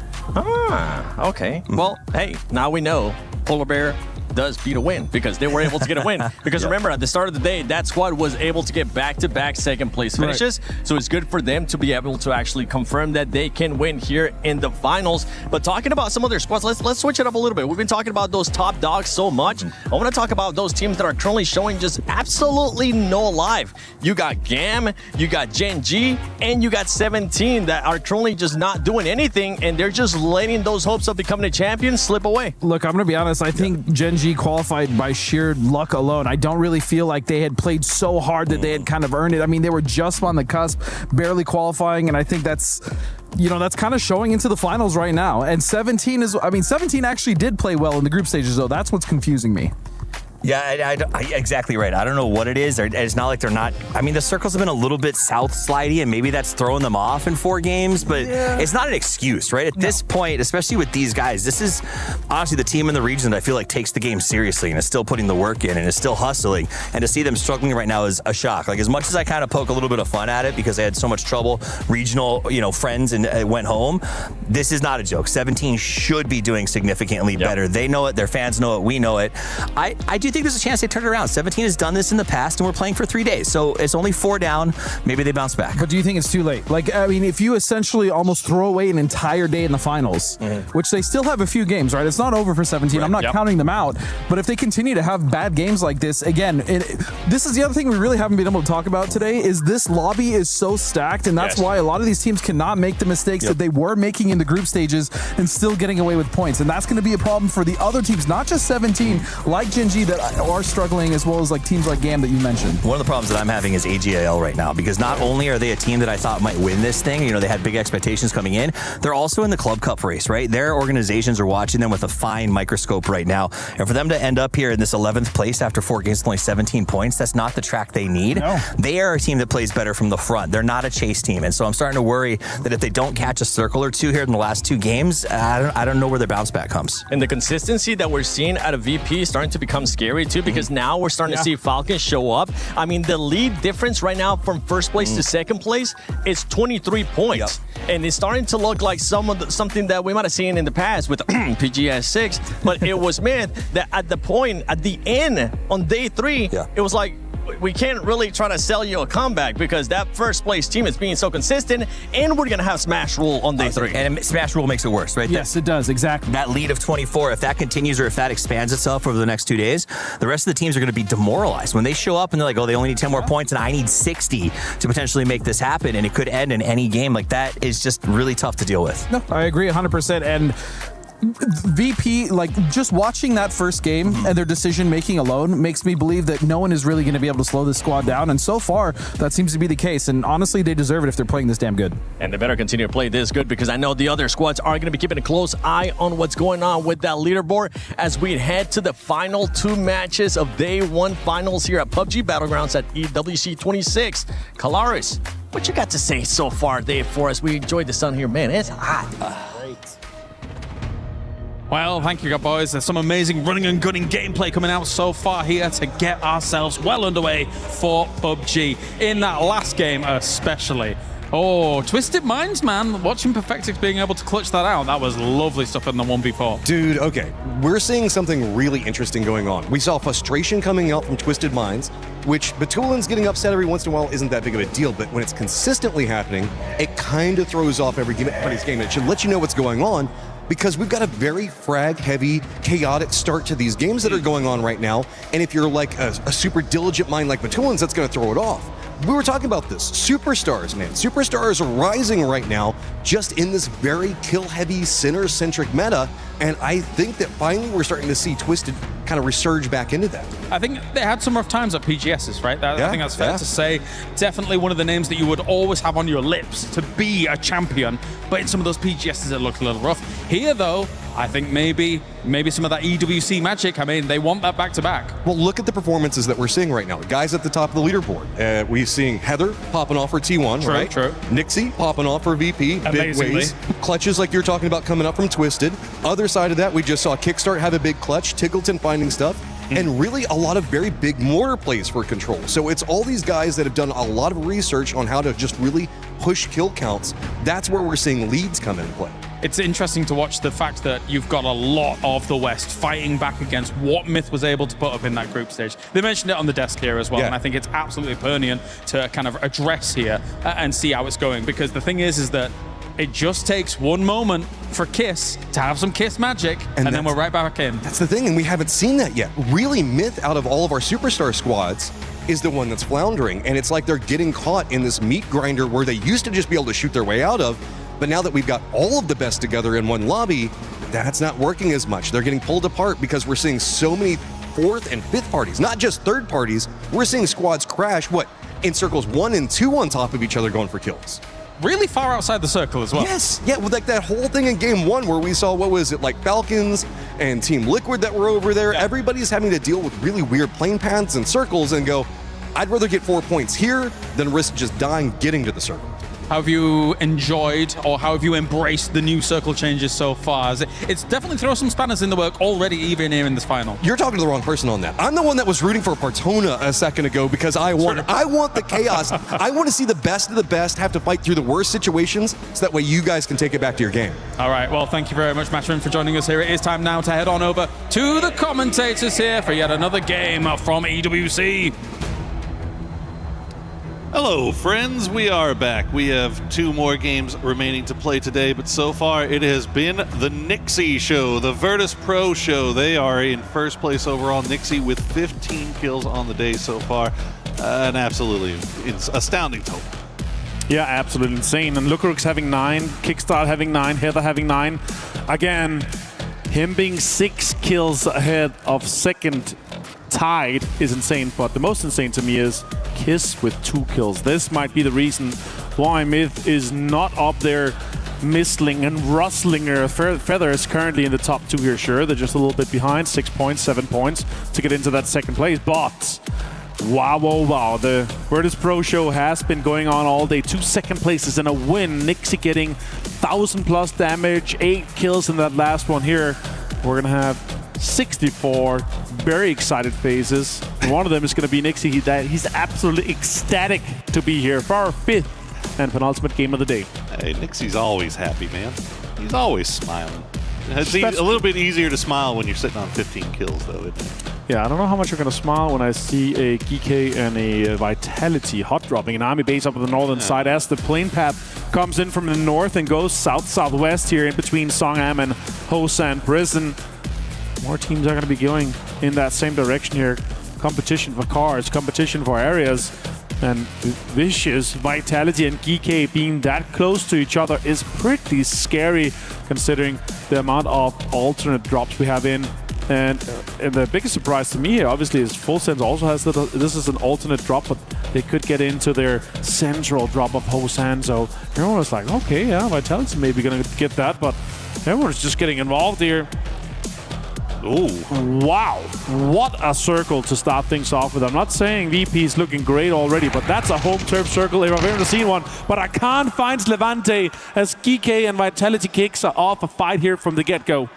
Started off quick as GK trying to take care of this as quickly as they can. Get Songjang back on his feet. You see the rest of Vitality are still kind of hovering around. Gedrock's already in a vehicle, but it looks like he's not going over to the army base. Instead, he's going to try to wrap back around. But Vicious is starting to look over in this direction. So Vitality need to be looking in both directions right now. Vitality might be in a burger in between these two teams here, and not going to be a fun time being in this early here. They had a somewhat easy entry into the circle considering everything here though, Poro, and again, like, you would just prefer not to fight all of this, especially with might being two teams that's going to be involved as Dogmai with the M249, your favorite gun, the bullet hose, Poro. I love it. That's going to be scary to drive past or even run against. I'm not sure if they're thinking that they turned around and got involved here, as if you see a team that's stretching towards Shipyard, you're going to think, okay, they're going to get plenty of loot here. We're going to take some little camera show here in the prison towards Falcons. As you see what happened here, Levante found Songjang, obviously, but Khan did finish him off with the Saigas. So, again, him losing this is so unfortunate. Oh, that's an early E-pick up here from Team Liquid as they move out from Palace to get potentially on the northeast. When we had this western plane path, it makes sense that you want to give up maybe even close to Shipyard to get some of these cars and then enter from the other side that's not as occupied here, Pro. So that's going to be an interesting game for Team Liquid. Yeah, given the way that plane path was hugged a little bit farther to the west, so you kind of assume that all that area east of Shipyard probably pretty free. So your likelihood of getting a vehicle probably pretty high. So good thing about looting up Palace too is it's so quick to loot, isn't it? Top 3 favorite spot for me to loot. It's so good. It's open. There's just guns, attachments, everything you need to get things rolling here. And Vicious, they are going to be driving back into Shipyard. They realize, and that's also I'm thinking, Vicious here, you actually have a top 3, top 4 position to get into a good circle entry here and get information. Sure, it's a difficult circle. We might end up with that kind of pizza slice north of Twisted Minds that we've seen so many games from before we had the meta shift update with the land ratio. But this could be a spicy circle considering in Phase 4 we're not going to see a shift away from water as Team Liquid drops in and potentially gets a hold on some of the vehicles and some of the stronger compound on the east side of that small river. We're going to jump over to Gen G and Bean. It's going to be mean to get a BRDM and drive into that circle here. This could be a good game for Gen G. Let's see how far they can take it in their campaign. And you know, coming back to Vicious, I actually like the fact that they pulled away. Because, look, you know how difficult it's going to be. Knowing that they had Vitality kind of where they had them and pinched down, and Vicious being in 12th place right now, those are looking like they might be easy points, right? Yeah. So I understand wanting to camp that, but also having that stopwatch in your head saying, like, okay, let's not stick around here too long. We still have a great opportunity to get some more loot, get up here and get a good position for Circle 2. So, you know, pulling off of that, probably the smarter play, even though, you know, they really want to get those points. That's a great point. And now we jump over to Shadow Esports here as they are driving in with a, I would say, a quite surprising performance so far. And it's in the midst of multiple of the players that's able to perform. Obviously, don't think many had it on their bingo card for them to be top 6 already here. Might have to wash your hands and get ready for some action.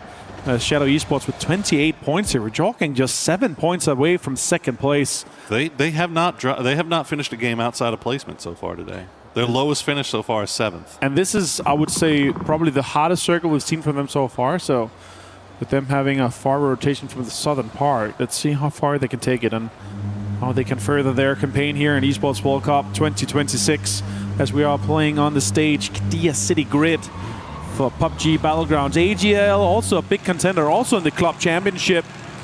They have been one of the favorites to be competing here for PUBG Battlegrounds. As Ferris and Na'Vi are going to be flying over and seeing all of these vehicles below them. I wonder if Na'Vi is looking to get involved or just have the information be shared in between.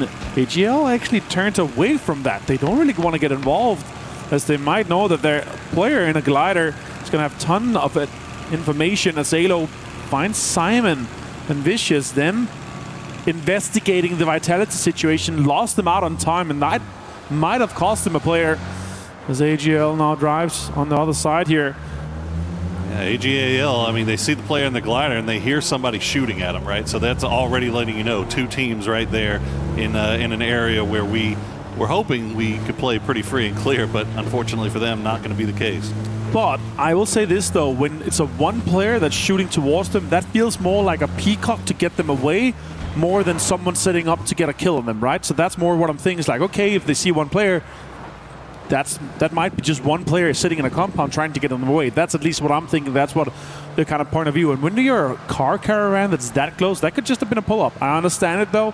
They don't know what side we're going to be ending up on, so they might want to set up for a information towards some of the bridges. They might want to be, okay, how do we approach this net circle? Let's actually see if we end up getting something crazy like a Yeoncheon circle here on the northwest for a big shift as T1 and Gen G, the Korean brethren, are getting involved with the fight here on the western side. Now Gen G in a pretty wide split. They've still got 3 north of the river. They've sent Bean down to the south to keep an eye on the other side of the bridge. And I think he's going to be letting them know that, yeah, the bridge is clear right now. If you can get here, and if you can get here safely and quickly, now is the time, as you see Gen G just avoiding T1 for now.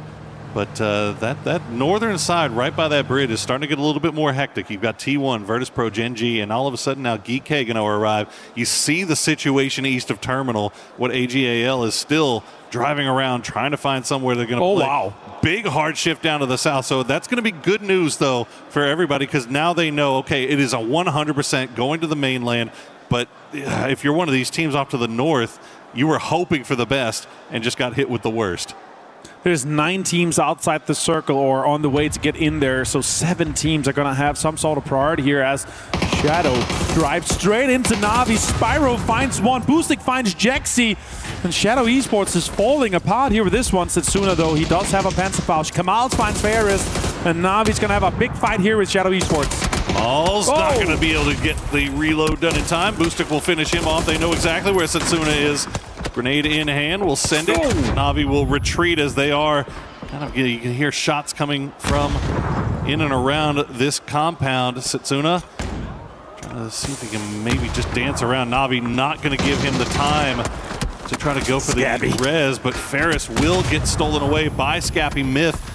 Just with vision onto this, yeah, you can see the grenades just coming through for Setsuna, trying to slow him down, trying to stay alive as long as he can. And this is a messy fight, but it's a tough compound to be in. And there you go, finally, he will go down in the end. But Na'Vi does lose Ferris in the process. Yeah, they have to decide. Are we going to continue this in this cinder compound as a 3-man, or if it goes away, going to have to try to go for res. I don't see a world where Na'Vi goes for a res, even though that's so unfortunate to lose one player when you're sitting somewhat dead center in a top 3 compound in the current circle. But what an easy wipe it was for them. Na'Vi is not about to have another game where they lose out quickly against a few players, as we've seen in the prior games. We see all the fans coming in here as well, showing support to all the guys and all the teams in this lobby. Guns up for GAM. They are 4 strong. They are currently on the south side of this circle right now. They've got a nice little position for themselves as we see T1 and Virtus Pro. They run into each other trying to cross the bridge. I think that's a hit shot. T1 being forced over in this direction after dealing with Gen G early on. Type doing his best to serpentine in a boat. We'll see if Nixie, he's been on fire so far today. Lands a couple of big shots. Can he get the last one that matters the most? He cannot. So Type manages to escape. And this circle could still go up until the northern side here of the somewhat of a pizza slice where Twisted Minds usually loots. They have hungered down quite a bit here. Twisted Minds, especially being the defending champion of PUBG Battlegrounds of Esports World Cup. They're looking for a repeat. It's going to be difficult. This is the craziest back-to-back red zone in the same area I've ever seen. And oh my, I love that. I hope we end here because that would be simply amazing. We are going to be ending up close to it, just south here where we saw Falcons. This is all where the dips were. And Na'Vi holding on to that center compound. Plenty of boxes to loot as well. Imagine how much utility is going to be available for a team like this. They're going to be able to fend off a breach quite easily. And look at Twisted Minds. They're sending it. They could be pulling up to an area just between or in between Myth and Na'Vi. And we'll see where Twisted Minds decides to go. They were getting shot at from Myth, from that high ground, and they're going to continue wrapping around. They might push right into T1. In fact, they will. This example is going to see Type and Raining pulling into the shack, and they'll immediately turn downhill and try to avoid this for now. But there's just not really much to play over here. There's 59 still left alive in such a small circle as looks like Twisted Minds found one spot where they weren't getting shot at and decided that that is the place that they will be playing now. Yeah, amazing scenes here for this game here on Tego. The 5th match of our finals. And Raining gonna deploy some smokes here for T1. They are spread. They have maintained a good position inside this circle here with a good control of this kind of shelf that is just below where Myth is overlooking. They are putting on some pressure here, but if Myth eventually is going to have to push off from this, it's going to be against T1. A lot of the other teams are trying to get into this circle here from the southern side. There's not a lot of space left. Full sense. Falcons, GAM, they have a lot of control. And GK and Liquid is trying to get into this. Yeah, that's Virtus Pros on the north. Kind of looking at right now, Vicious, GK, and Team Liquid. Team Liquid and GK specifically on the south side because GAM, as you said, GAM, Falcons, Full Sense just kind of have that entire spot on lockdown. And it's kind of forcing Team Liquid to maybe push right into GAM right now. So might see the kill feed lighting up here soon as Vicious do have a little bit of land that they can claim inside circle on the northeast as we see Myth still holding on to that high ground. Now it's mortar time for the boys. And where is that going to go? Is that Twisted or is that T1? You got to imagine it's one of them. You can say what you want about this, but I love myself some mortar combat as Scappy finds a double onto T1. It's Ian and Heather. 2 amazing players and 2 big names to take down. Raining and Type. Vicious also sending it in. Are they going to try to capitalize on that double knock? Shot comes in. Raining finds one. Type finds Simon T. It's an absolute fiesta. Raining finds another one. Dogmai goes down. How is T1 surviving this? Vicious pulled up as a full squad, and they are just getting pulled apart. Pow! Now the last player left alive as T1 will try to escape to the hard ground, but they won't be able to get there in time. More mortars are being sent throughout the map as Himas will find the knock on the loot, but the kill feed is lighting up like a Christmas tree as Virtus Pro once again on time. They will manage to get over here, third party, collect at least one more kill, but the mortars are still falling. There's an absolute insane amount of mortars coming in from both Tickleton, from Himas, and everyone is just fighting for this central area and sending it in to try the third-party correction. Does go down. Lucarux might be able to be saved here as the mortar range stops just a little bit. Oh, Myth is back on it. 17 is sniffing at this as well. They're driving in close here, just in between and close to Twisted Minds. More damage, more mortar comes in. And is getting close to all vehicles too. Wenbo gets found. Xiao Wu finds Example. Panzerfaust on the lower fight as well. Xiaowu finds the entirety of Twisted Minds as they go down in 13th place. Oh my goodness, Virtus Pro's been dancing Whoa. around, but now the Mortars are going to arrive to take down 17. No one is safe in the open ground as Xiaowu will be the last one left alive for 17. Looks like Virtus Pro maybe we're trying to go for the reset, but Myth from that high ground position is now finally starting to get involved. The north side of this circle has been absolute bananas so far. We'll see who's left alive when all this is said and done. Virtus Pro somehow managing to stick it out.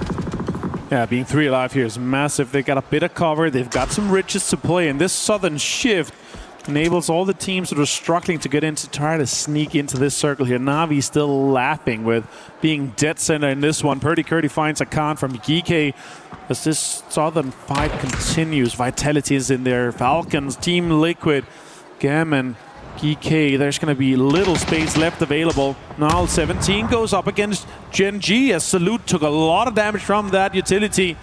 Nades has been deployed, and they're fighting outside the circle as it pushes in. It's going to close in 1 minute and 10 seconds. Yeah, this is just Lil Ghost by himself right now. Genji, you see, have that BRDM, but Tiantian and Xiaowu not in any position here to Lil Ghost. He'll have to play the walls, hops outside, does a little bit of damage, drops the Molotov. We'll get the knock on a D, but immediately traded down by Bean.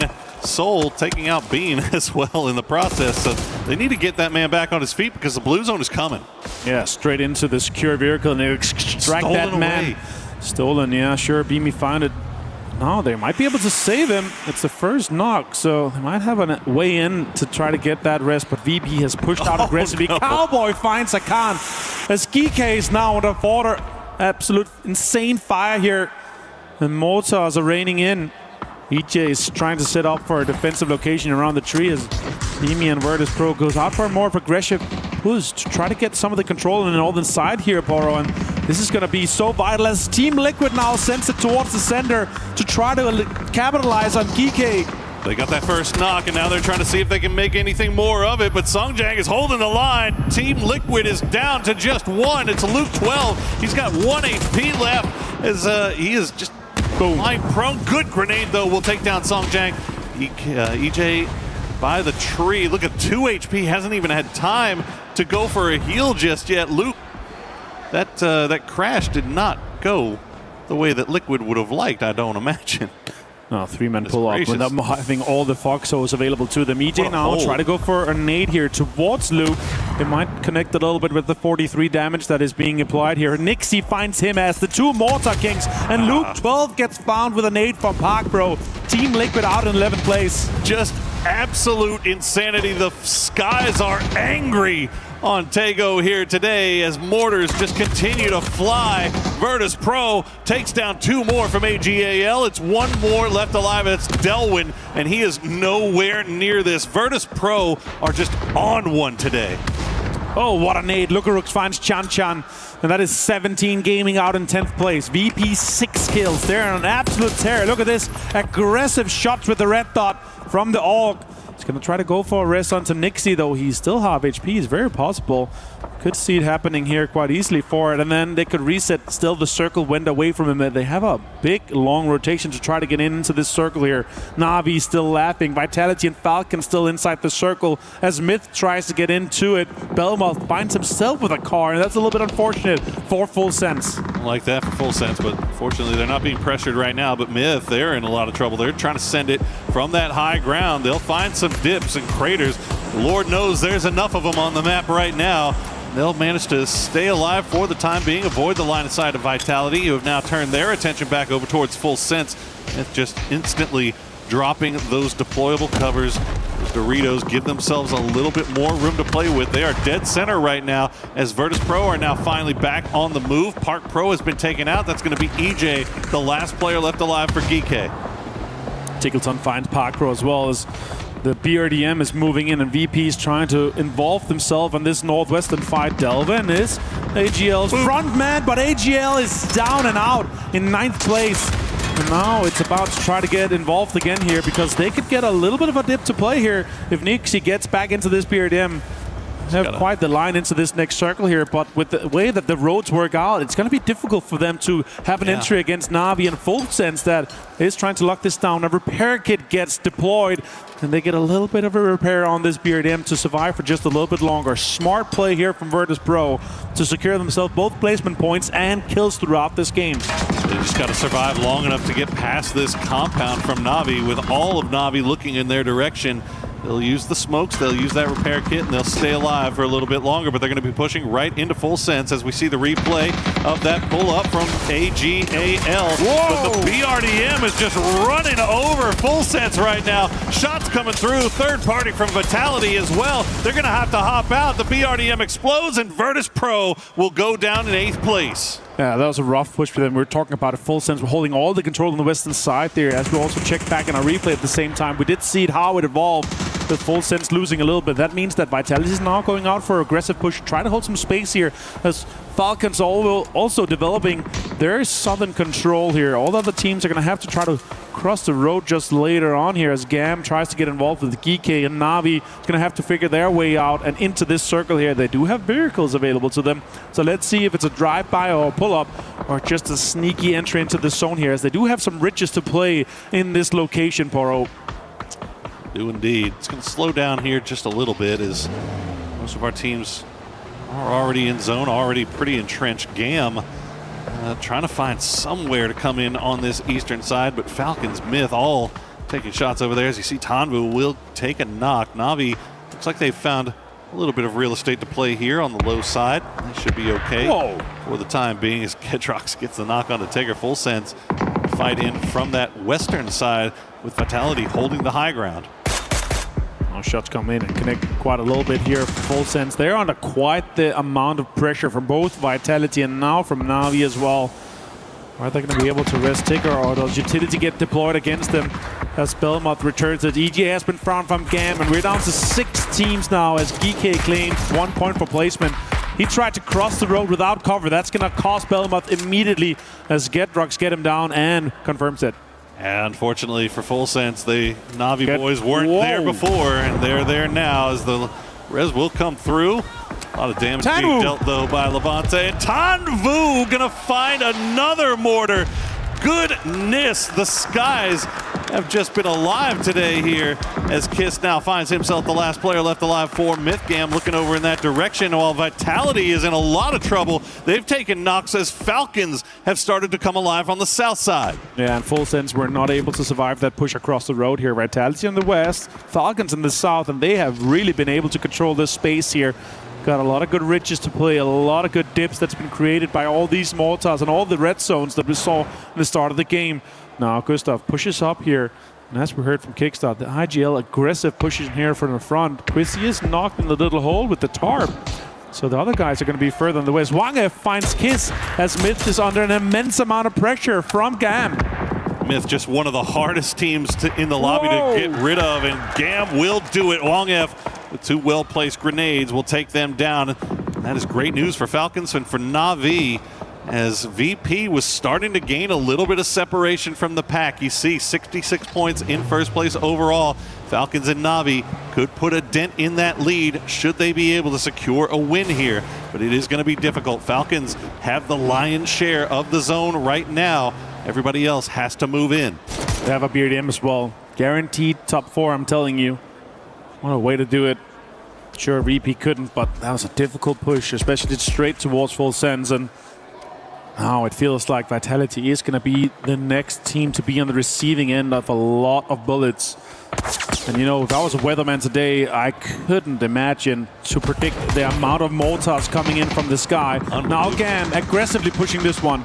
All right, Falcon still has Utility left in the bag, and why not? They've been sitting in that compound for quite some time, but unfortunately these grenades going to sail a little bit too far. They'll do damage, but they're not going to get the knocks like they would have wanted to. They still have that BRDM to play around, though, and they still have to keep eyes over towards Vitality, over towards Na'Vi. Na'Vi actually starting to get a little bit more active. They're sending 2 over to see if they can finish off Na'Vi, collect these points for themselves before they eventually go down. Boostic has been left behind to see and make sure that GAM doesn't do a wrap on him, but doesn't look like GAM's going for it. Na'Vi still have 1 left behind, looking over towards Gedrox. Haven't spotted him just yet as he's through the smokes. Looks like Kickstart was looking over that direction as well. As flashbangs come through, Gedrox just alive by the grace of the smokes for now. Soft cover is also cover, so he tries to maintain his life for just a little bit. Top 4 guaranteed. It's like deny here. He does not see a way where he can get more points. And now we're down to a 3-man Na'Vi, Falcons and Gam. Na'Vi fighting for that compound in the early stages and won it with a full 3-man lineup here. Really paid off. Shots comes in and Hackatory finds Tanwu. 2 massive names on the mechanical leaderboard for these 2 guys. It's a heck of a start there for Na'Vi. Get that first knock. Wong F gonna immediately pick up his teammate and get him out of grenade range. See if they can get him back on his feet. A few shots will come through as Falcons will spot out somebody. Nope, Gedrox will go down to the blue. So his point goes over to nobody. Clories will have to try to find a way to hide from both blue zone grenades. Actually fall right on top of him. He's gonna go down as he gets ticked down by 2 unfortunate blue zone grenades for him. But well placed there for Falcons with the high ground. Levance's favorite grenade. And that's going to definitely have an impact for how Gam's going to be able to play this one here. And it's another game where we have a King of the Hill situation where Falcons is maintaining all the control of that southern side and they assert dominance over the rest. Now utility gets deployed here. Does it connect a little bit? Maybe it can connect to Shrimpsy, who is the front point man right now, but they've got so much cover, so much high ground to play around. And it's because of all of these mortars on red zone we saw in the earlier game. Could see a rest come off as Gam could get back to all 4, and they do, as Clarice does get rest by Wang F. It's just so tough for Falcons to hit these grenades on these hillsides. I mean, they just, with the mortars, the divots being the way they are, the hillside being the way they are, it's just, things just aren't bouncing their way. But they do still have this high side. Gam still only alive because of the smokes essentially right now. So Falcons, though, they have to be watching 2 different directions. So it's not by any means easy for Falcons here, despite their good position. Yeah, you got to start throwing curveballs instead of lob balls for sure if you want to hit those nades, or not cook them and hope they roll into the small dips that's available. Now shots come in and Boostic finds a nade and a knock onto Doc Juice and Wang F. That's a beautiful work by Boostic. The ones from the side, theirs are a little bit easier to hit as Falcons try to see if they can peek down there and maybe third party, but Gam not going to let him get away with it. Tanvu keeping eyes over towards Na'Vi boys. Na'Vi just continue to make their way through. Hackatory's going to get another one as Tanvu, now the last player left alive for Gam. I think, who is that keeping eyes? Oh, good knock from Tanvu will slow things down, though. And this now opens the door for Falcons as they'll start coming down here. Gam will go down to the blue in the end, but it's down to Spiro and Boostic. It's a 4v2 Falcons for the victory. Shots come in, connects onto Tickleton and gets him down to 62 with 64 HP here as the boost comes in and ticking here. Now utility is really low. There's only smokes available on Gustav. Boostic has nothing left but bullets. And it's not even a lot as the first aid comes off. And now it's going to be a 4v2 with Na'Vi. 2nd and 3rd place here, fighting to get that 2nd place locked down. You saw Gustav going for that low downhill flanking angle. He's not seeing anything just yet. Spiro at the top of that hillside, just spraying the edges of the smoke just in case somebody's there. As Boostic creeps up a little bit closer, using that BRDM as cover to see if he can start figuring out where these Falcons guys are. But it's so tough to push up as Spiro will go down to the blue in the end. And Falcons know exactly where Boostic is, and they will collapse down and finish him off to get the victory. What a way to finish here for Team Falcons. Great game here, and all the fans in the arena are celebrating, of course. It's the defending club champions. And they have won it before, and now they show that they're capable of doing it again. 1 chicken dinner here for Falcons, and great placement so far. Assert their dominance on the leaderboard. They finish on 2nd place overall here, just behind Virtus Pro. We have 1 more game though, Poro. It's going to be an insane one. Absolutely, that was such a tough victory there for Falcons. You could see what they were dealing with. I mean, the amount of patience that they had to show because they wanted to try to get active. They wanted to try to go and third party that Gam versus Na'Vi fight, but just having Na'Vi being disciplined and Gam being disciplined to have one guy that their sole job was to keep an eye on Falcons and to take shots if they peaked. And both guys did their job and prevented Falcons from getting any more points off of that. So in the end, great Falcons win. I know that we're wishing that they would have been able to get more points off of it, but both of these other squads doing as well as they did kind of prevented that. And also considering how the circle worked out for them, right? We saw some shifts towards the center, and then it came quite far south, and they're just maintaining that control of that hill. They knew if we can maintain control in our quadrant, in our southern area here, we're going to be able to push up, have the high ground control, and then assert dominance of the rest of the battlegrounds here. And what a way to do it for them. Smart play, and it's somewhat what we saw from Na'Vi in the group stage, where the games that we know we can win if we're 4 guys alive, we're going to win it with 5 kills or 7 or 10. It doesn't matter. The chicken dinner is what matters, because those are the 10 points that are guaranteed, and that puts them in 2nd place. It's going to get them right back within range of Virtus Pro once again. And if I remember only one thing from that game, it is going to be the mortars. Well, we have 1 game left, guys, so don't go anywhere. We're going to be right back.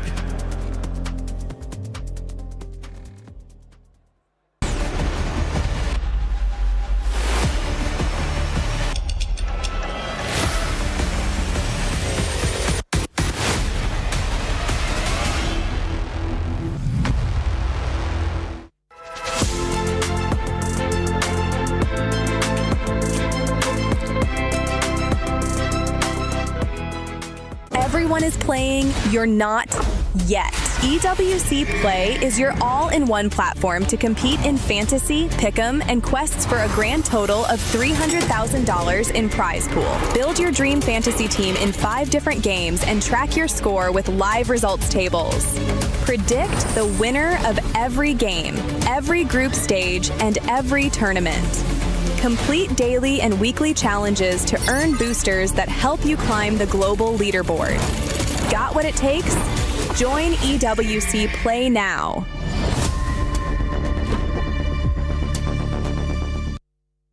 Managed to grab Trav over from the Allianz Vault, and it's time to get a little bit of an update about what's been going on in TFT.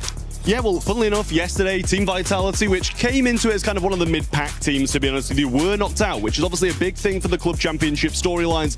Other than that, though, the rest of it's kind of going swimmingly for the teams who are supposed to be doing quite well. AJL kind of powering through, doing a really good job.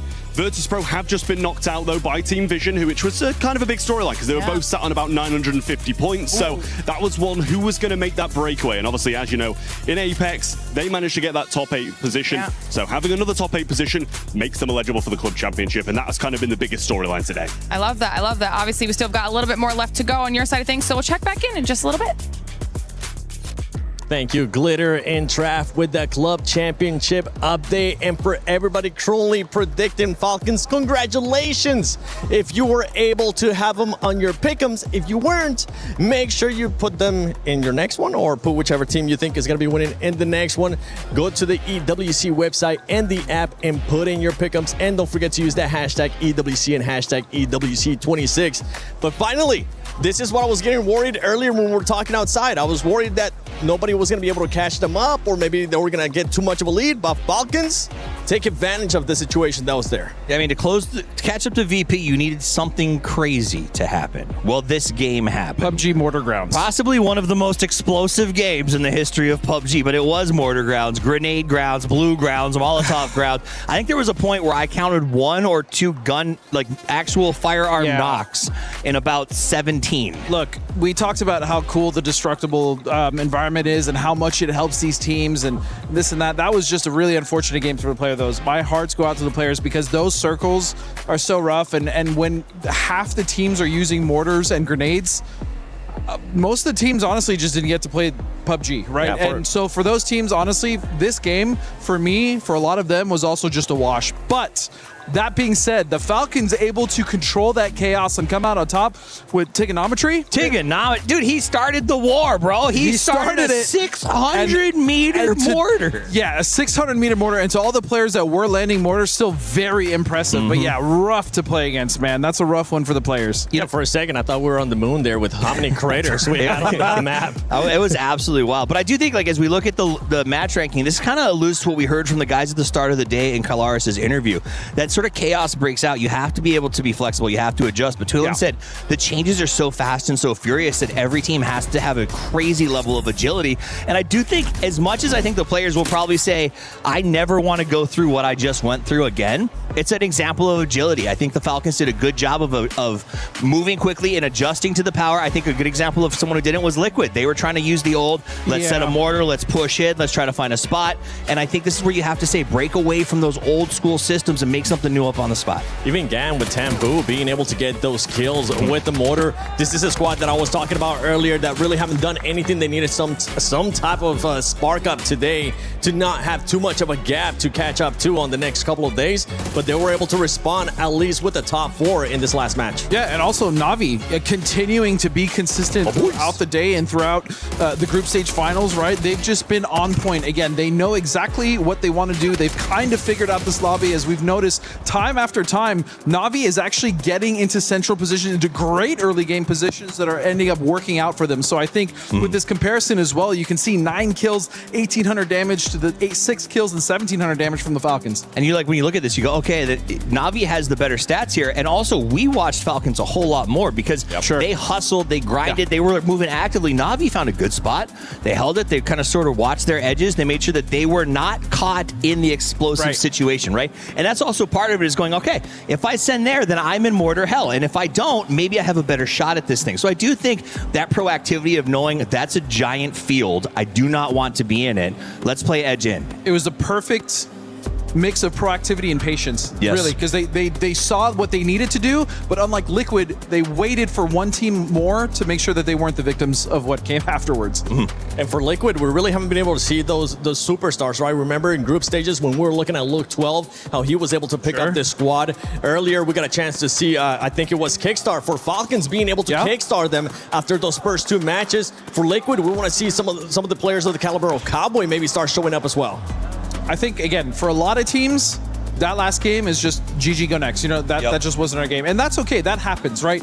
PUBG happens. That's what we say all the time. That's one of those games. That's okay. But again, they need to come off the back of that and make sure that they are going to put up points on the board. And I think if your team is on the bottom, there is a ray of hope here. That game was a GG go next, right? Earlier, that shift down towards Portona on Miramar, that shift was violent, the first one. And I think a lot of teams sort of went, okay, I just got to get some points on this. There has been a few aggressive shifts that we've seen in the first 5 games here. Actually, kind of a lot of aggressive shifts so far.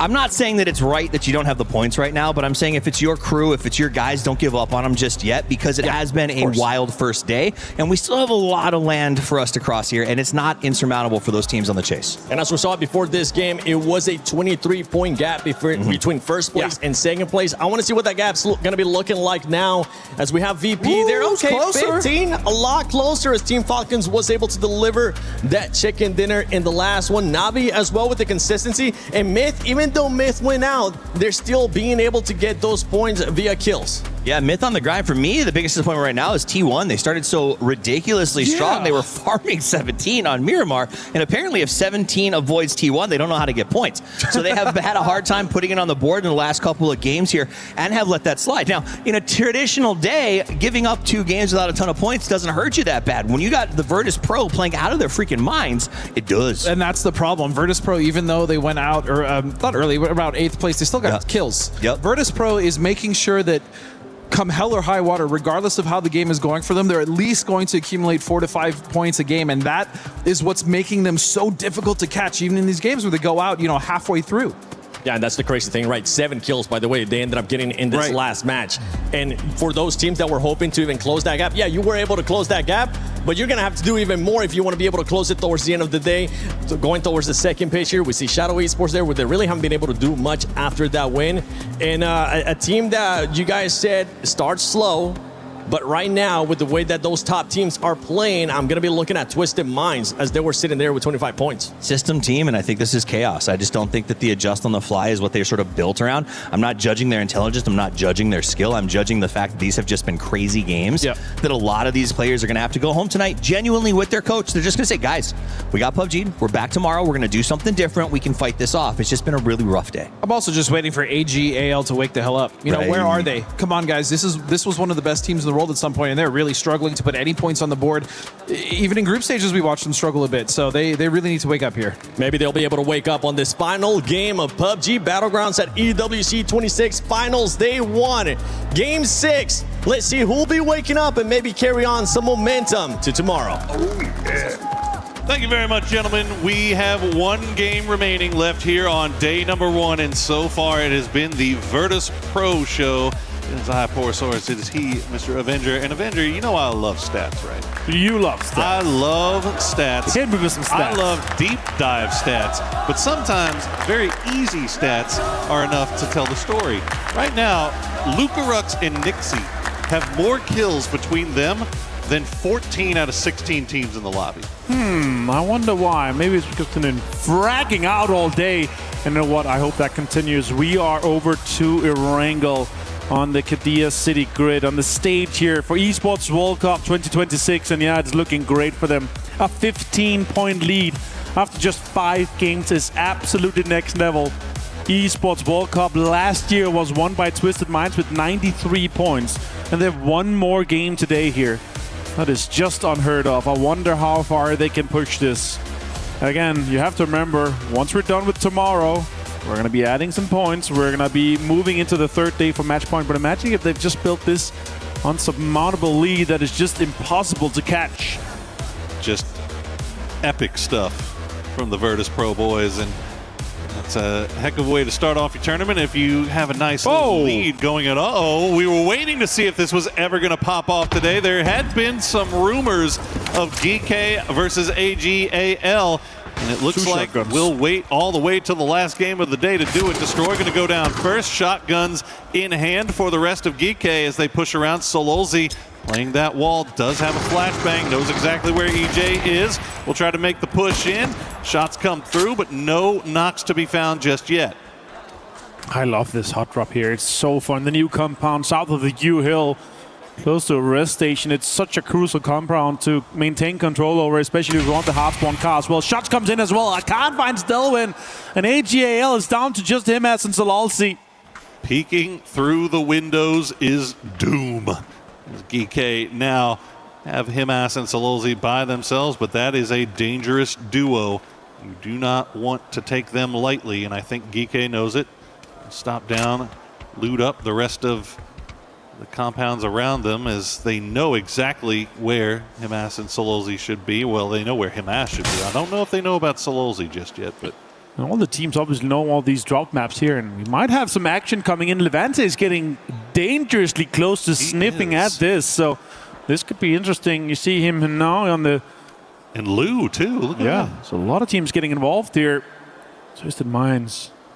The Noxar destroys in the open. He could be spotted quite easily here, but Delvin's bleeding out quite quickly. Destroys. Well, there's like 10, 12 seconds left on his knock here, so Destroy's just crawling for information. Navi also gets involved. What is it with you Europeans, man? Yeah, they're sniffing out at easy points here, Pro. That's what it is, and I get it. It's smart, because all the teams, they know that in this area here, that could be the hot drop spot to be investigating.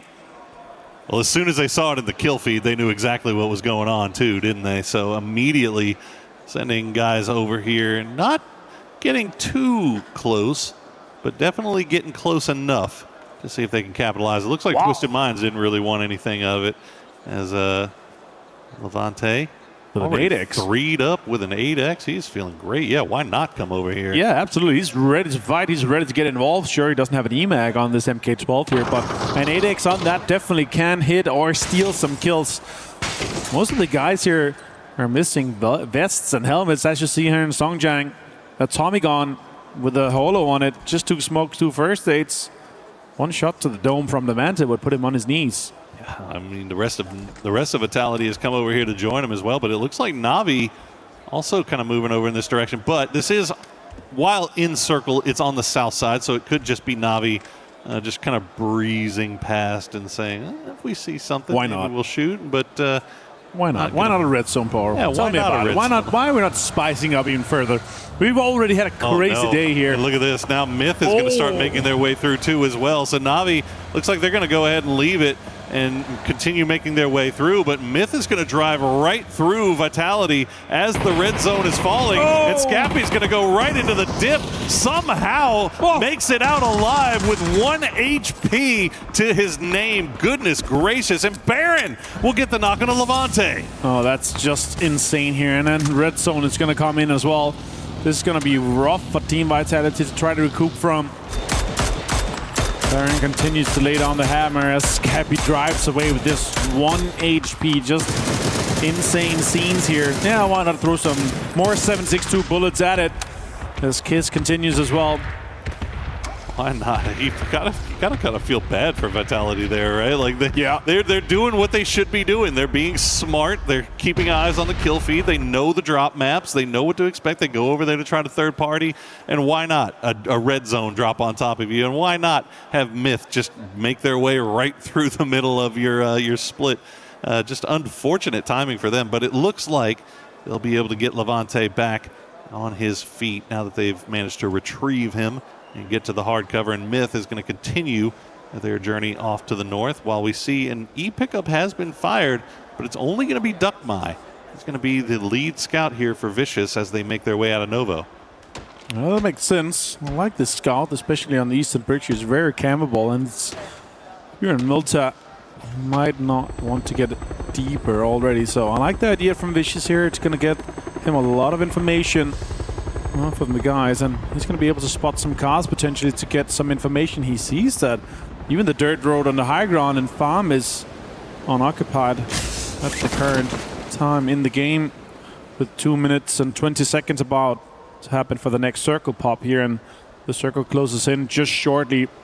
It's very congested towards that central location south of the river, but we do have a red zone around the river area where Team Liquid is also going in towards here. We're going to be jumping over to Virtus Pro, our current leader in this lobby, with 15 points cushion, down to second place. And it was only just because Falcons won that game, but they're able to try to catch up here. So big names in the top. Also, if you look at it from a club championship perspective, VP, Falcons, Na'Vi, all high in the race. It's huge. Most of the teams have already gotten their 2 top 8s in the club championship, making them eligible. They just need a win to ensure that they could get it even further to take their lion's share of the total prize pool of $75 million here for Esports World Cup in Paris for 2026. It's a lot of pocket change, my mans. Oh, just a penthouse in Paris, like the other guy said. Yeah. Oh, you know what? Parisian Talking about pocket change here, especially when we heard from Barney and Ludi. Barney asked him, what can you get in Paris for $75 million? And Ludi, he said something in French I couldn't exactly see, but what a guy. But you know what I figured out? I figured out, Ludi, what his name means. Okay. Means lunatic. Oh. He's crazy. I like it. Hey, you know what? If it works, it works, right? It does what it says. No, Nixie. It's okay. You know what? I'm putting that on Luca Rux. He just started running down the hill. You know what the worst part about that is? When you go from first knock, which is 100 seconds, to second knock, it goes down to 30 seconds. So that's almost a just flush him and recall him immediately. You're just next to the recall box just to get it back onto 100 seconds. Boy, that would be some next level stuff there, wouldn't it? Hopefully, I don't think we'll see Virtus Pro commit to that just I yet, don't think so either. But I just hate being on second knock from something like that. Well, look at the that. Worst part. Oh yeah. So we saw Vicious Gaming. They sent Duckmai over in 1 E pickup to scout out the bridge and scout out farm, and they made a foothold, and now they've got a 2nd E pickup. Because why not? And their timing is actually pretty immaculate because it's going to be just when the circle pops, so they can decide: are we going to stick to it, or we're going to drive in from the circle? It really depends where this next circle pops here. Are we going to go north? That would be insane. Ooh. We do go central. We do have some river involved, but it's going to be quite central, quite with the donut on this game here, as we have Perfectix and the guys from Twisted Minds quite central around the school and Abs area. Navi's locking down area 2 alongside Vitality, Gen G, and T1. Meanwhile, this standoff shotgun barrel measuring contest continues. And it's just on the edge of the news circle, so they're going to have plenty of time to fight this out. Oh my, Poro. Why not? Why not? I mean, there's a lot of reasons why not, but why not stick around and see if you could at least finish them off? If nothing else, Like this was something that we felt was coming at the beginning of the day. As Twisted Minds will find Beamy wins it with 1 HP against Exempla. He's going to go down, and that's going to be Virtus Pro securing a foothold here in Twisted Minds territory. MS finds 2. Songjang, though, finishes it up as AGL goes out.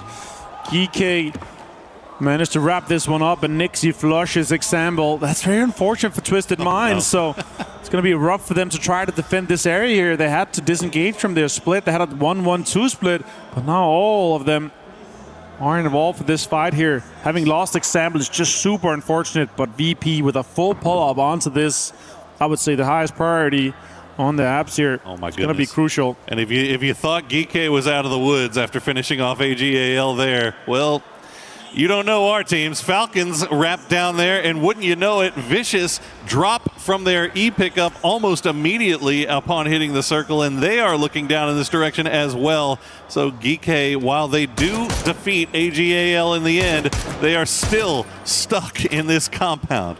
It's a full pull-up from Falcons. They know if you have 6, 7, 8 guys in one compound trying to loot, they're not going to have that much utility. You're not going to have that much loot. So I do like the pull-up and the third-party opportunity here from Falcons. Though. They have no idea about Vicious, so that is the third-party factor, and that's the scary factor that could be coming in this game here. And they are inside the circle. Falcons currently, not having conquered all of the compound, are not.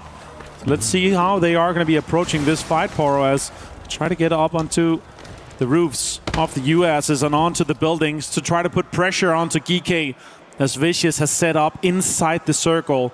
So either third party or wrap up the fight when it happens. Blue zones come out and utilities being deployed here, as we're just really going to quickly catch how Himas did some damage onto EJ. But they did end up getting killed in the end by GK.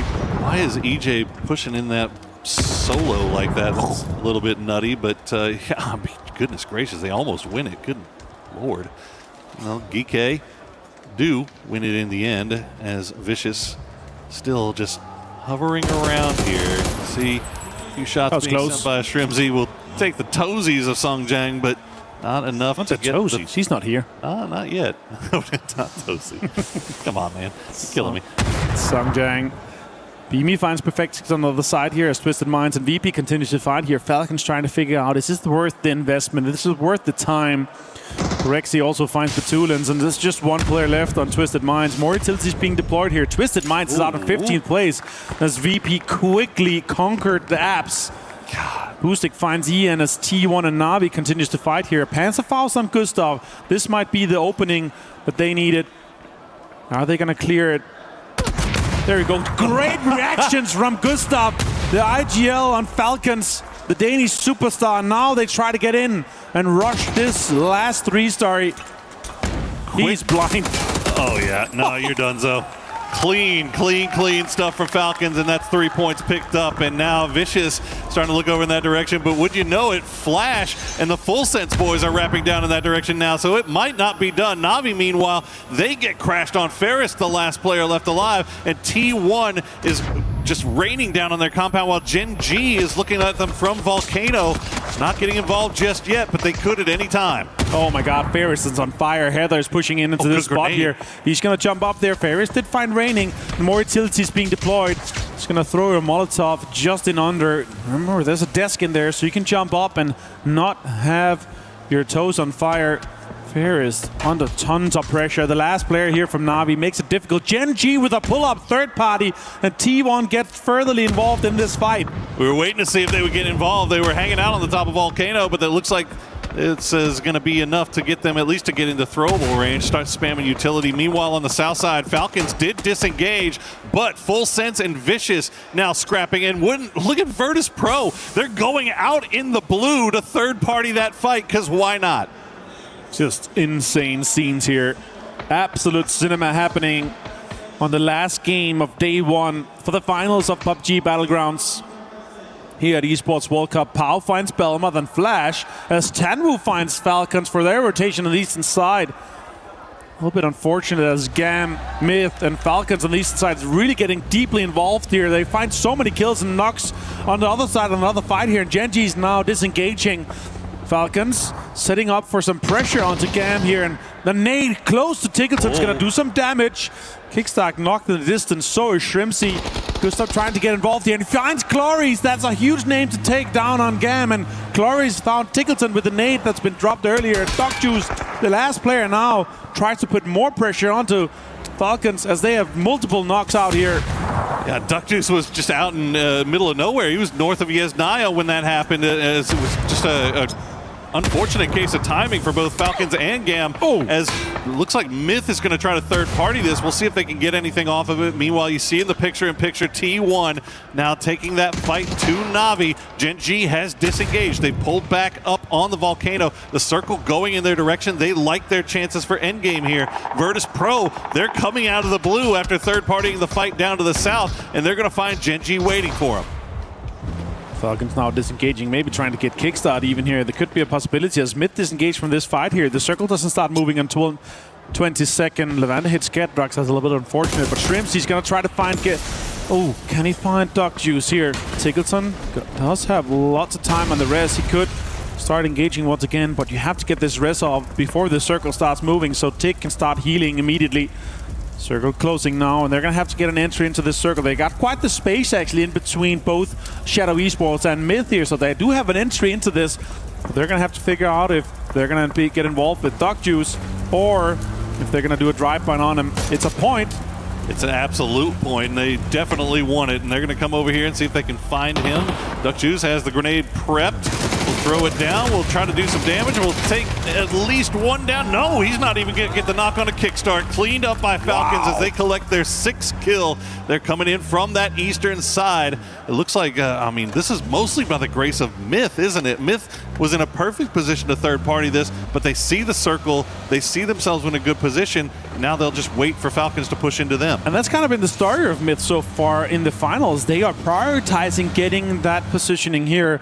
And then we have two teams in the very top that are playing a complete different meta. It's just a kill race for them towards the top. They have built an absolute mountain of points and kills throughout this game so far, and I'm liking the difference. I'm just waiting for T1 to join that as well, because that's exactly what we saw from them in the group stage. As Heather here is trying to hold on to this spot here. Spyro does have a Panzer. It's going to be a difficult fight to have, as there's a natural smoke coming through. Salute finds Lucarux, and it delays VP just a little bit. They're going to have to commit to this res here. So they're going to be all four. Heather does find Spyro. Na'Vi goes down in 11th place. Just non-stop action from the word go here in match number 6 on Erangel. Virtus Pro, though, wouldn't you know it, still 4 alive, 6 kills in the bag, fighting their way in from the south. They've got room to play with as we wait and see where the next circle decides to take us. Team Liquid slowly coming in from the north. They're going to be our last ones to arrive. 34 players left alive, 10 teams in it. Who will get that circle favor here? As you see Heather solo by himself. Whoa! He is going to get the zone too. A hard Western shift. And now Falcons, Shadow, Myth, Virtus Pro, all of them will have to find a way to find some space in here to play. And with the amount of space that's been removed, that's kind of playable, because it's not playable in the fields except for the last area that Myth has kind of an entry in. It's going to be difficult. Gen G continues their pull-up onto T1. They know that it's probably just Heather from the information that they have available to them in the match log. So now Utility's being committed to clear out this compound. With this Western shift here, it is by far the best and highest priority building. VP also continues their wrap, as you see in the minimap, just on the southern side here. They're going to have a fight with that. So Shadow, Falcons. Oh, Heather finds Soul, and Gen G is going to try to clear this one out. And Soul is actually disengaged from the other guys as he tried to clear the other building.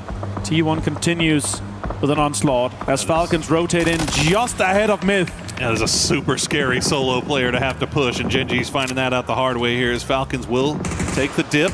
Myth, though, do have plenty of utility to send over in that direction. Scappy have grenade in hand, hasn't sent it just yet, waiting for the rest of the team to arrive. Shadow also send it in, and it looks like they're going to find a spot. No, they're going to crash right on top of the Gen G compound as Heather finds another one.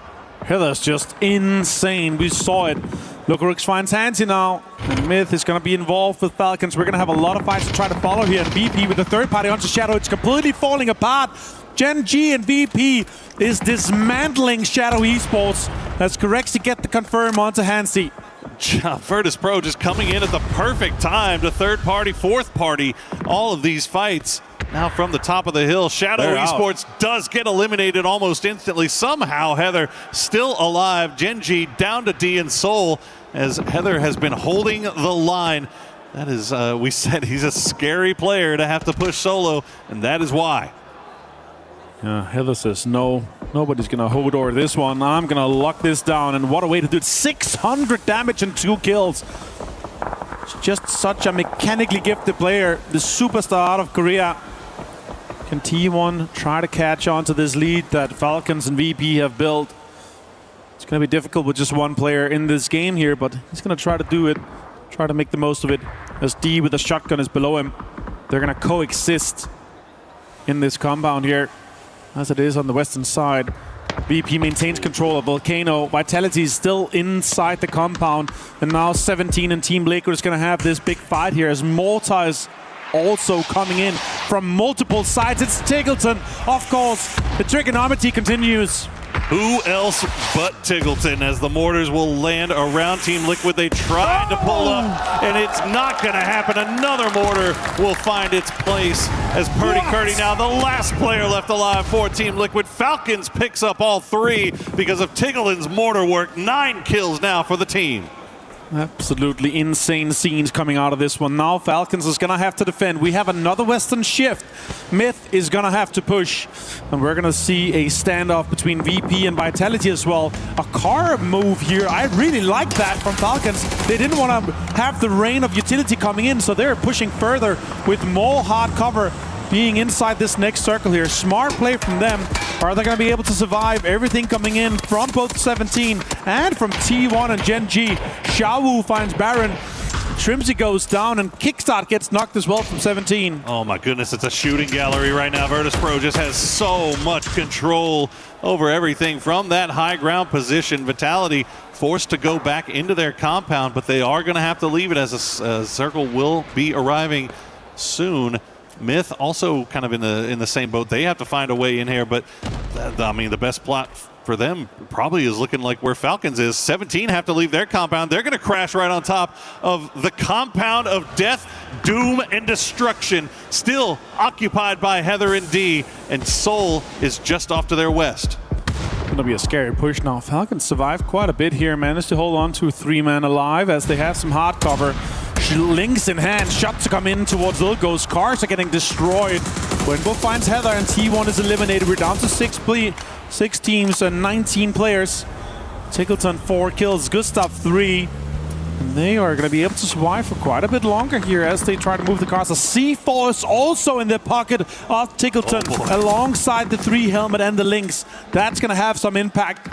Let's see how that follows on as we slow down just a little bit, but Vitality is going to have to make a push. Myth is going to have to make a push. And puts Tiggleton on fire as he's able to crawl into the smoke. That was the problem, wasn't it? Myth was able to get within utility range. They were able to get the throwables down onto him. Tiggleton will get knocked here. He's able to retreat to the smoke for now, but that's going to be a very difficult res to get as 17 has taken over Heather's building. D still in there, though, with that shotgun, so he could be a third-party factor as we see Myth just methodically making their way a little bit closer here towards Falcons. How much utility do they have left? You gotta imagine it's probably pretty limited. Soul from downtown gets the full wipe onto Myth. And this is exactly why you do not stack up too close when there's Mortar still inside this circle. Now Xiaowu opens it up onto Gustav. Yes, Falcon is on, more pressure. It opens up the door for 17. Tiggleton, though, says no to Nixie. You're not going to continue your fragging rage in this lobby.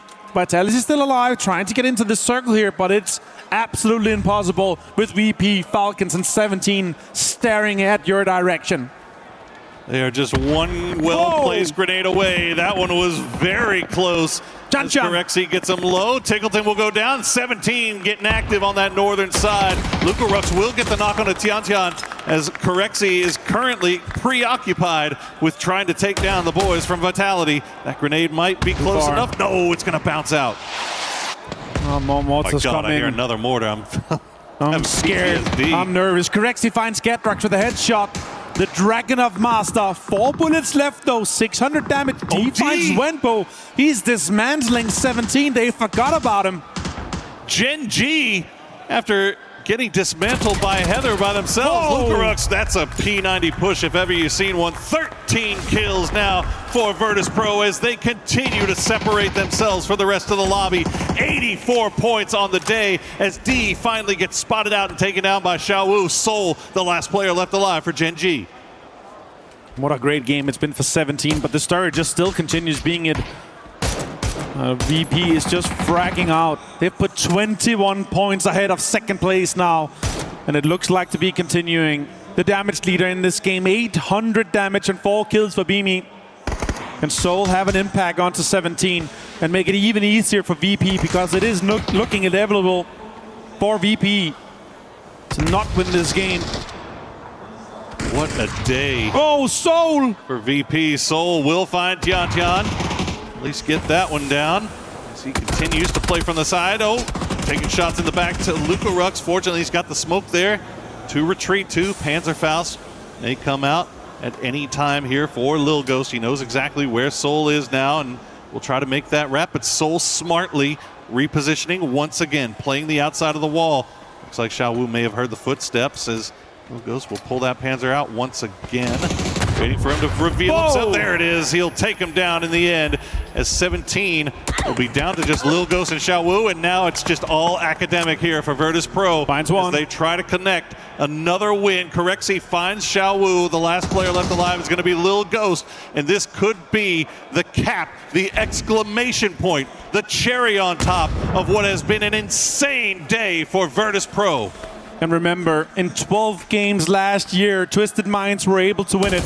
But in 6 games, they're going to do it, and they're going to put it onto 90 points, just 3 points shy of what we saw last year in half the games. Virtus Pro gets another chicken dinner on the day, on the first day of groups here at Esports World Cup. Unbelievable work from the boys in orange as they put the rest of the lobby on notice that they are here to win, and it is going to take a mountain of work to try to catch them. You just have to hope they slow themselves down in some way tomorrow, because we've seen some phenomenal performances from other teams. Falcons, 63 points on the day. That would be the story in and of itself had it not been for the fact that Virtus Pro is damn near 30 points clear of them. That's just absolute insanity. These teams and these players obviously hoping to take one of the biggest trophies home and help their club towards that club championship. And Virtus Pro, they're looking too damn scary to play against when they're having this much fun, playing a complete different meta than the 14 other teams outside Falcons. It's a kill race for them. The wins are just the fun alongside of it. Look at that, the P90. Let's hear what they have to say for this win. I'm hitting over deep. Well, he's very low. Nice. It was just nice. Cool, calm, collected. Just moving different through the lobby right now. Built different. Virtus Pro, what a performance on day one. And they've been talking about it. You know what? You know who's the best at making a snowball? Who's that? It's a polar bear. I like to see it. Polar bears, well, you can't find a snowball if you're not in the ice, and they are just living in it right now. Cold as ice. You could hear it in their comms there at the end. It's just casual at this point. Like, it's too easy for them right now. Well, we'll see if any of these teams can go back to the drawing board here tonight and figure out a way to stop these guys and start coming up with something to say. Because look, if you're Falcons right now, you should be smiling if you're Gunner. You got 63 points in one day, but what a performance here from Virtus Pro. But we are done for the day. Let's throw it over to Barney for an interview. Okay, righty-ho. That was an absolutely unbelievable day of PUBG Battlegrounds here at the Esports World Cup. Sitting on the top of the leaderboard proudly with a smile on his face is Nixie from Virtus.pro. Nixie, let's talk about today. You know, one of the hardest things that we've all been speaking about backstage and people have been talking about the current meta, one of the hardest things to achieve is consistency. You guys had that in spades today. Your worst position was 8th, 2 first places, coming into like 14 kills in each of them, and 2 second places. Dude, just tell me how. Let's start with that. Let's start with how. I mean, opportunities, that's all. We had really good opportunities, really good pre-planning, and the opportunity just came. We won the games, we got really good positions, and yeah, we just played good. Everyone played good, everyone felt the momentum, and yeah. I mean, speaking about planning, we want to talk a little bit about Coach Ibiza, one of your best buds. Look, he's since stepping down as a player, becoming coach. How's the dynamic of the team been? How has he fit into the role of coach? And, you know, the dynamic between you guys as friends as well. Like, what's his role for you guys? I mean, when he stepped down, we had to fill his shoes, of course, as because he was an IGL of our team. And it took a lot of time to who is gonna IGL, who's gonna do this, who's gonna do that, and he helped us, of course. That's why it's very important that he stayed as a coach, because he could teach us what he knew and everything like that. So, I mean, as he stepped down, like, he did a lot of job for us. Like, he's doing a lot of prep, a lot of things that we like taken a lot of from our shoulder. He's just doing it himself. So, yeah, big props to him. Like, I love this guy. So, yeah. I mean, whatever you're doing, it's working at this point. Going into day 2 of the finals tomorrow, obviously you're sitting at 90, I think in the mid-90s when it comes to points. In 6 games, that's absolutely disgusting. Is confidence kind of at an all-time high amongst the team, or are you keeping everyone pretty grounded? I mean, we always were a pretty confident team. It's not, we never really got like, we didn't really care who we fought or anything, but we made sure that we reset after every game, because if you're hyped or doing it, or like if you like, you just need to keep up the pace, you know, like stay exactly the same, because if you're more hyped, you make more mistakes. So we need to make sure that we reset after each game. So yeah. More insane hype moments though coming off those wins. We heard you from backstage when you let out that massive shriek after that first one on the board. Congratulations though, Nixie, what an incredible day. We have also got another interview lined up across the stage with Kalaris and the main man, Gustav. Yeah, all right, Virtus.pro. 90-some points here in day number 1 of the final, but I've got the man Gustav here to talk about it. Falcons currently in 2nd place here for this one. So, Gustav, first things first, last year round, the landscape looked very different for you. Now you're in Falcons, you've been in with them for a few months. What has it been like to play with this roster compared to some of your other rosters? I mean, it's been amazing. I don't even know how to describe it. I thought 3 or 4 months ago I was going to retire from PUBG. I was starting in high school again about now. So it's been amazing. I mean, it's been so much hard work as well. These guys, they put in hours like no one else. The expectations for us are like, we just put a high level to each other. So like actually showing up here at EWC feels amazing. The level looks very high as well at the moment, I think it's fair to say. And speaking of which, game 5 and 6, there was a lot of mortars going on. 5 might have been the most mortars I've ever seen in a game here. Talk to me about maybe just in general game 5, as well as, is Tig the best mortar user in the world? Talk to me. I mean, I don't like saying positive things about Tig because his ego is already way too big. It's unreal, but I mean, I gotta give it to him. The mortar, like, that's him, you know? And then I think it was Gen G as well, also had a 4-bomb on Myth, and we were just started screaming because we were dead from Myth in a millisecond after that. If they didn't get mortar there, we were dead 100%. So I don't know if it was shrimps. Someone was making dog noises. Like, they were going crazy, so we were happy. No doubt, no doubt. And I guess I also want to ask about the new IGL role. It's been kind of the hot topic here at the EWC at the moment in terms of what's going on inside Falcons and stuff like that. We've asked Gunnar, we've asked Kick, we've asked everybody what's going on. So how's that been for you so far, and what are you kind of bringing to that role as a whole for Falcons at the moment? I mean, it's for sure hard because you're Falcons. There's a lot of expectations, and I just told myself, like, there's gonna be so much pressure on me, and that's what's gonna bring me down. So I just, like, it doesn't matter what anyone, like, says, even if my teammates, I just try and stay alpha, like, you know. I just, like, sometimes these games, we just go full dog mode, and we just embrace it, and I've told the others, like, the first 2 games today, it was awful zones, we just gotta grab it by the balls, you know? Just gotta do our thing, and then these later games, I think we kind of got the zone a little bit better, and then we put up big numbers. So, it's been amazing. Gustav, thank you very much for joining me. An absolute pleasure. Bringing some EMEA class to the Falcons, boys. That does it from us here down on the stage. Let's head over to the studio. VP, what a performance today. Just a good old beep whooping. Because that's what it looked like from that squad, Toffees.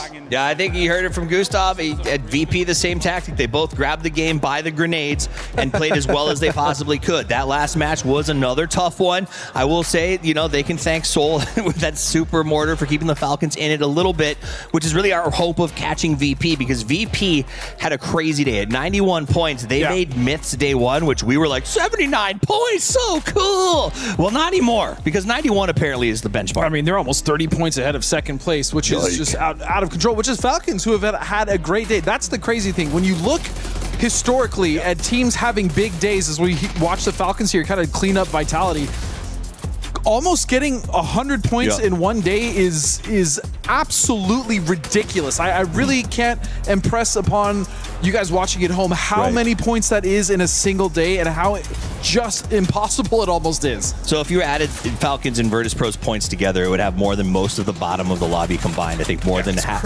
over half. So let's talk about these two teams primarily, because they're the ones who did such a good job today. First, I want to start with the Falcons for a second as we watch them on the highlight.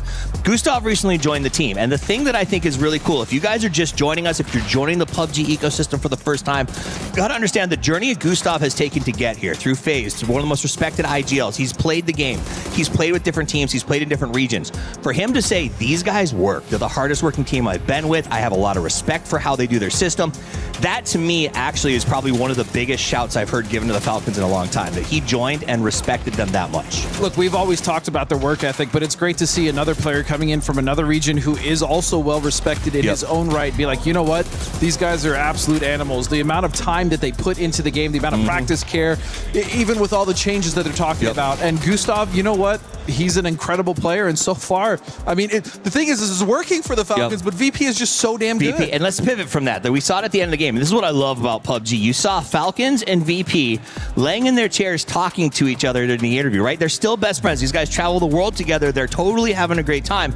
But VP looked insane. I mean, you could see Nixie trying to sort of hide the celebrant living inside of him, because that was a crazy day, even though they didn't always get circles. They had to fight to get everything they got, and it was beautiful. Is this a record for the most points in one day? I'm trying to jog my memory in the however many years we've been playing this, 8-9 years. I can't remember another team getting over 90 points in a single day. Yeah, we'll have to double check on that one. We'll find out for tomorrow. But I mean, 91 points, as you guys have been saying, absolutely nuts. The consistency out of this squad, as Barney was saying too when he was doing that interview, insane. Falcons is within striking distance. Now, for some of these other squads, right? We got Navi, we got Myth. Myth, we were expecting a lot coming into today. I think for tomorrow, for Myth, we want to see what we saw out of them in day one of groups. I mean, Myth and T1 both need to turn up a little bit harder on the back end of the day. Navi also letting it slide, but the fact is Virtus.pro and Falcons combined have more kills than the next 4 teams put together.